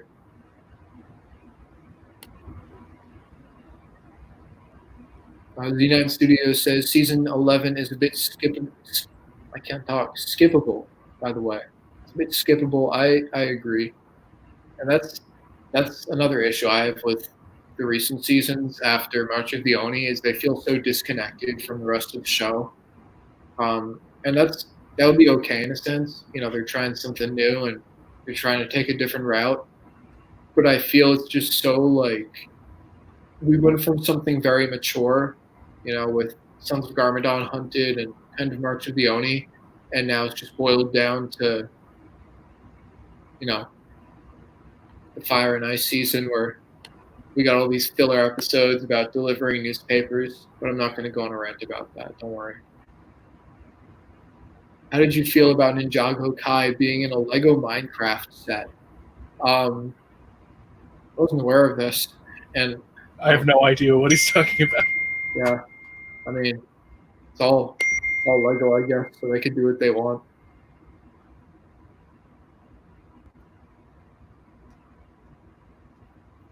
The Sweetness of Life offered some very good advice in response to Z9 Studios saying season 11 is a bit skippable.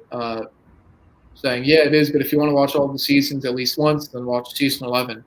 That's true. If you want to watch all the seasons, you got to watch season 11.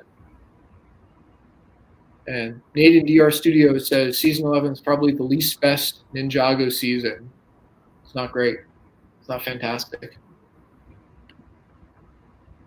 Gavin Productions, what is your favorite Ninjago season? People are asking the same question. That's okay. I love Sons of Garmadon, Hunted, and Tournament of Elements the most, but I think my favorite has to be Hunted. I love Hunted. I think it balances a really nice, complex story, and it has a nice balance between what's going on in Ninjago City and the first realm with the Oni and the Dragons. So I just wish that March of the Oni was a better finale to the 2 seasons. Didn't think it was horrible, but I felt it was a bit weak.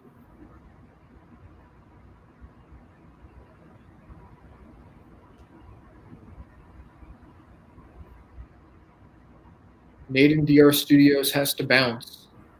Farewell. Thank you for joining, and hopefully see you at the next stream whenever it happens. How do you feel about Monkey Kid? Jack, have you heard about this? There's a new Lego line. Yeah. No, I've they look cool. I don't really see myself buying into any like original Lego IPs unless Bionicle comes back again. Mm-hmm. But it does look very cool. I really like the set with the ship. That looks awesome. I saw a few pictures, and I'm gonna look back. I got to check out the new Blade cycle, like someone mentioned earlier, and yeah, I want to check out Monkey Kid, Monkey, whatever it is. Are there monkeys in the sets? Like they just stylized the word monkey in a weird way. But yeah, I'm gonna check that out. In fact, I'll check it out right now. Why not?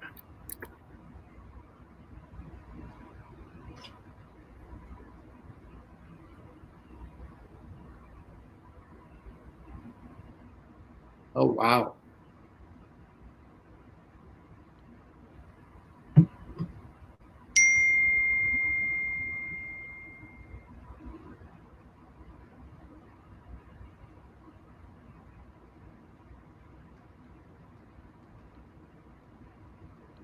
Yeah, those look pretty cool. I mean, it's definitely something unique.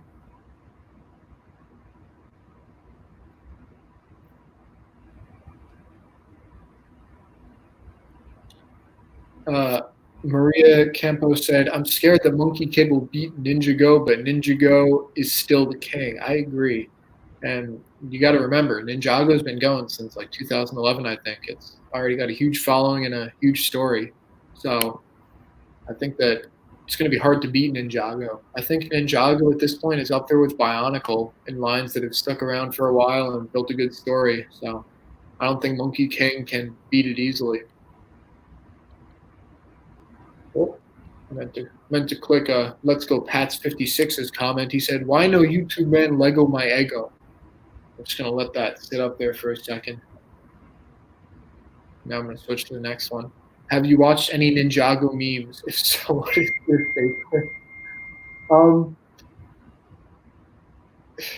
You know, I'm going to try and find one on my phone because if it's appropriate, of course. Let me see.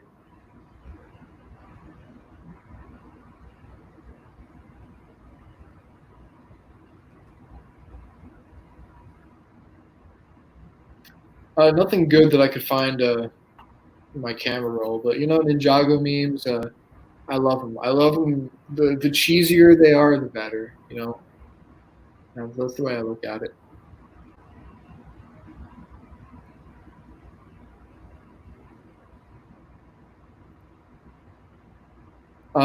Bezod, not trying to pronounce your first name, sorry, said, do you like Monkey Kid? Looks cool. I don't know what the heck it's about, but it looks like something. Yeah, you guys remember when that was another thing in the Fire and Ice season. They had that anime filler episode. Not a fan of anime. Haven't really watched any anime to begin with, but that wasn't my reason for disliking the episode, really. It was the fact that that episode was just a filler episode in and of itself, where I think it was the three criminals trying to escape prison, and at the end of the episode, they all get captured again, and it affects the story in absolutely no way. It added nothing. But it's okay. It's okay. I'm not going to rant. Let's Go Pats 56 said the snake dude in Age of the Golden Finger is a scoundrel. Chris, there's lots of snake dudes in that movie, but I agree. James Bond? No, he's talking about Age of the Golden Master, but he called it Age of the Golden Finger. I'm kidding. I'm not a James Bond fan, but isn't there a movie called like Golden Finger? There is, yeah. I didn't realize you were joking. Okay, yeah. Jack, your jokes are going over my head. I feel bad.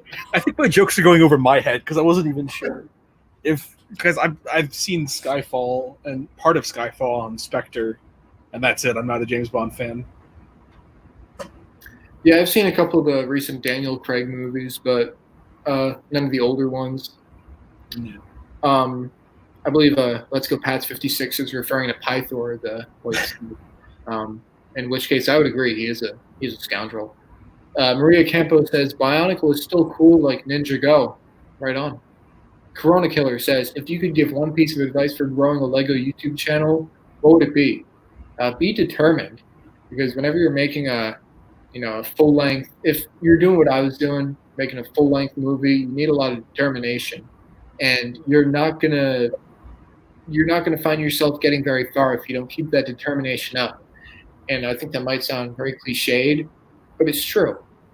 Especially when you're working on a project this big, regardless of the size of the project, the only way you get it done is with passion and determination. I think as long as you have both, there's a lot you could achieve. So just be determined with whatever you want to do.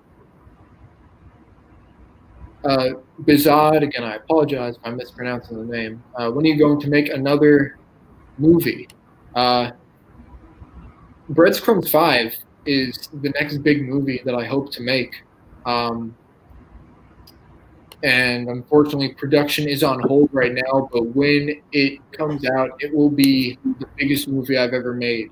It's going to be truly epic. It's going to be a huge movie, and we're really excited for it. We're hoping to get back into shooting that as soon as possible. Sweetness of Life wants me to check out Lego Mego animation for good Ninjago memes. I'm always down for some Ninjago memes, so I'll check that out. Maria Campo says, I know a meme of the snake of Ninjago falling in love with Zane and Zane.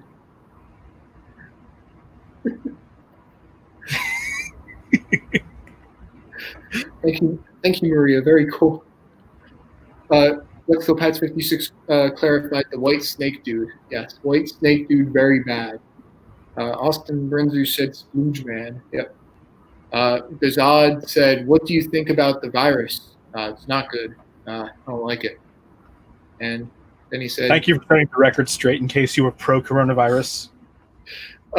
He then asked, do you like season 11? I don't hate any Ninjago season. I'm thankful for every new season we get. That being said, I felt like there were a lot of filler episodes in season 11. I think that could have been avoided if they stuck with the original 22-minute episodes and not the 11-minute ones. They didn't have to break up the story as much. It's not the strongest season, but it has its moments, especially when it's not, the anime breaking out of prison or delivering newspapers during the snake catastrophe or whatever they call it. Do they actually call it a snake catastrophe? That's the name of the episode. So, hit me up with more questions, guys. I'm open for more.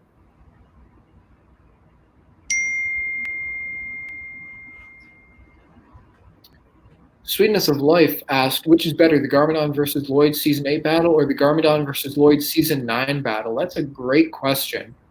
The Season 8 one, I would say, because there's a lot more emotional stake in that one. Because this is Lloyd, seeing his father after he's just been resurrected as this purely evil being. And this is him, having to come to terms with that, is him, going head to head with the problem. And it's a much more emotional battle. I think the season 9 fight is still amazing. The music in both scenes is awesome. In fact, as many of you probably know, I released the music from the season 8 fight because I loved it so much. And I think the season 9 fight is great too. But in a way, it lacks that emotional punch that the season 8 one has. Not to say that it's bad, but they're both amazing. Austin Brinzer asks, "Why did my wife leave me?" I didn't know you were married. I don't think you're married. Bizad said, "Do you live in a house with a jungle outside?" That's a great question. I live in a house. That's true. I don't have a jungle outside, but I do live in a very forested area. There's a lot of woods around my house, so lots of advantages there, and taking advantage of it throughout the series.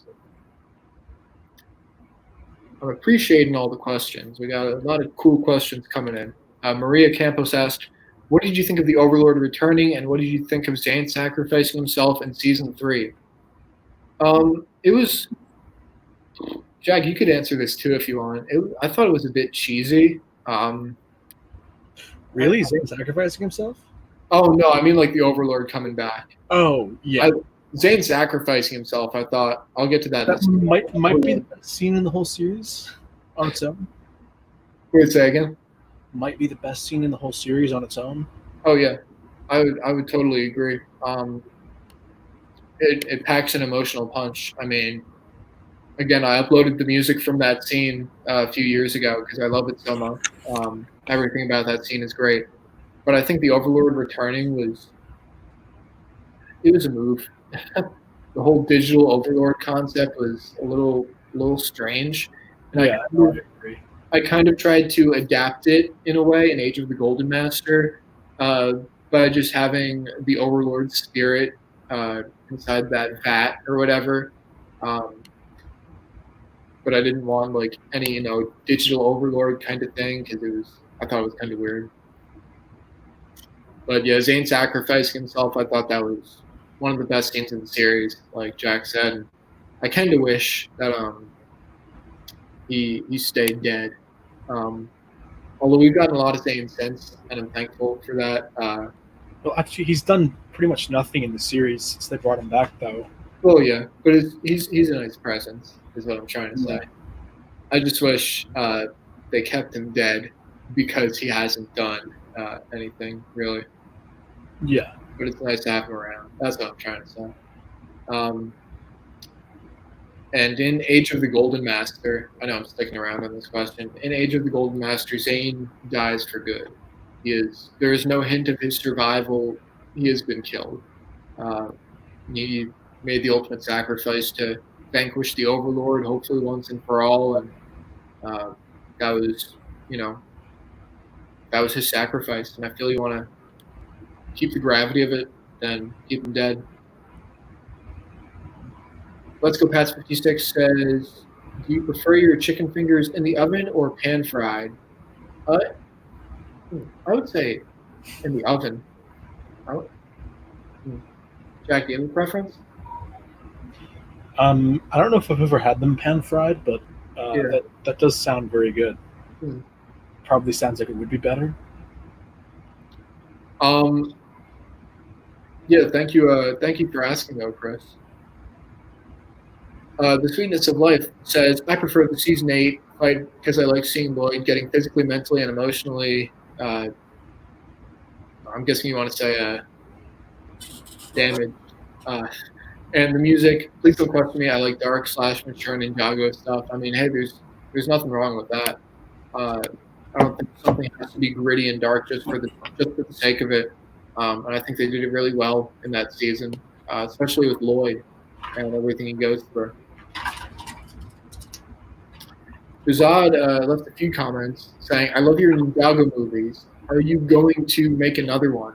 Ninjago Age of the Golden Master was the end of an era. It was the end of this journey that the ninja set out on, and they, I want to say, fulfilled their destiny. At least Zane did, making his sacrifice. So it was the end of an era. And Bizot also asked, what do you think is the best moment of Ninjago? Each season has a standout scene. Well, I don't know if that's the case so much anymore, but especially in a lot of the earlier seasons, each season had like a standout scene, usually in the season finale. In season 2, it was the final battle with the Overlord. In season 3, it was Zane's sacrifice. In season 4, it was, I would say, Lloyd's memories and Garmadon's sacrifice. And in season 5, it was Nia destroying the Preeminent. After that, there weren't really many standout scenes, but I think those scenes are those are the best moments to me in the series. And there's just other random scenes throughout that I've really enjoyed, but those are the ones that I think have the biggest impact, and I really like them a lot. I think they kind of brought that back with season 8, having that fight with Lloyd and Garmadon in Cryptarium Prison. We were just talking about that. I think that's definitely one of the best moments of Ninjago, and it's not in a season finale. It's close, but it's one of the best moments, I think. Would mummies make a good Ninjago villain? Well, seeing what they got coming up with the Skull Sorcerer and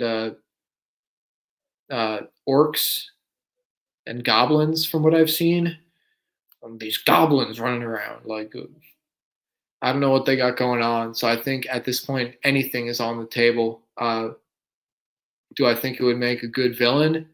Depends on what they make of it. I mean, they've brought in some weird villains, but they've somehow worked.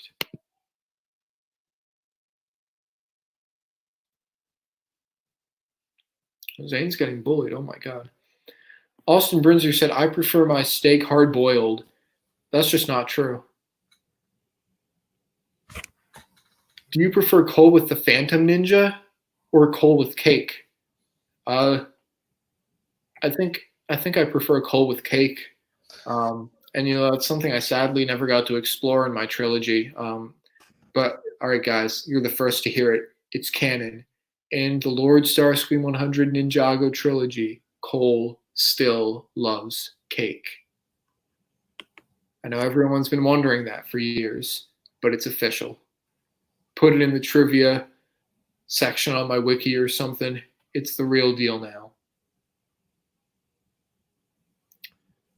Z9 Studios makes a great point. The Pyro Vipers were fire mummies. I totally forgot that we had serpentine mummies on fire in season 11. I mean, they look awesome, but this is where we're at now. JTH Studios wants to bring back Zane. I was trying to sort of riot in the comment section. No, that was actually the squeaky voiced 12-year-old version of me that voiced in this. Present day me doesn't want to bring back Zane. I see. AK Guys says, hi, I just came in. I'm Bizod's son. Hello. I hope I'm pronouncing Bizod's name right. But I know you'll forgive me if I'm not. You think season 6 is good? Maybe it would have been a little better if it actually happened. But hey, it's a fun season. But I think there's a few things about it that just feel off. They do a lot of things in the season. They take a lot of risks and they make a lot of bold choices just because they know they're going to undo them at the end of the season. And for that reason, I'm kind of like, about Skybound. The music in that season is also really interesting, and I've talked with Jay Vincent and Michael Kramer about it. There was something going on with their contracts at the time where they did not really write any original music for the season, except for Nauticon's theme, which is just a 3.5-minute suite. That's the only thing that we get in terms of music. Everything else is just temp tracked in, and just the reuse of all these random themes, especially when like the themes don't make sense. Like I remember distinctly, and this is the only example I'm going to give. There's a scene where Jay and Nia are skydiving, and the music from when Garmadon gets sent to the curse realm plays, and like Lloyd and Garmadon aren't like involved in the scene or anything, and it's like, all right. But nothing against Jay Vincent and Michael Kramer. It was just whatever was going on at the time. The music was not the strongest point of the season, just because there wasn't much new.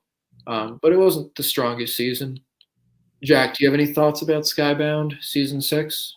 Yeah, no, I wish they didn't undo it at the end, but I actually did enjoy that one a lot. I really liked them hanging. I remember there was a good episode where they were hanging out at the lighthouse from that Zane's father had been trapped in. Oh, that's a good episode. Yeah. It's, now that I'm thinking of it, like there's a nice like underlying story to the season, but I think it gets bogged down by the fact that they make so many bold choices, and then just have it all get undone at the end. Like stuff gets destroyed, the Realm Crystal, Destiny's Bounty. Heck, I think at the end of the season, like Ninjago City is being crushed by Jinjago or whatever it's called. So they just backtrack all the way. Okay. Ninjago, yeah. The worst part of the season is that there's a parallel Ninjago called Jinjago. Oh my gosh. I forgot. Oh my god. Oh, fuck. We're gonna move on from that.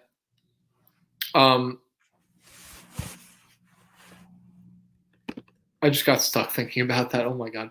Maria Campos asked, "What's your favorite ninja?" Mine is Zane. I really like Zane too. If we're talking about like characters from the show, I mean, I don't know why to bring it up, but I really like what I've done with Cole. I'm not trying to pat myself on the back or anything, but I like what I've done with the character, and like kind of given him, this whole new backstory and everything. I'm saying that because I don't know, like if you're referring to the show and or my series, but the show I really like Zane too. I think Zane is, I just love, the idea of this really level-headed character who is often very wholesome, and even if, like Jack was saying before, he doesn't always have the most integral role to play in the story, there's just something I like about him. He gives off a nice vibe.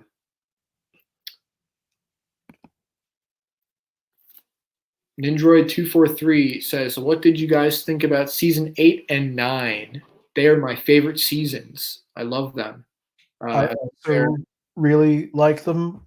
I think they're perfect, except for the pretty big problem that I don't like that they brought Garmadon back, personally. Mm-hmm. I think they made some pretty bold choices in that area. But I felt like it was a much more mature season. I felt it worked a lot. So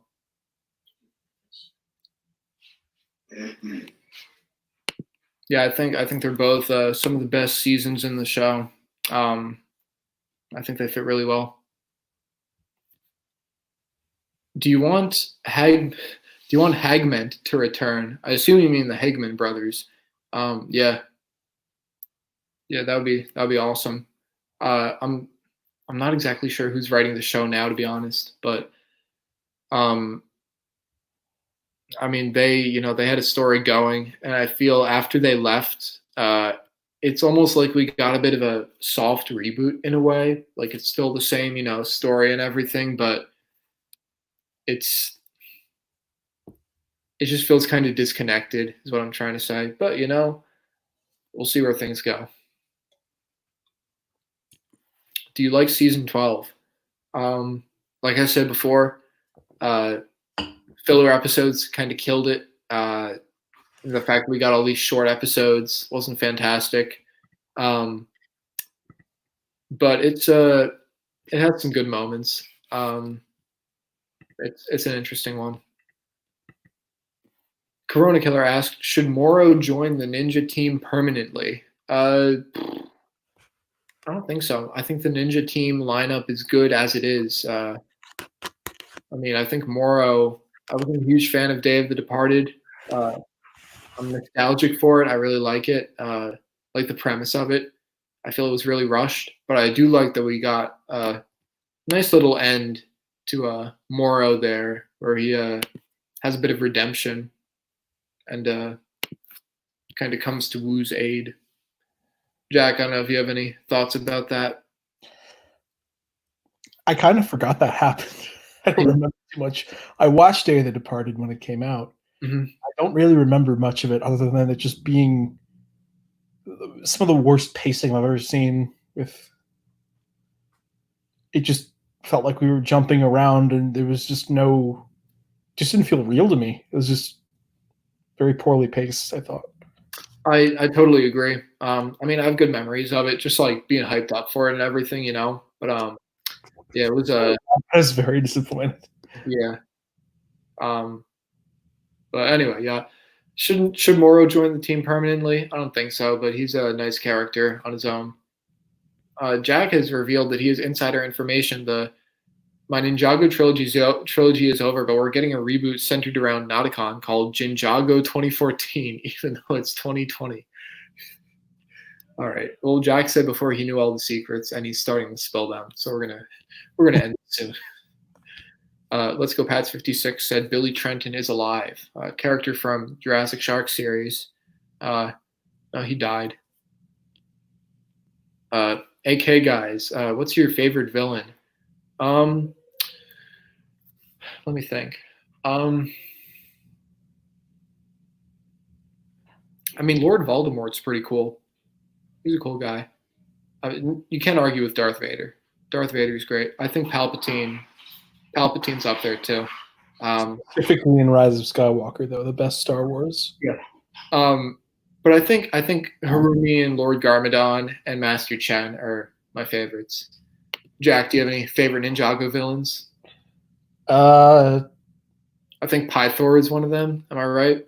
I like Pythor's voice. In terms of my nostalgia scales, I just love his design and his voice on the arc he goes through.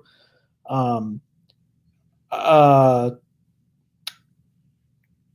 would say, but in terms of the most developed, if you count Skylar, it's debatable. She was like an anti-hero. Yeah, kind of on the fence there. Yeah. Austin, oh my gosh, did Billy die in Jurassic Shark 3? Austin asked that. Yeah, he's gone. He got incinerated at the end of the movie when the bomb shark blew up. And if you guys don't know what I'm talking about, that's okay. Go watch Breadcrumbs instead. AK guys ask, do you think Ninjago will end? Absolutely. Endings are inevitable. And I think something that's on my mind is how it's going to end. Because I feel like it's kind of just going now. And I gotta see Prime Empire to see if they're going somewhere with it. Because if it turns into a thing of the seasons aren't really interconnected and it's just like one thing after the other. Because what it used to be was that each Ninjago season was caused by the previous one. Zane sacrificed himself to destroy the Golden Master, and the ninja only went to Chen's Island because Zane was there. What was it? When Morrow came out of the portal at the end. Yeah, when Garmadon sacrificed himself, Morrow came out of the portal. And the Cursed Realm got destroyed in Season 5. Ninjago got destroyed too. Thank God, though, because who likes Ninjago? But yeah, you guys see what I mean. Stuff is kind of interconnected. So I think what I'm trying to say with that is if Ninjago is going to end at some point, I mean, it's cool with me. It's inevitable. As long as it's a good ending, of course. But they just got to build up to it. And they just got to know where they're going with it. So, oh God, I don't know what that means. Oh, said F for Lloyd in Season 12. There's no way he dies. But don't tell me. Don't tell me. I don't want to know. I don't know anything about Season 12. I was saying to the. Oh, okay. Yeah, to those watching, don't tell me. I don't want to know. I mean, I don't care that much, but If we did, we would have heard about it. That's such a huge thing. Like, I have don't follow Ninjago anymore. Like, I would have heard about it. Yeah. I have that stuff like spoiled all the time because like Cartoon Network is so horrible at like airing Ninjago at the right times. I would just like watch stuff. Oh yeah.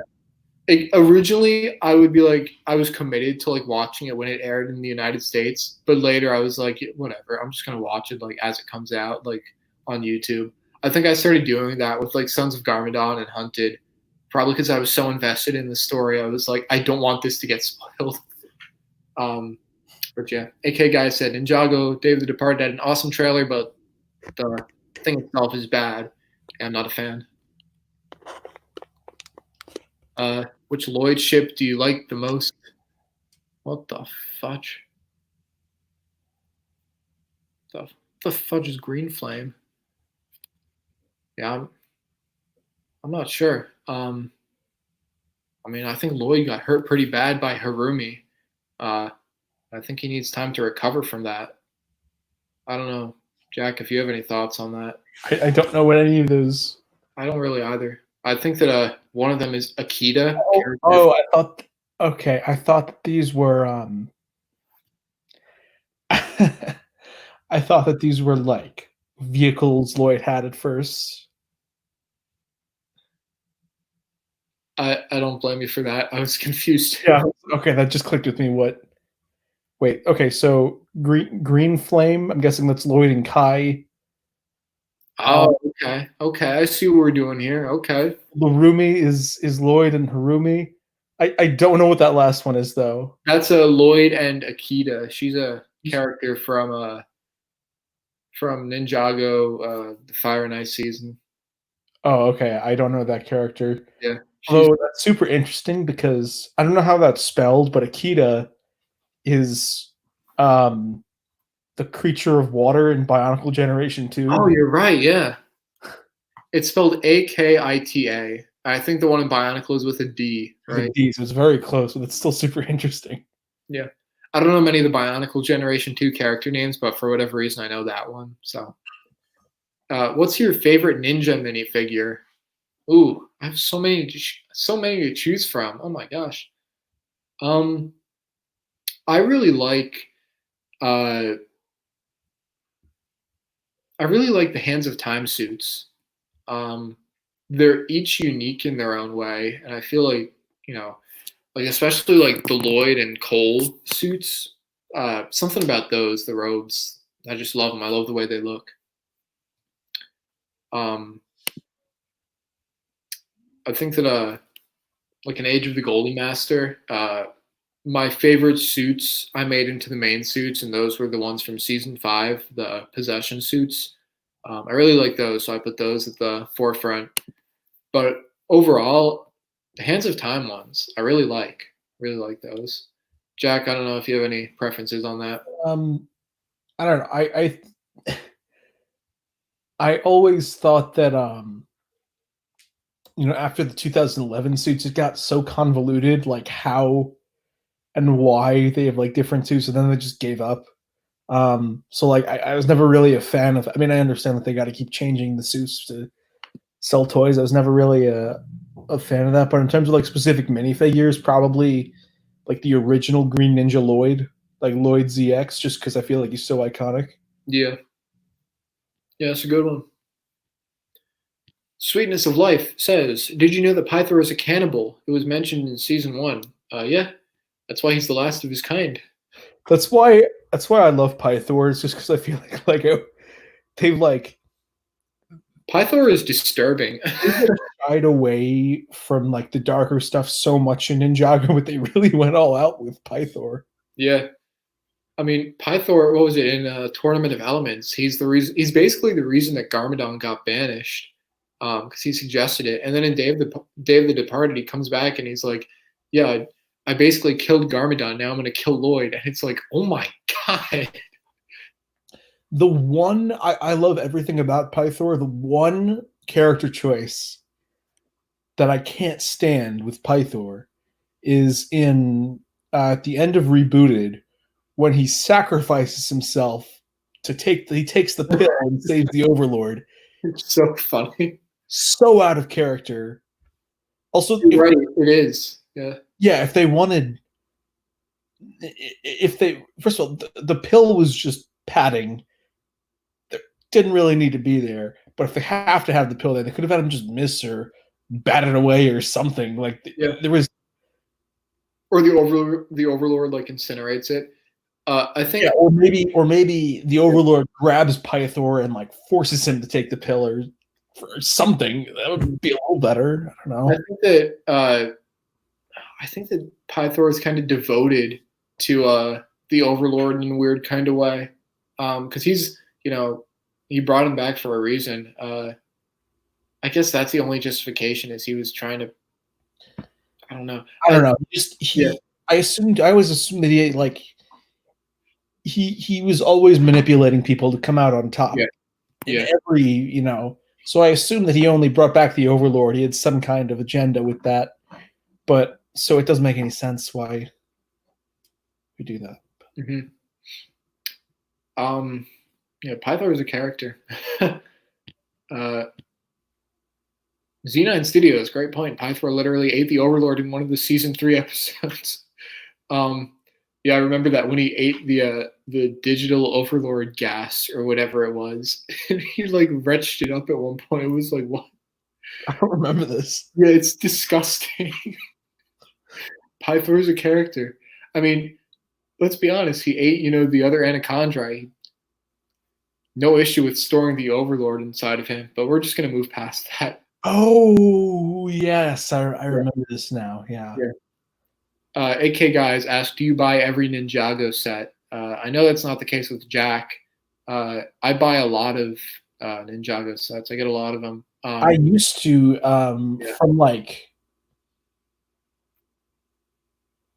from the middle of 2012 to like 2014. I was like, I want to get all these because I know the line's ending, and they brought it back, and I was excited. Oh, I'm gonna get all of them. But then after that, even though the sets I think were better, they were just amazing. At points after that, I just couldn't. I didn't have the interest anymore. Yeah. Yeah, I mean, there are some seasons that I've been less interested in. I mean, I have not seen Prime Empire yet, and I'm just looking at the sets, and I might get like 1 or 2 of them. I might get the. I think there was like that. There's like a smaller Prime Empire set, but it has like tons of minifigures in it, including Pink Sane, and I just want to get it for like the minifigure selection. That set does look very cool. Yeah. And I do regret not getting anything from Tournament of Elements because that's one of my favorite seasons, but I didn't get any of the sets. Yeah, I've kind of slowed down a bit recently, but I'm still picking up sets. I love building them and whatnot. Oh boy. Who is the most annoying Ninjago character? Jay. I don't like Jay. I never liked Jay. Come at me, Ninjago fans. Yeah, please. Destroy me. I want to say Dareth, but I feel like Dareth is like kind of wholesome in a way. Like Dareth is like the opposite of wholesome. I love Dareth, but I'm saying, yeah, the most person I've ever seen in my life. You kind of look at him and you just smile because you're like, oh, this goofball, thinking he's the brown ninja. AK Guys asked, do you think Ninjago is getting weird? Ninjago has always been weird. Always been weird, but always been weird. Do I think it's getting weirder? I think they're going into really interesting territory. I knew when they introduced the serpentine mummies on fire that they were really, they were really trying to go for something unique. I disagree because it's just more serpentine. No, I'm not saying it was unique. I'm saying like they're becoming more weird in an effort to try and be unique. But how unique is it, like you say? Because it's just more serpentine. And like I said, I think season 13 is supposed to involve like skeletons and orcs and goblins. And Haven't seen that before. it's like, what is going on? But I don't know what's going on there. Sweetness of Life points out Nia does kill Sensei Garmadon. Pythor just imprisoned him in the Cursed Realm. It's totally true. Nia does kill Garmadon. When you think about it, it's kind of like what Jack said. The show, like it does with Pythor, finds a way to make the darker elements less apparent. But yeah, she kills Garmadon. AK Guys asked, do you like Lloyd being the main character? It's weird thinking about how his journey started and where he's at now. But I'm cool with it. I think he's had some nice development. Yeah. Maria Campos said, hey, Scream. I'm loving the nicknames. We had Lord Starscram, Lord Starscarm. Now we got Scream. I just wanted to know your opinion. How did no one know Zane was a Nindroid? Well, I don't know. I don't know, but like literally the best episode 7 is literally the best episode in the series, if you ask me. So like, I don't care. Jack is a classic Ninjago fan. Like Jack, the thing is, Jack, you were there like at the beginning, so like that was. I saw the. You were into it. Yeah.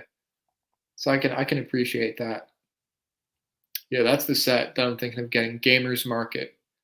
Yeah, it's $30. Yeah, I might get that. It looks pretty cool. What do you think about the movie designs?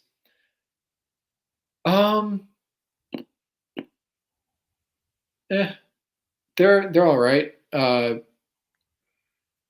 mean, I like what they did with them in season 9, because I felt in season 8 they looked really simple and polished, but in season 9 they're looking all like run down and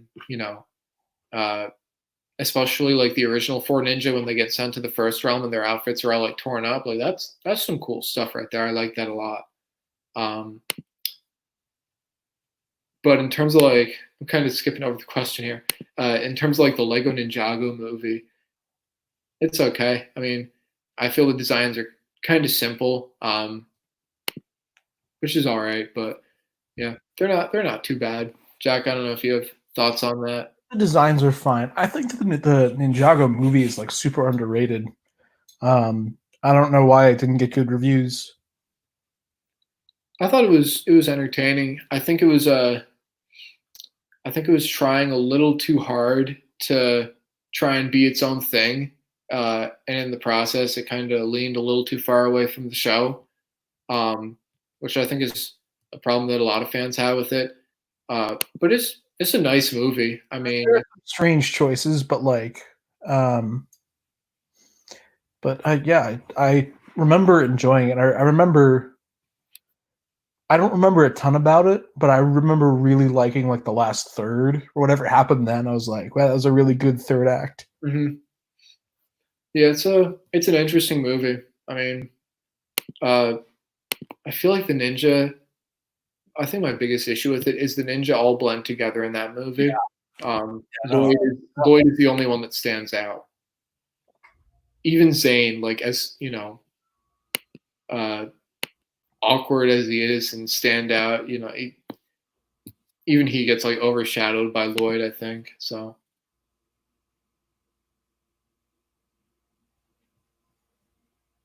AK Guys asked, which country do you live in? The US of A. Corona Killer asks, have you seen the Ninjago movie? Indeed we have. What do you think about the Lego movie? I assume you mean the 2014 one. Yeah, I think all 4 of them are fantastic.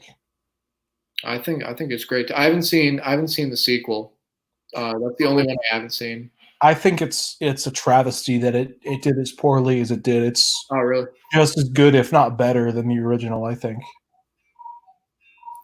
Yeah, I saw the Lego Batman movie last year. Wow. I really enjoyed it. I was pleasantly surprised. Oh my gosh, Uni and Coca-Cola is here. Welcome. Uni voices Jay throughout the series. My man, it's good to see you. Welcome. We've just been hanging around answering questions and stuff. HSBB2 says, as movies, which do you prefer more, the Lego Ninjago movie or March of the Oni? I didn't watch March of the Oni in one sitting, which I think I'll rewatch it at some point as like a whole movie. But for me, the last Ninjago that I saw, like the first episode or two of March of the Oni, I never finished it. That's like the last Ninjago that I saw, but just from what I know about it and from what I saw, definitely the Ninjago movie.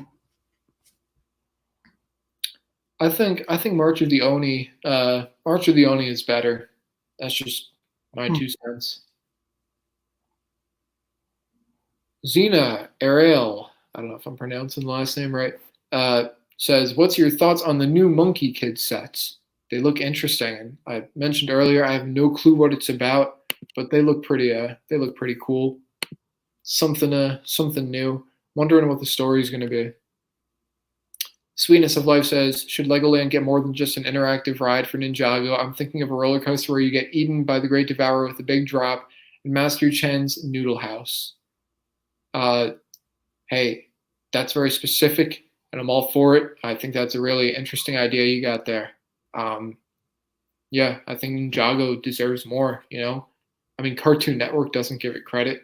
They're just like, yeah, I guess we'll air it. AK Guys asked, oh my god, my favorite Ninja's voice actor is here. Uni and Coca-Cola getting all that praise that he deserves.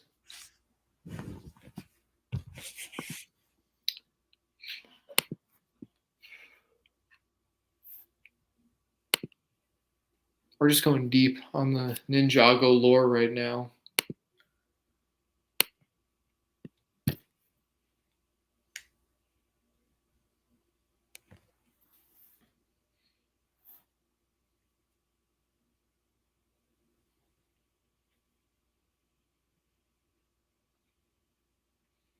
I feel like, Jack, the more we do this, the more people like come in and come out of the stream. It just keeps going.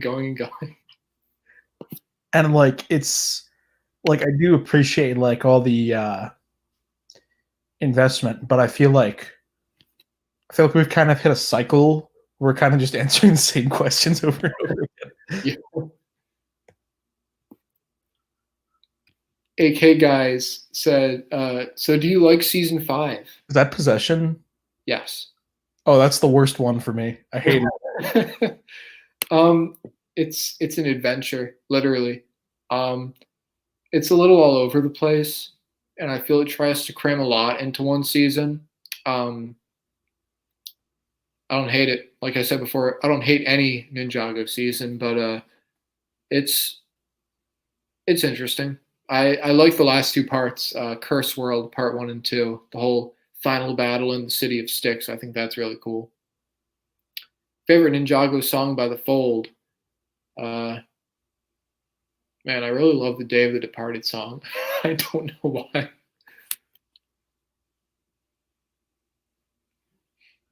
trying to think of, I can't remember. It's from probably the original Weekend Whip, honestly. Actually, now that I think of it. Yeah. Yeah, we can't just miss out on the original like that. Yeah. Yeah, the original is great. Uni, you're absolutely right, and this is my first live stream, so I'm feeling it. Bogle Blocks Pictures, welcome. He asks, how long does it take for you to customize your sets? It varies. It all depends on the set. But I can build stuff really quickly. Designs can just like come to me, and it's really a matter of if I look at something and I'm like, okay, can I use this in one of my films? Is this going to work the way it is? Because there are some sets that I really did not change much at all. and I'm trying to think of examples. Like in Age of the Golden Master, you know, Rex, Ronin's ship, the Ninja Copter, Zane's white Ninja Copter. I might have modified those a little bit, but not much. Like there is just some that I don't need to modify. But in terms of the ones that I do need to modify, it depends on how long it takes to build them. It all depends on how complex of a design it is. If it's something small, you know, like the Rattlecopter, the Tread Assault, shouldn't take that long. But if it's something big, like the Ultimate Weapon from Age of the Golden Master, or the Great Devourer from Rise of the Great Devourer, that could take a bit longer, especially the Ultimate Weapon. And Destiny's Bounty, that took a while to figure out and get good and everything. What do you think of the Dark Island trilogy? I am familiar with it. I don't know if you're familiar with it, Jack. I've heard of it. I haven't read it. So basically, I think it's about how Klaus is on the Dark Island, and he's trying to plunge both sides of Ninjago into darkness. And he's like teamed up with the Sky Pirates, and they got this whole thing going on there. And it's interesting. I've read the first 2 books. I don't own the third one, but it's a nice side story. Yeah, I think it's interesting. Uni and Coca-Cola, the man himself, asks, was there any point during production of the 3 Ninjago films where you weren't sure if it would all come together as planned? Yeah. I mean, when I was making the first film, you know, which you were there from the beginning. I mentioned before how at that time, season 3 was airing in the middle of production. So I did not know exactly how, you know, my series would end, how stuff would come together. I did have a bit of a plan, but I was kind of just seeing where the TV show was going and just kind of going from there.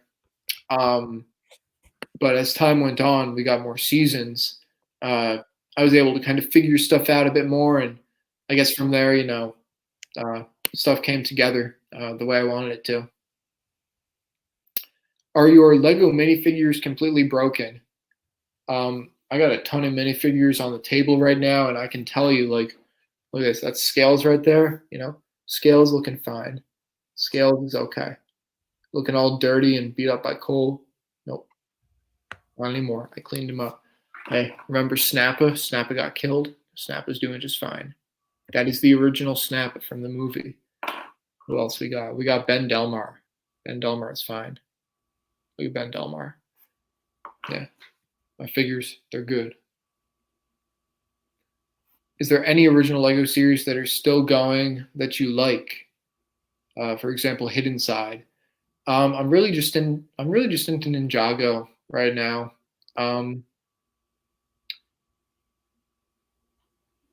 I haven't really been invested in any other series.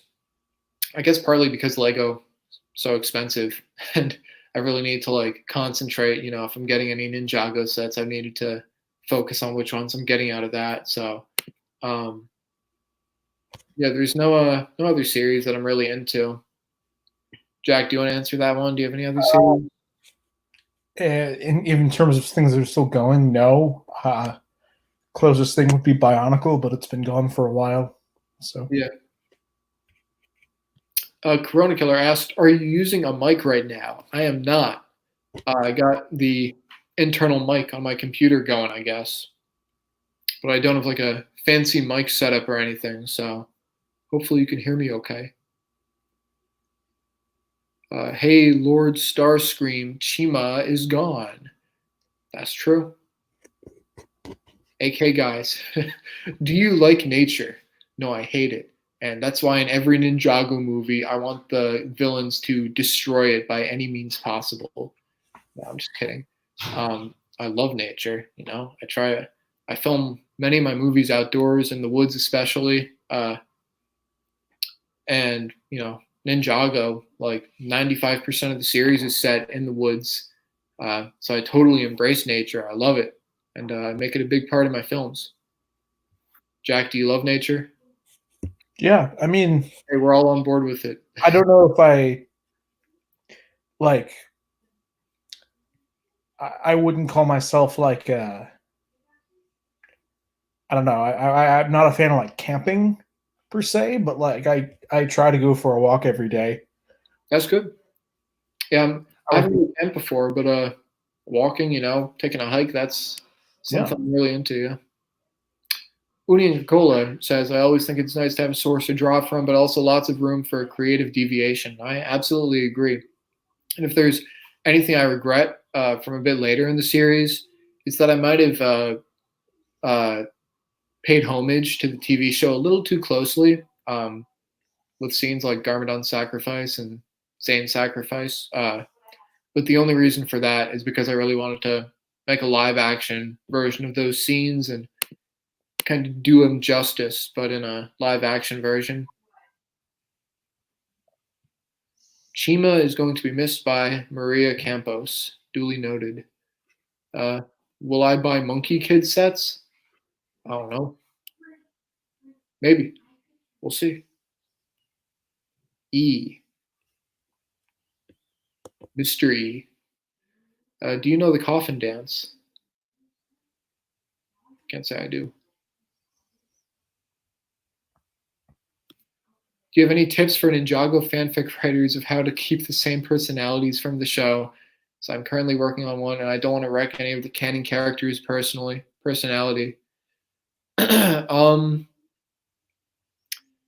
Just watch the TV show, and you get to understand the characters, and I'm sure you want to tell your own story, but do your best to, I guess, pay homage to the TV show as well.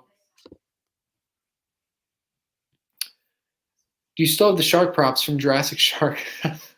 That's a great question, and yes, I do.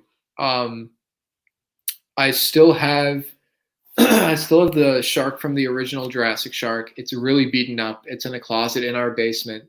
It looks horrific. None of the sharks from Jurassic Shark 3. I think we have the head from the crocodile shark still. And we still have the mako shark, the lemon shark, and the tiger shark from Jurassic Shark 3. They're currently sitting in my garage, and I don't know what to do with them. If I were to try to throw them away, it would take up a lot of space, and I'd have to find a good way to dispose of them, unless someone would want to, take them off my hands, by all means. But yeah, I do still have those Jurassic Shark props. A guys asked, how many minifigures do you have? In terms of Ninjago minifigures, a lot. I mean, just like the Ghost Army alone, I want to say like 25 of those figures, which I got my own Ghost Army. So I have a lot. I've built up a collection. How do you clean your minifigures? Soap and water. It's usually the best way to go. Sometimes I would let the figures soak. That would also be a good move, because it can be a bit tricky to get dirt off of them. Because it might seem like you get the dirt off at first, but the figure, the vehicle, or whatever was muddy can dry off, and you'll realize there's still a lot of dirt on there. So, favorite Ninjago quote. A quote that comes to mind is a Garmadon quote from season 9, when he says, "People don't change; they only reveal who they truly are." I think there's a lot to dive into there. I think that's an interesting quote. I don't know if I have a favorite, but that's just one that comes to mind. Jack, do you have a favorite Ninjago quote? Something that stuck out to you? It's kind of an interesting one, but for my favorite episode, you were built to protect those who cannot protect themselves. Mm-hmm. Just sound cool to me. Mm-hmm. I agree. Bogle Blocks Pictures asked, what film of the Ninjago trilogy do you think you did the best work on? Age of the Golden Master. by far. I think the camera quality was better because it was a different camera that I used. I used the same camera for Ninjago 2014 and Rise of the Great Devourer, and it was kind of shaky. And Age of the Gold Master, the quality I think was a major boost. I think the story is much more tight. Even though it was the finale, you'd expect that to be the biggest movie, but it was 2.5 hours, which is still long, but shorter than the other films, and it was a much more condensed story. So I'm most proud of that one. I think the best of his trilogy is Demeter's Olympians endorsement. Give it a watch, guys. Demeter's Olympians endorsement. It has all the Ninjago in it, trust me. Avocado Chair Films asked, what is your most expensive minifigure? I was thinking of this recently, actually. It's funny you asked that. I don't know. I'm going to keep thinking about it. I'll let you know. Jack, do you have a most expensive minifigure that you I would have to say maybe not most expensive, but the money I spent the most money on is a 2008 convention exclusive Batman and Joker minifigure pack. The figures themselves are not exclusive, but in that packaging, it's like $80 for the 2 figures. So if that counts. I would say that counts. Yeah. I'm gonna think about that though. I'll try to answer that later on. AK guys asked, how do you watch Ninjago? I think I mentioned before I would wait for the episodes to come out in the United States and I watch them on TV, as they officially air. Sometimes they're available on demand and I would watch them through there. I think that's how I watched the Fire and Ice chapter. And sometimes I have to watch them on YouTube if I don't want them spoiled. I want to watch them as soon as possible. So that's how I've had to go about it. And then he asked, how old are you? I am 21, almost 22 actually. But my mind is older. Wow.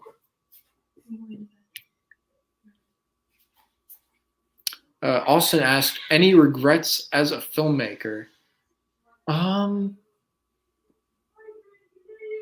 I look back at some projects and I wish that there were more risks that I took. And this goes for a lot of my movies. More risks, maybe that I didn't pursue certain projects. It was mainly a thing of, making the most out of a movie, because I think it's a privilege getting to work with, people like Austin and other people in real life. I mean, getting together, shoot movies. And I think making the most of that is what matters. I think making the most powerful story choices, stuff like that, that's stuff I try to watch out for. And if I miss out on those opportunities, then that's something that I would regret, if that makes sense. AK Guys asked, how much sets do you have? I got a lot of sets, but I haven't been getting as many recently. Kind of cut back a bit. What do you think of the Lego Ninjago movie sets? I think they're awesome. I think they're really with the Lego movie franchise, I think all their sets are really really detailed, and I think the Lego Ninjago movie ones are no exception. I think they put a lot of effort into them. So Jack, I don't know if you have thoughts. I don't own any, but I think they're beautiful. I wish that movie had come out when I was super into Ninjago, and I would have picked up some of the sets. Yeah, Destiny's Bounty is one that I really wanted, but it's so expensive. Yeah, it's a cool looking one.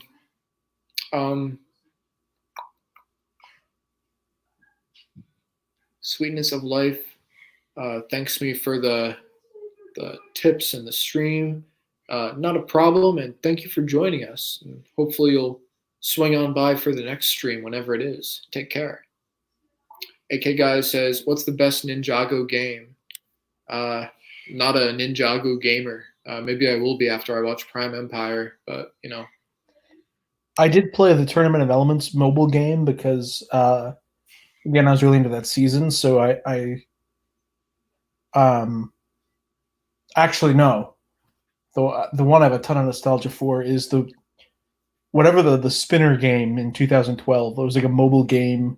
I don't remember what it was called, but you'd be like these daily competitions, and I don't remember how it worked, but it was so long ago. But Udi and Coca-Cola throws down a very nice Sensei Wu quote. The best way to defeat an enemy is to make them your friend.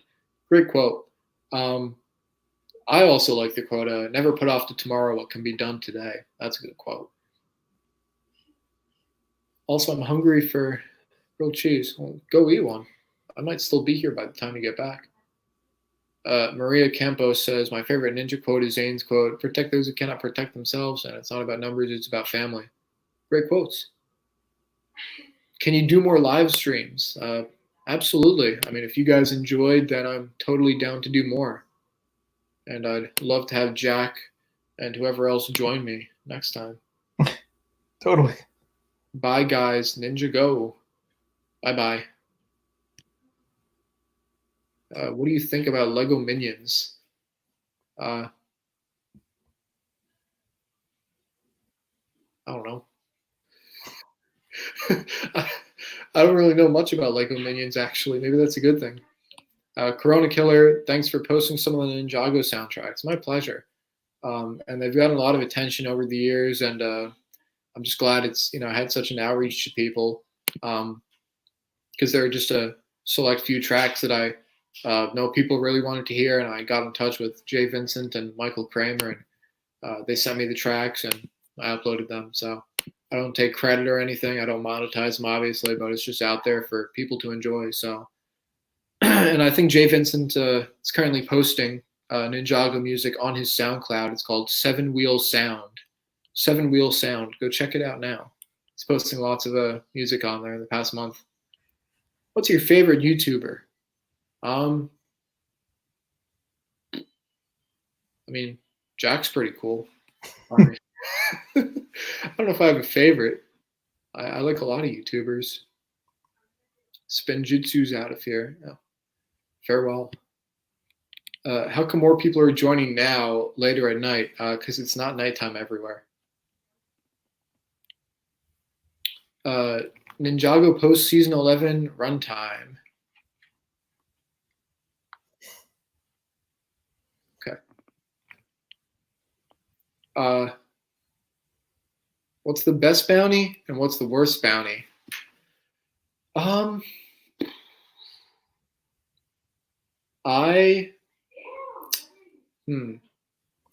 mean, I don't own any Destiny's Bounty, but it's got to be the Ninjago movie one. It's massive and like beautifully designed. I've seen the pictures of the new bounty, and I'm kind of it looks interesting.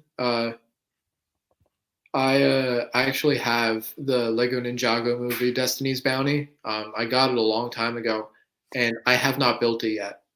It's still sealed and everything. I have not built it yet. But it looks great. I've been so busy I never got around to building it, but hopefully I will soon. I think the original Destiny's Bounty might be the worst, dare I say. It's improved so much since, I think. I think Final Flight of Destiny's Bounty might be the best one. That's the one that I really took after in Age of the Golden Master.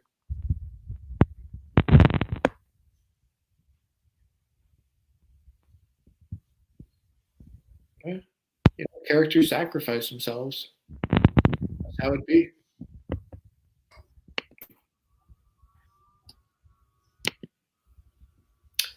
Jack, if you have to bounce at some point, if you have to go, it's kind of past the point of no return at this point, where I'm just like, I won't be offended if you leave. Like, that's all I'm saying.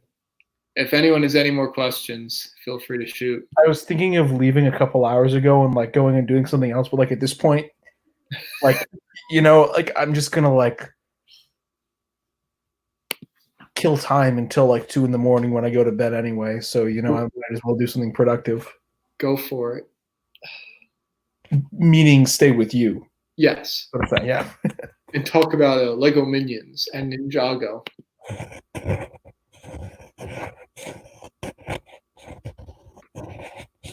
Questions have stopped. I have caught up to all the questions. Will there be more? I'm not pressuring you guys, but if you got anything, what do you think about the brand new Destiny's Bounty? I'm gonna look up a picture of it real quick because I don't know what it looks like off the top of my head. Ninjago Legacy.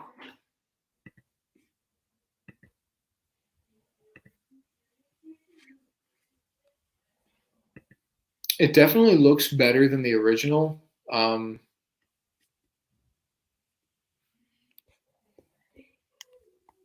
mean, I think it ties in nicely to the original. Like the design is just much more bulked up and everything. So I think it looks pretty cool. I'm glad that the masks, the sails are no longer paper. Because I was talking about that when we were watching the movie. The original Bounty sails were made of paper, and I was worried about dropping those in the creek during filming. But yeah, what do you think of DC and Marvel? You know, they're cool. If you mean the movies, you know, they're each doing their thing. You know, they have good films and bad films. I don't really read comic books. Yeah, I don't read comic books, but movies are interesting. What's your favorite minifigure? I gotta pick a lot of favorites. I don't know. I don't know. Jack, do you have a favorite minifigure? Yes, I do.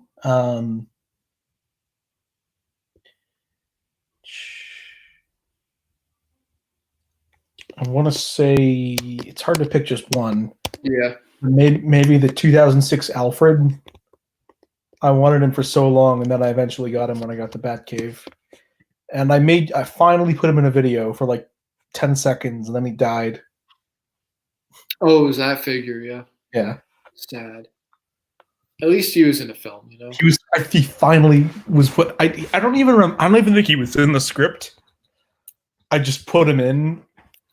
Like I went off script and just put him in when I shot that scene, just because I wanted to have him.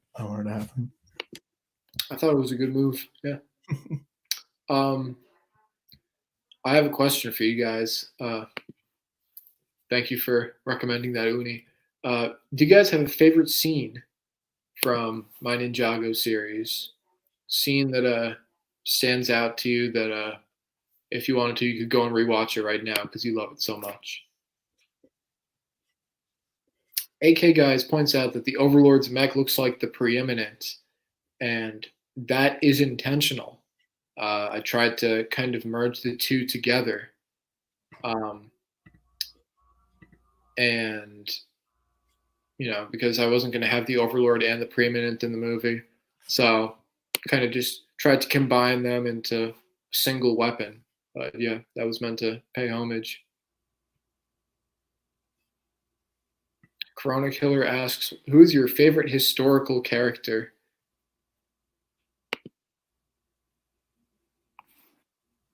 Does he mean like, I think he means like real life, like. I think. I don't know. I'm not sure. I'll try and think about it. Zane's death is the best. It's also sad. Maria Campo says your Overlord mech suit should be a real set because you're a pro at building sets. Thank you. I appreciate it. I wonder how much it would cost if it was an actual set.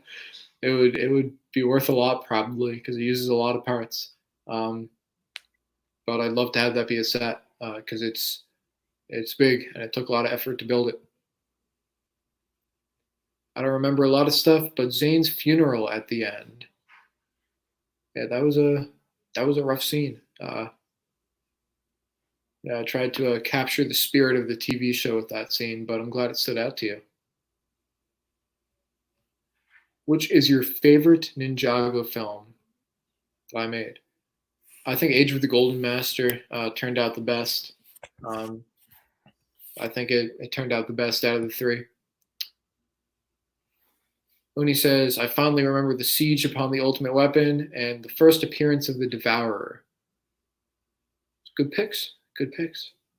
Yeah, I think if you mean the siege on the ultimate weapon, the beginning of the final battle, I like the way that that came together too. It was a nice sense of, this is it. This is the final stand. AK Guy says, would you like to work with Lego? Yeah, I'd be down. I would do it. Jack, would you like to work with Lego? Totally, yeah. It would be pretty awesome. Maria says your Overlord mech suit should be like over $290. You would make a lot of money off of it. That sounds about right. I mean, the thing is big, and yeah, I think it would be worth a lot. Would I make money off of it? I don't know. I don't know how that works, but that would be cool.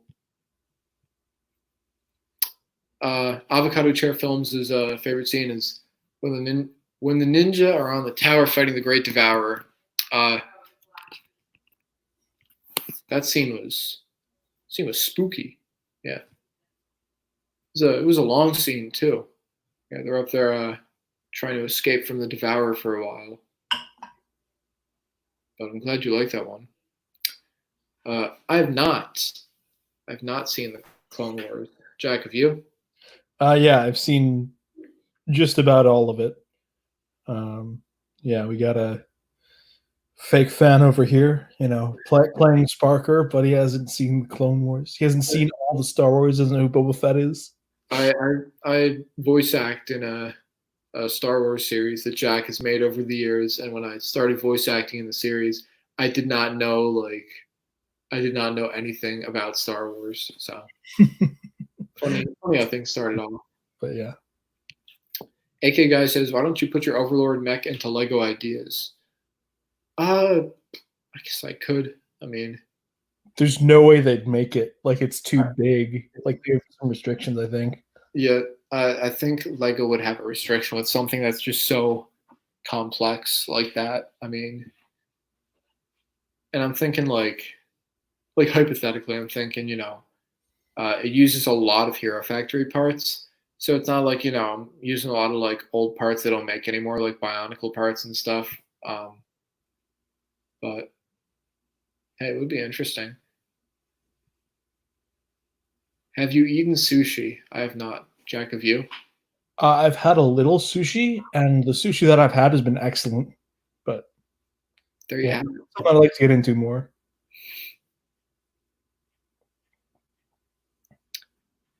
I wish you can have 1 million subs. Hey, thanks. But I'm thankful for all the subs I get, and we'll see where things go. If I'm at 8,000 by the end of the year, I think that would be epic. I'd be quite happy, but we'll see,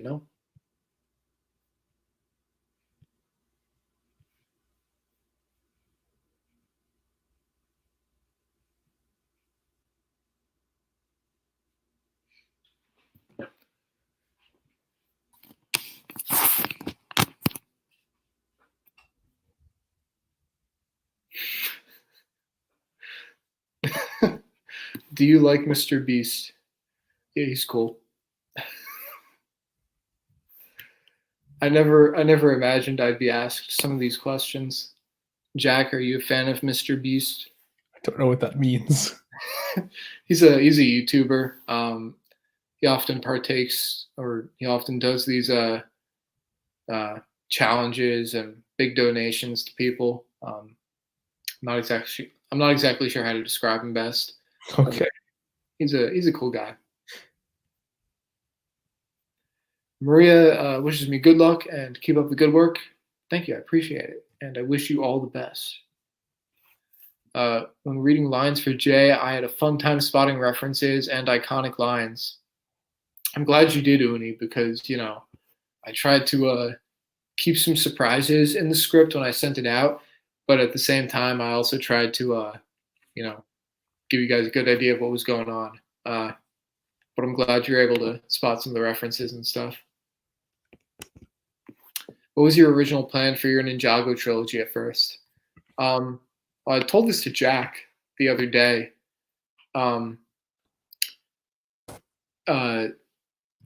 Very controversial, and it's never going to happen. I know where this is going now. So, back in like 2012, when I first had the idea for like this series, I thought to myself, all right, how can this wrap up? And back then, Ninjago only had 2 seasons. Ninjago was done. It wasn't coming back at the time. So I was limited. And I was like, all right, I got to think of how I'm going to expand on things. Here's what's going to happen. Or here's what I thought was going to happen. There's going to be a character that's a hooded murderer. This guy wearing a black hood and his face is just entirely white. It's just an entirely white Lego face. And he's this mystery murderer going around killing people. And there would be a scene where he would kill the police commissioner or someone. And we would find out that the character, the hooded murderer, is Kai. And Kai is revealed as like this big villain that's working with the bad guys. And yeah. And during the final battle, other stuff would happen, such as Jay being killed when he's driving the Earth Driller and it blows up. And Kai would have died in this final chase scene when the ultrasonic raider falls into the creek and he drowns. Now, you'll notice that none of these ideas came to be. And I basically just thought about doing this for the shock factor and not for any real like storytelling purposes. And looking back, I'm so glad that I didn't pursue any of the ideas because that would not have gone well. So, but that was the original plan for how it was going to go. And again, it was just going to focus on like the Serpentine and the Stone Army and not much else because Ninjago didn't have much beyond that. So, and the pirates would be there too. Can't forget the pirates. How much Lego parts do you have? Thousands. And Uni went on to say, in my initial read through, I'd go, oh, we get to do a take on that scene. Yeah, that's typically how it went. And I'm sure Jack had those moments too. Sure. When I was paying homage. Zane fan has left the chat. This isn't about numbers, it's about family. AK guys, do you like Tanner Fishboy? I'm assuming you're talking about Tanner Fishies. Jack, are you familiar with Tanner Fishies? No. A lot of these big Ninjago news channels are like, there's a lot of drama. I just don't care for it. So, like, and like this Tanner guy, there is an issue with him on his Twitter, like retweeting like inappropriate anime pictures and stuff all day long, every day. And I popped on there once and I saw this stuff and I was like, oh wow, this is a major Ninjago YouTuber. So I don't want to, I don't want to judge him really because I don't know him, but he doesn't set the best example. Do you think Ninjago Vortex of Time is a cool name? Yeah, dude. And I think if you're going to use that for your series or an episode, I say go for it, I say go for it.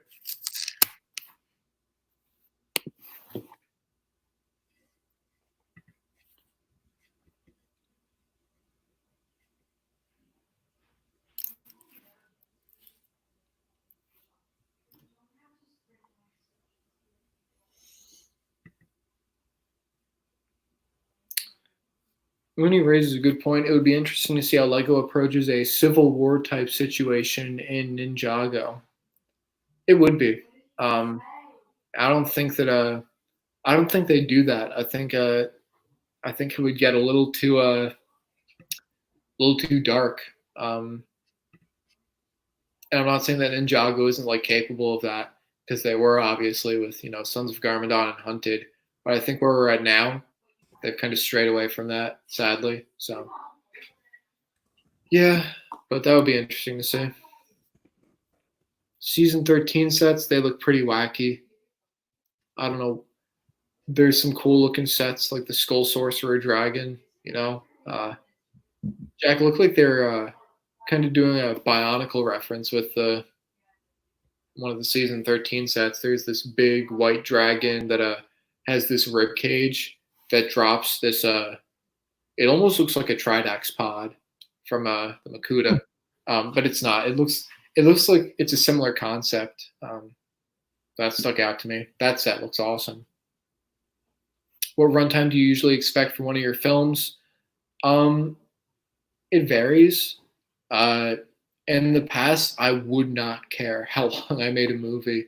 As you could tell with the first two Ninjago films and other films like Jurassic Shark 3, which were like hours long, I would not care.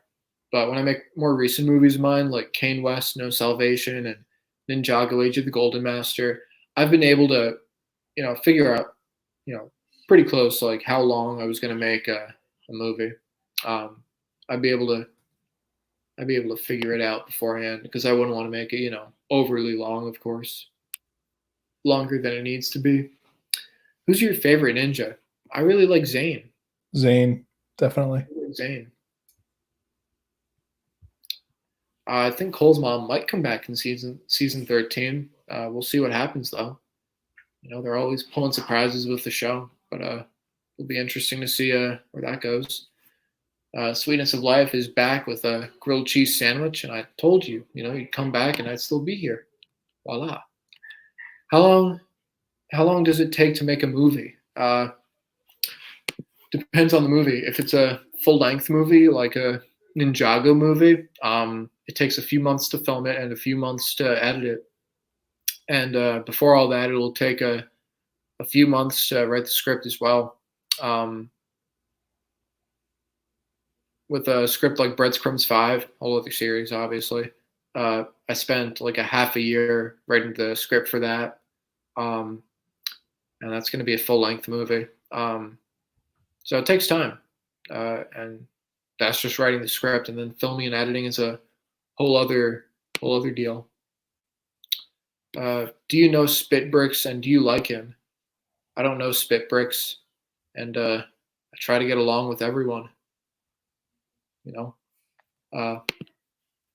If you mean like, do I like him personally? But I've watched a few of his videos, I think, but I don't really know his content that well. Have you dabbled in TV show filming in your career? No, not really. I've really just stuck to making like films, like feature films or short films. Haven't really done any TV show filming. Do you ever have any accidents while filming? Oh yes, some really bad ones too. In fact, I mentioned one during the stream. There's a scene towards the middle of the movie where the ice dragon is flying after a Fangpire truck, and I was getting a shot of the ice dragon flying, and I was holding out the dragon in front of me while filming with his hand and moving backwards, and I'm going, and just as I'm about to finish taking the shot, I hear a loud crunch. I stepped on the Fangpire truck, and it shattered apart completely, destroyed it, and I had to rebuild it. So I've had accidents like that happen.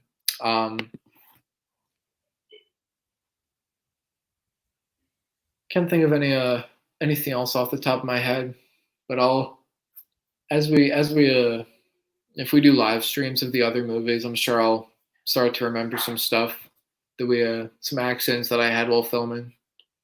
But there's always something that goes wrong. There's always an obstacle. In fact, I just remembered. Well, this wasn't while filming, but Age of the Golden Master. I accidentally deleted 4 scenes that I did not have backed up before I deleted them. And one of them was the ninja's first fight with Moro. and there were like 3 other ones. Yeah, I accidentally deleted those scenes, and I had to go back and I had to refilm them.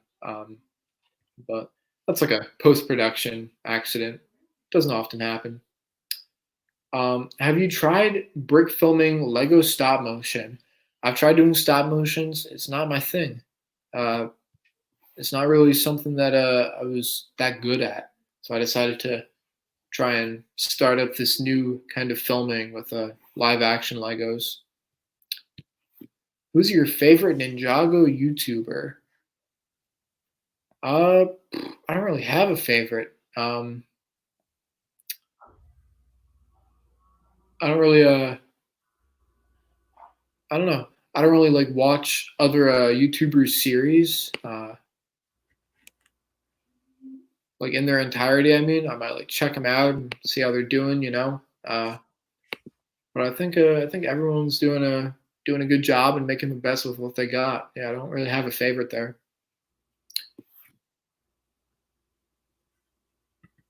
Well, that's cool.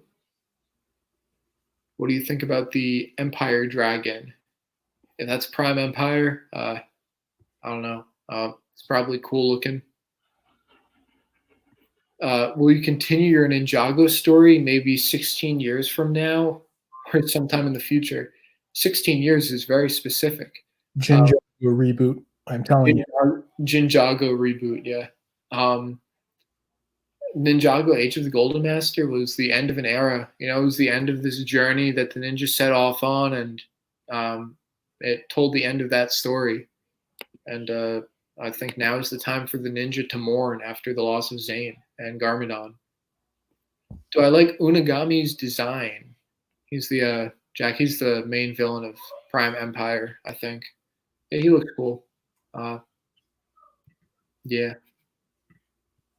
Who's your favorite Ninjago villain? We are answering the same questions. Harumi, Lloyd Garmadon, and Master Chen. Yeah, I really like them.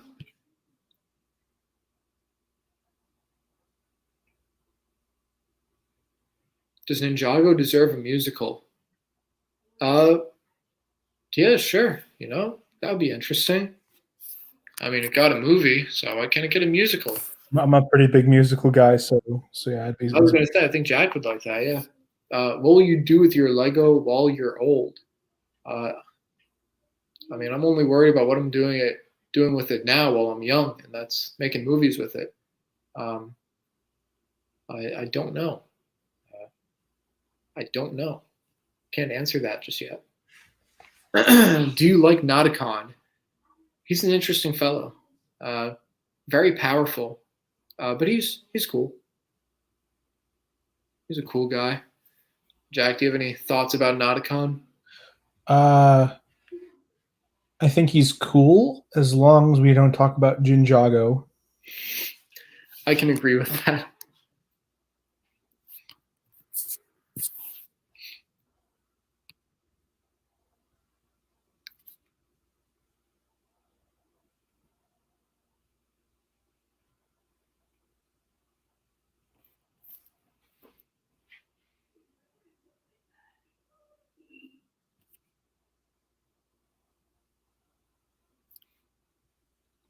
I don't know when you planned on ending the stream, but like I'm happy to stick around and talk to you like privately if you wanted for a while. I think we'll end it by midnight. I think that's the cutoff point. We might end it before, but I think by midnight we'll call it a night.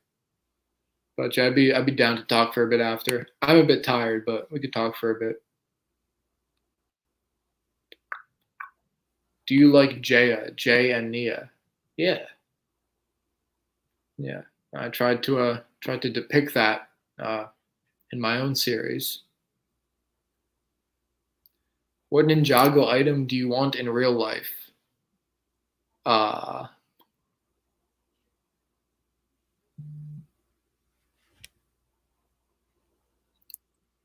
me thinking. I don't know.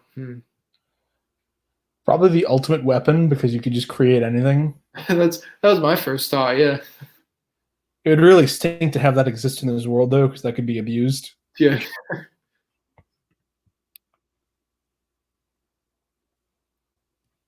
Yeah, the ultimate weapon would be cool to have, or the mega weapon, or whatever it's called. I've seemed to notice that your Ninjago movies revolve a lot around Cole.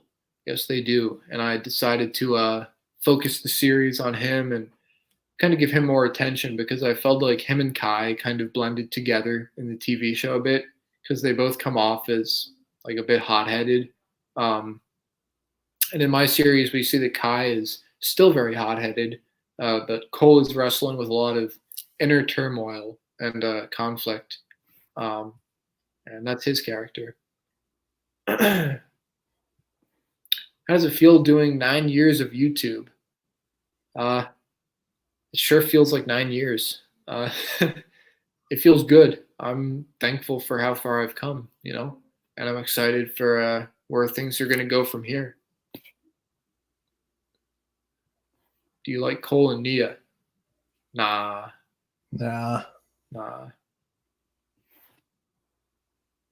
When is midnight? As I don't live in USA. It's in 30 minutes. It's in a half hour. Avocado Chair Films just pointed that out. Garmadon with the Mega Weapon got taken out of the Legacy Bounty, just so you guys know. I heard about that. Yeah, the Mega Weapon was actually going to be released in set form with New Destiny's Bounty, but they cut it out. They cut it out from the set at the last second, and from what I heard, it was because it just looked so like weird and like it basically didn't look like it did in the show. And I think the designers realized that and they cut it out. So people were upset, but at the same time, it's like, I'd much rather maybe get a better Mega Weapon another time and not a really clunky looking one now. Okay. Like I don't even buy Ninjago anymore, but I might just like bricklink that Mega Weapon. Yeah. Existed. We were so close. So close to having it. How long will we be here? It's up to you. Whenever you want. It's up to you, yeah. Half hour. We're gonna be done by midnight, which is in a half hour. Might end earlier. So if you have questions, ask them now. Which form of Garmadon is the best? I like them both. They're both interesting sides. I really like the Overlord Garmadon design with like the snout. Mm-hmm. I wish that got like an actual set release besides that. Yeah, you got that with the Stone Army helmet and that face visor. It was like weird looking, yeah. That kind of inspired my design for the Overlord and Rise of the Great Devourer. I used that Dragon Bolt Hero Factory head. And of course, he's got the forearms and everything. So with that, I kind of tried to take after the original design of the Overlord Garmadon. But yeah.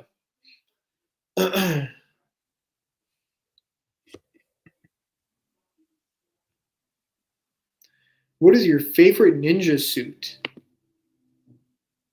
I really like the Hands of Time suits. I think they might be my favorite. Jack, do you have a favorite ninja suit? Probably the originals. Which ones? The very first ones? The very first ones. Those are classics. I also like the season the ones that came after that. I think ZX.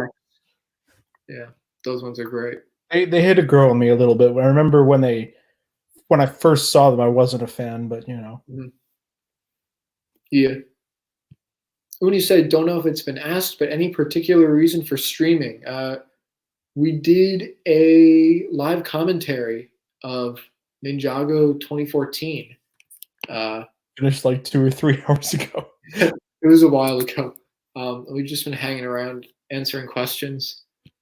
Do you like Golden Ninja? Yeah, he's cool, but he only lasted like a season. Then he went bye-bye. If one ninja were to die forever, who would you choose? I don't know. I mean, I feel like a lot of the ninja have, you know, come so close to death at this point. It's kind of hard to choose. As much as I wanted them to kill off Zane, it would be kind of redundant to do it again. I mean, I don't like Jay, so take him out of the story. I mean, like, I kind of wish that Zane's death was permanent. As much as I like Zane, you know, he's cool, but like, I don't know. I can't choose. I can't choose. I don't know if we're in the spot where it would be right for any of the characters to die, if that makes sense, Yeah. story wise. So, can't really answer that. I do think Ninjago is still good.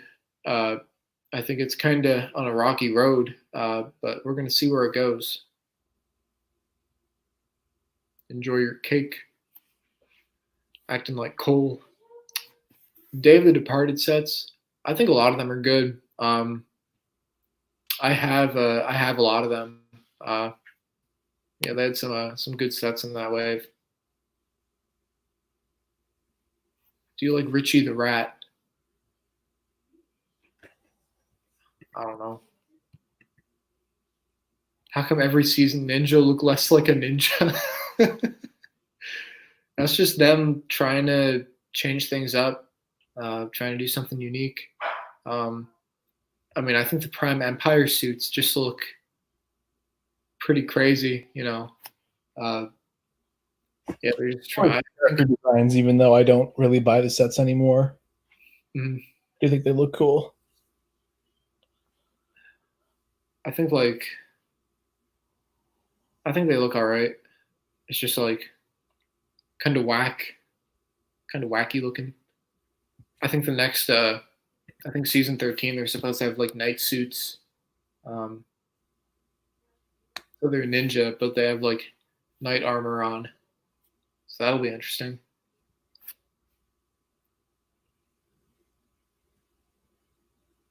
If Ninjago were to end with one final death, I'd go with Kai and where it all started. That's an interesting one, Uni. That's an interesting one. Yeah. Gonna run to the bathroom. All right, sounds good. What's the worst Ninjago episode? I can't understate this. Snake Catastrophe is not good.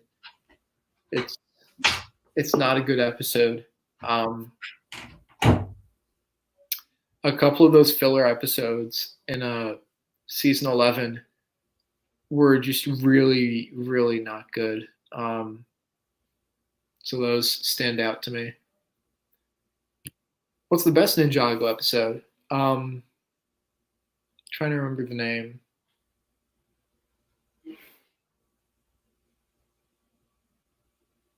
It has the word faith in it, and it's in season 9, I think. I think it's episode, I want to say it's episode 92. I'm looking it up.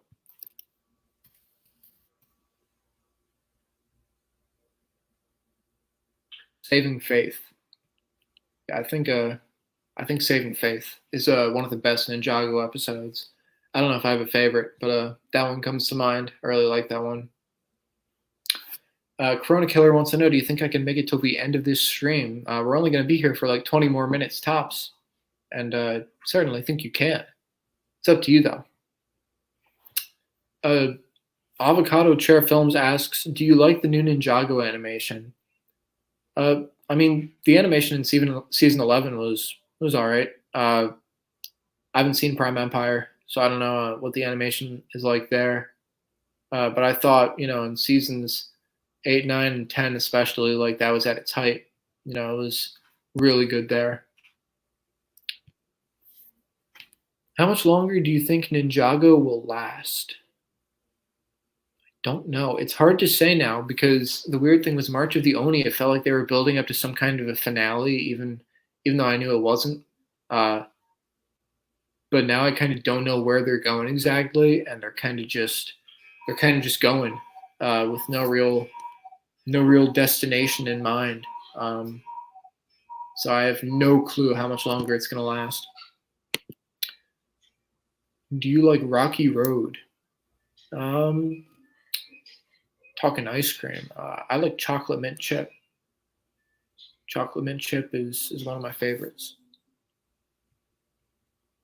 Do you think Dr. Julian should have a minifigure? I definitely think so. I think Dr. Julian, I think Cyrus Borg, I think they definitely deserve minifigures at this point. Saving faith. Thank you, Z9 Studios. I appreciate it. True fan. Huh? What is your favorite Ninjago season? Mine is season 8.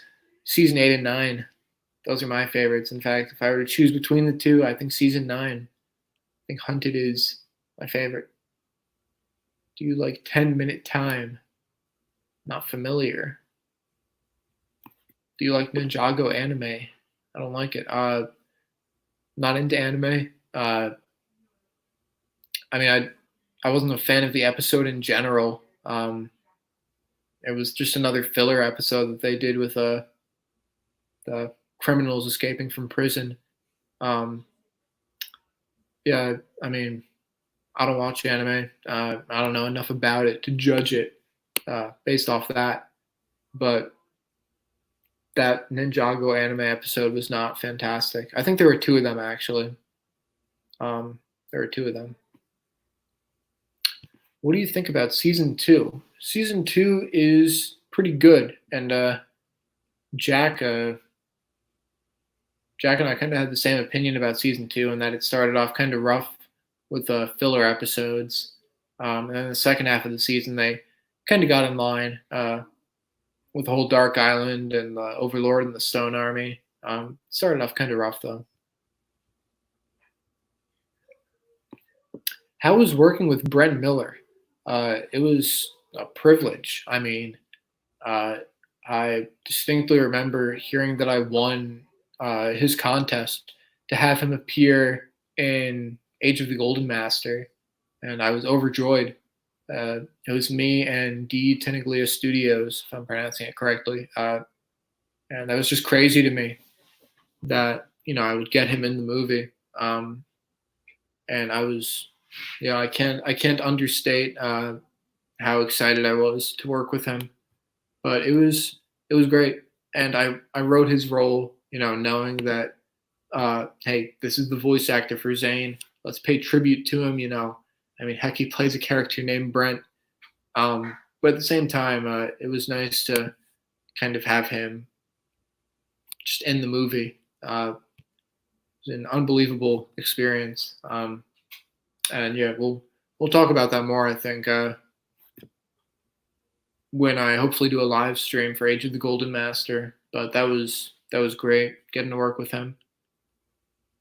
I think Uni, you had a scene or 2 with him where you were on the Rattlecopter boarding the ghost ship, so that was probably exciting.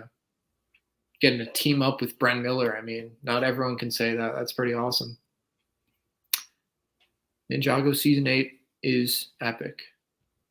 Did you like Dareth's brown power? It's funny. You can't go wrong with Dareth. He's a goofball. Did you buy your Lego sets with money that you make on YouTube? No, I don't monetize my videos mainly because a lot of the music I use is copyrighted. I don't want to, make money off of videos that contain third-party content like that. A lot of the sets I've gotten for my birthday, for Christmas, or just purchasing them with my own money. That's basically how it's gone. And Boggle Blocks Pictures asks, what program do you use to edit? I use Final Cut Pro. And yes, Brent Miller was in Ninjago Age of the Golden Master. I have never gotten fan art. Favorite theme song for Ninjago?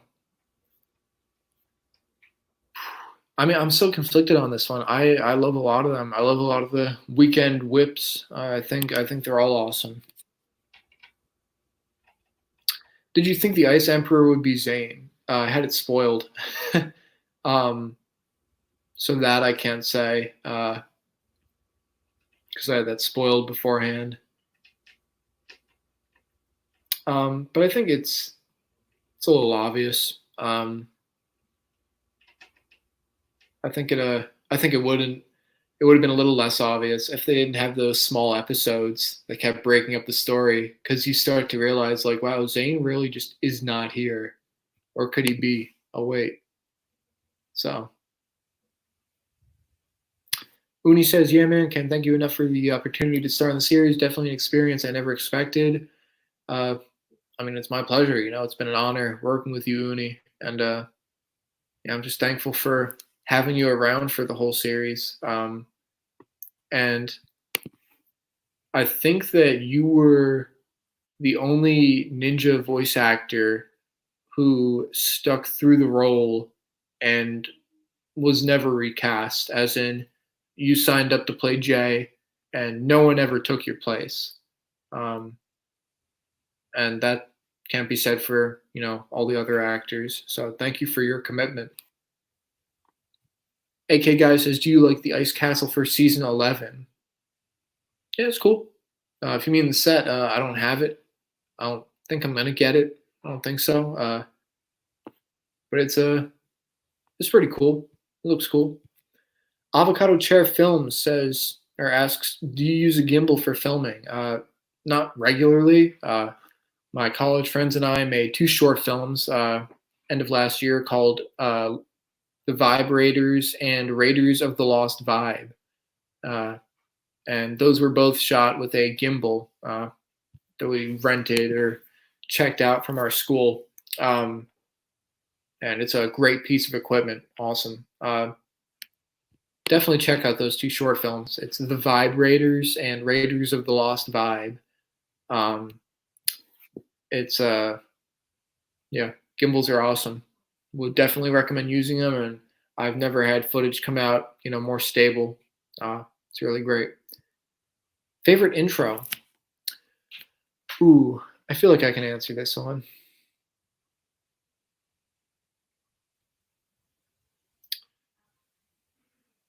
I mean, season 8 and 9, like, I really like the intros for those. Yeah, I think those are some of the best. It's hard for me to pick favorites. I'll be honest with you guys. I'm not good at picking favorites with anything. Boggle Blog's picture says Cole's actor stuck around the whole way. This is true. Jack Morris was around the whole series, but there was actually another voice actor who was set to play the role beforehand, and his name was Shadow Raven Productions. Can't find him on YouTube anymore. Don't know what happened to him. He actually voiced Cole in the film's official trailer. And like a week or 2 before the movie was supposed to start airing in June of 2014, he dropped out of the role. And I had to find a replacement actor. And lo and behold, I got a hold of Jack Morris and we had our Cole. That's how it happened. If you had to choose what element you like, which would it be? Ooh, I don't know.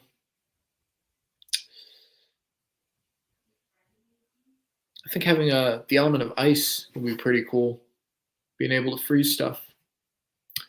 What's the worst season? I don't hate any Ninjago season, like I've said before, but season 11, I just think it's really weak. Like, it's really weak. Do you like MOCing? I do, and that's, you know, I got all these vehicles in this series. I just keep making MOCs, my own creations, for those who don't know. Jack, welcome back. Thank you. Yeah, I love MOCing, and it's something I've always done. Had a lot of fun with it. Favorite movie? I really like Jurassic Park. I've always loved Jurassic Park. Is it my favorite movie? I don't know, but it's a movie that I've always held dear. So, favorite movie that I've made? Oof. I really like the way that Kane West, No Salvation turned out. It's a prequel to the Breadcrumb series, which I started back in 2014, same year as Ninjago. And I think part of it is it shows just how far the series has come and how far I've come as a filmmaker. And I think that in and of itself makes it really special to me. Good choices. Hey, thanks. Do you have a favorite movie, Jack? Yes, Tim Burton's Big Fish is my favorite movie of all time. I have not heard of that, actually. Yeah, you're not alone. It's whenever I tell people that they've never heard of it, but yeah, I definitely recommend it. It's a masterpiece. And my favorite movie is it's shifted a lot, but it's right now that's what I'm feeling. In terms of favorite thing that I've made, it's a live action short called Threaded is my favorite. Yeah, that was good. And again, the link to Jack's channel is in the description of this live stream. So by all means, my channel trailer, it's extremely easy to watch. By all means, check out his stuff. Do you like Cartoon Network? I'm assuming is what CN is. I watched it a lot when I was younger. Now I might only tune in to watch Ninjago, but it's been a while since I did that. And Uni says, crazy to think of how long it's been since the first film. It has been a long time. It is crazy to think about.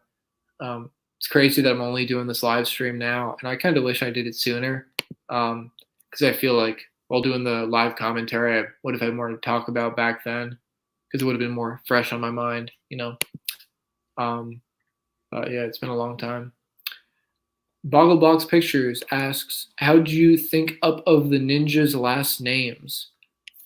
So we got Zane Julian, which comes from Dr. Julian. We got Jay Walker, which comes from the TV show that's canon. Same with Lloyd Garmadon. Cole Hentz, Kai Fellows, and Nia Fellows.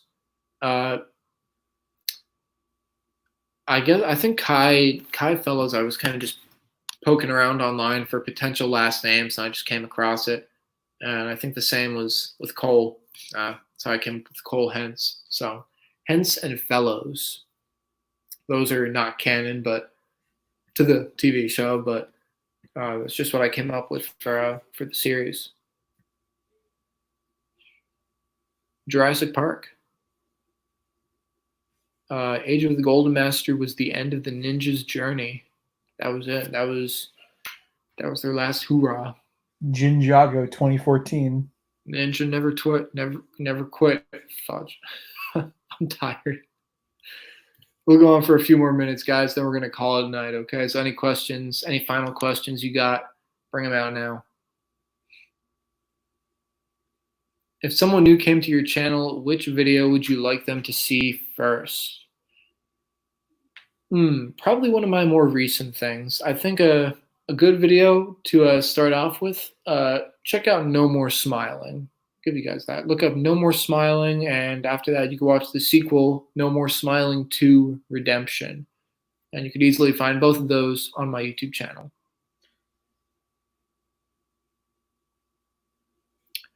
Do you have an original character? And if so, what fandom is the original character from? I mean, I would say anything that you've created for like your Ninjago series. Yeah, that's what I was gonna say. Yeah, Ben Delmar. He's a major character I created. Vladimir, the Russian soldier. He's a cool guy. Anthony Reese. He's the corrupt mayor of Ninjago. There's a lot of original characters. I've heard that it's Smith, and I feel that's so on the nose because he's a blacksmith. So I decided not to name him Kai Smith. Season 12 designs, that's the Prime Empire ones. They seem a bit clunky and like top heavy. It just looks like they got a lot packed on them, but they're all right, What do you think of Ninjago's Season 11 soundtrack?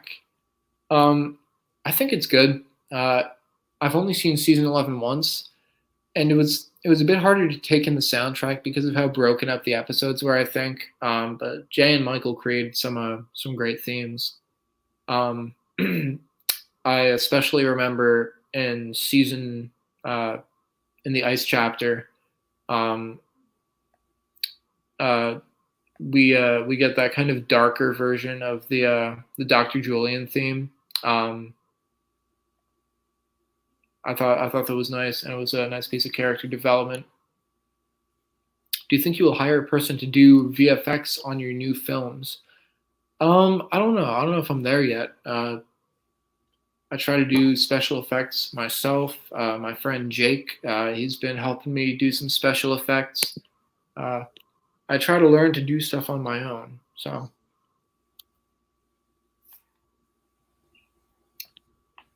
do you like health bars? Sure.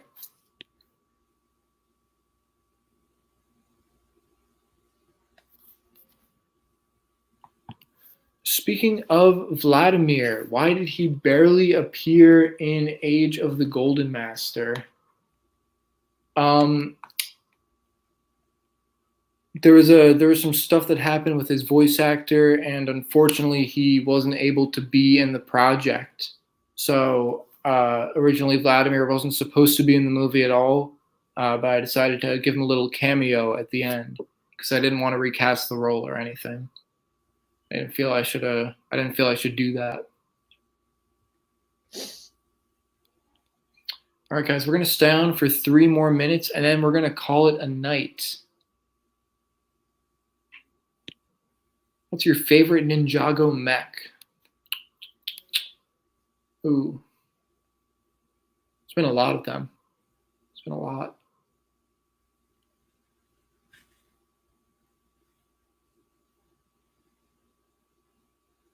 Jack, do you have a favorite?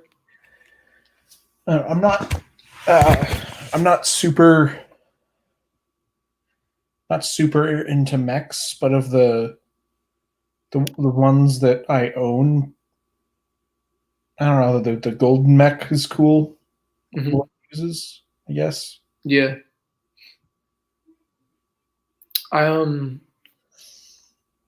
Yeah, I agree. I think that's a good one. I don't really have any favorites. I think the Titan mech from season 5, Zane's Titan mech, I think it's got a cool design. Yeah, I think all the mechs are different. I think that's something Ninjago does well, as I always. The Exoforce mech designs are a lot better, personally. Yeah, I agree. Yeah. What noodle dishes do you like, or Asian food in general? Bro, I don't know. Jack, do you like any noodle dishes or Asian cuisine? Yeah. My mom makes it quite a bit. Yeah. I don't know the names of all of them. Yeah. In general, yeah, no, I like Asian food. Favorite set? I don't have one. I can't narrow it down that much. Batcave for me. What'd you say, Jack? 2006 Batcave for me. Favorite Ninjago set? Yeah, I don't know. Favorite soundtrack for a season? I really like the Sons of Garmadon soundtrack.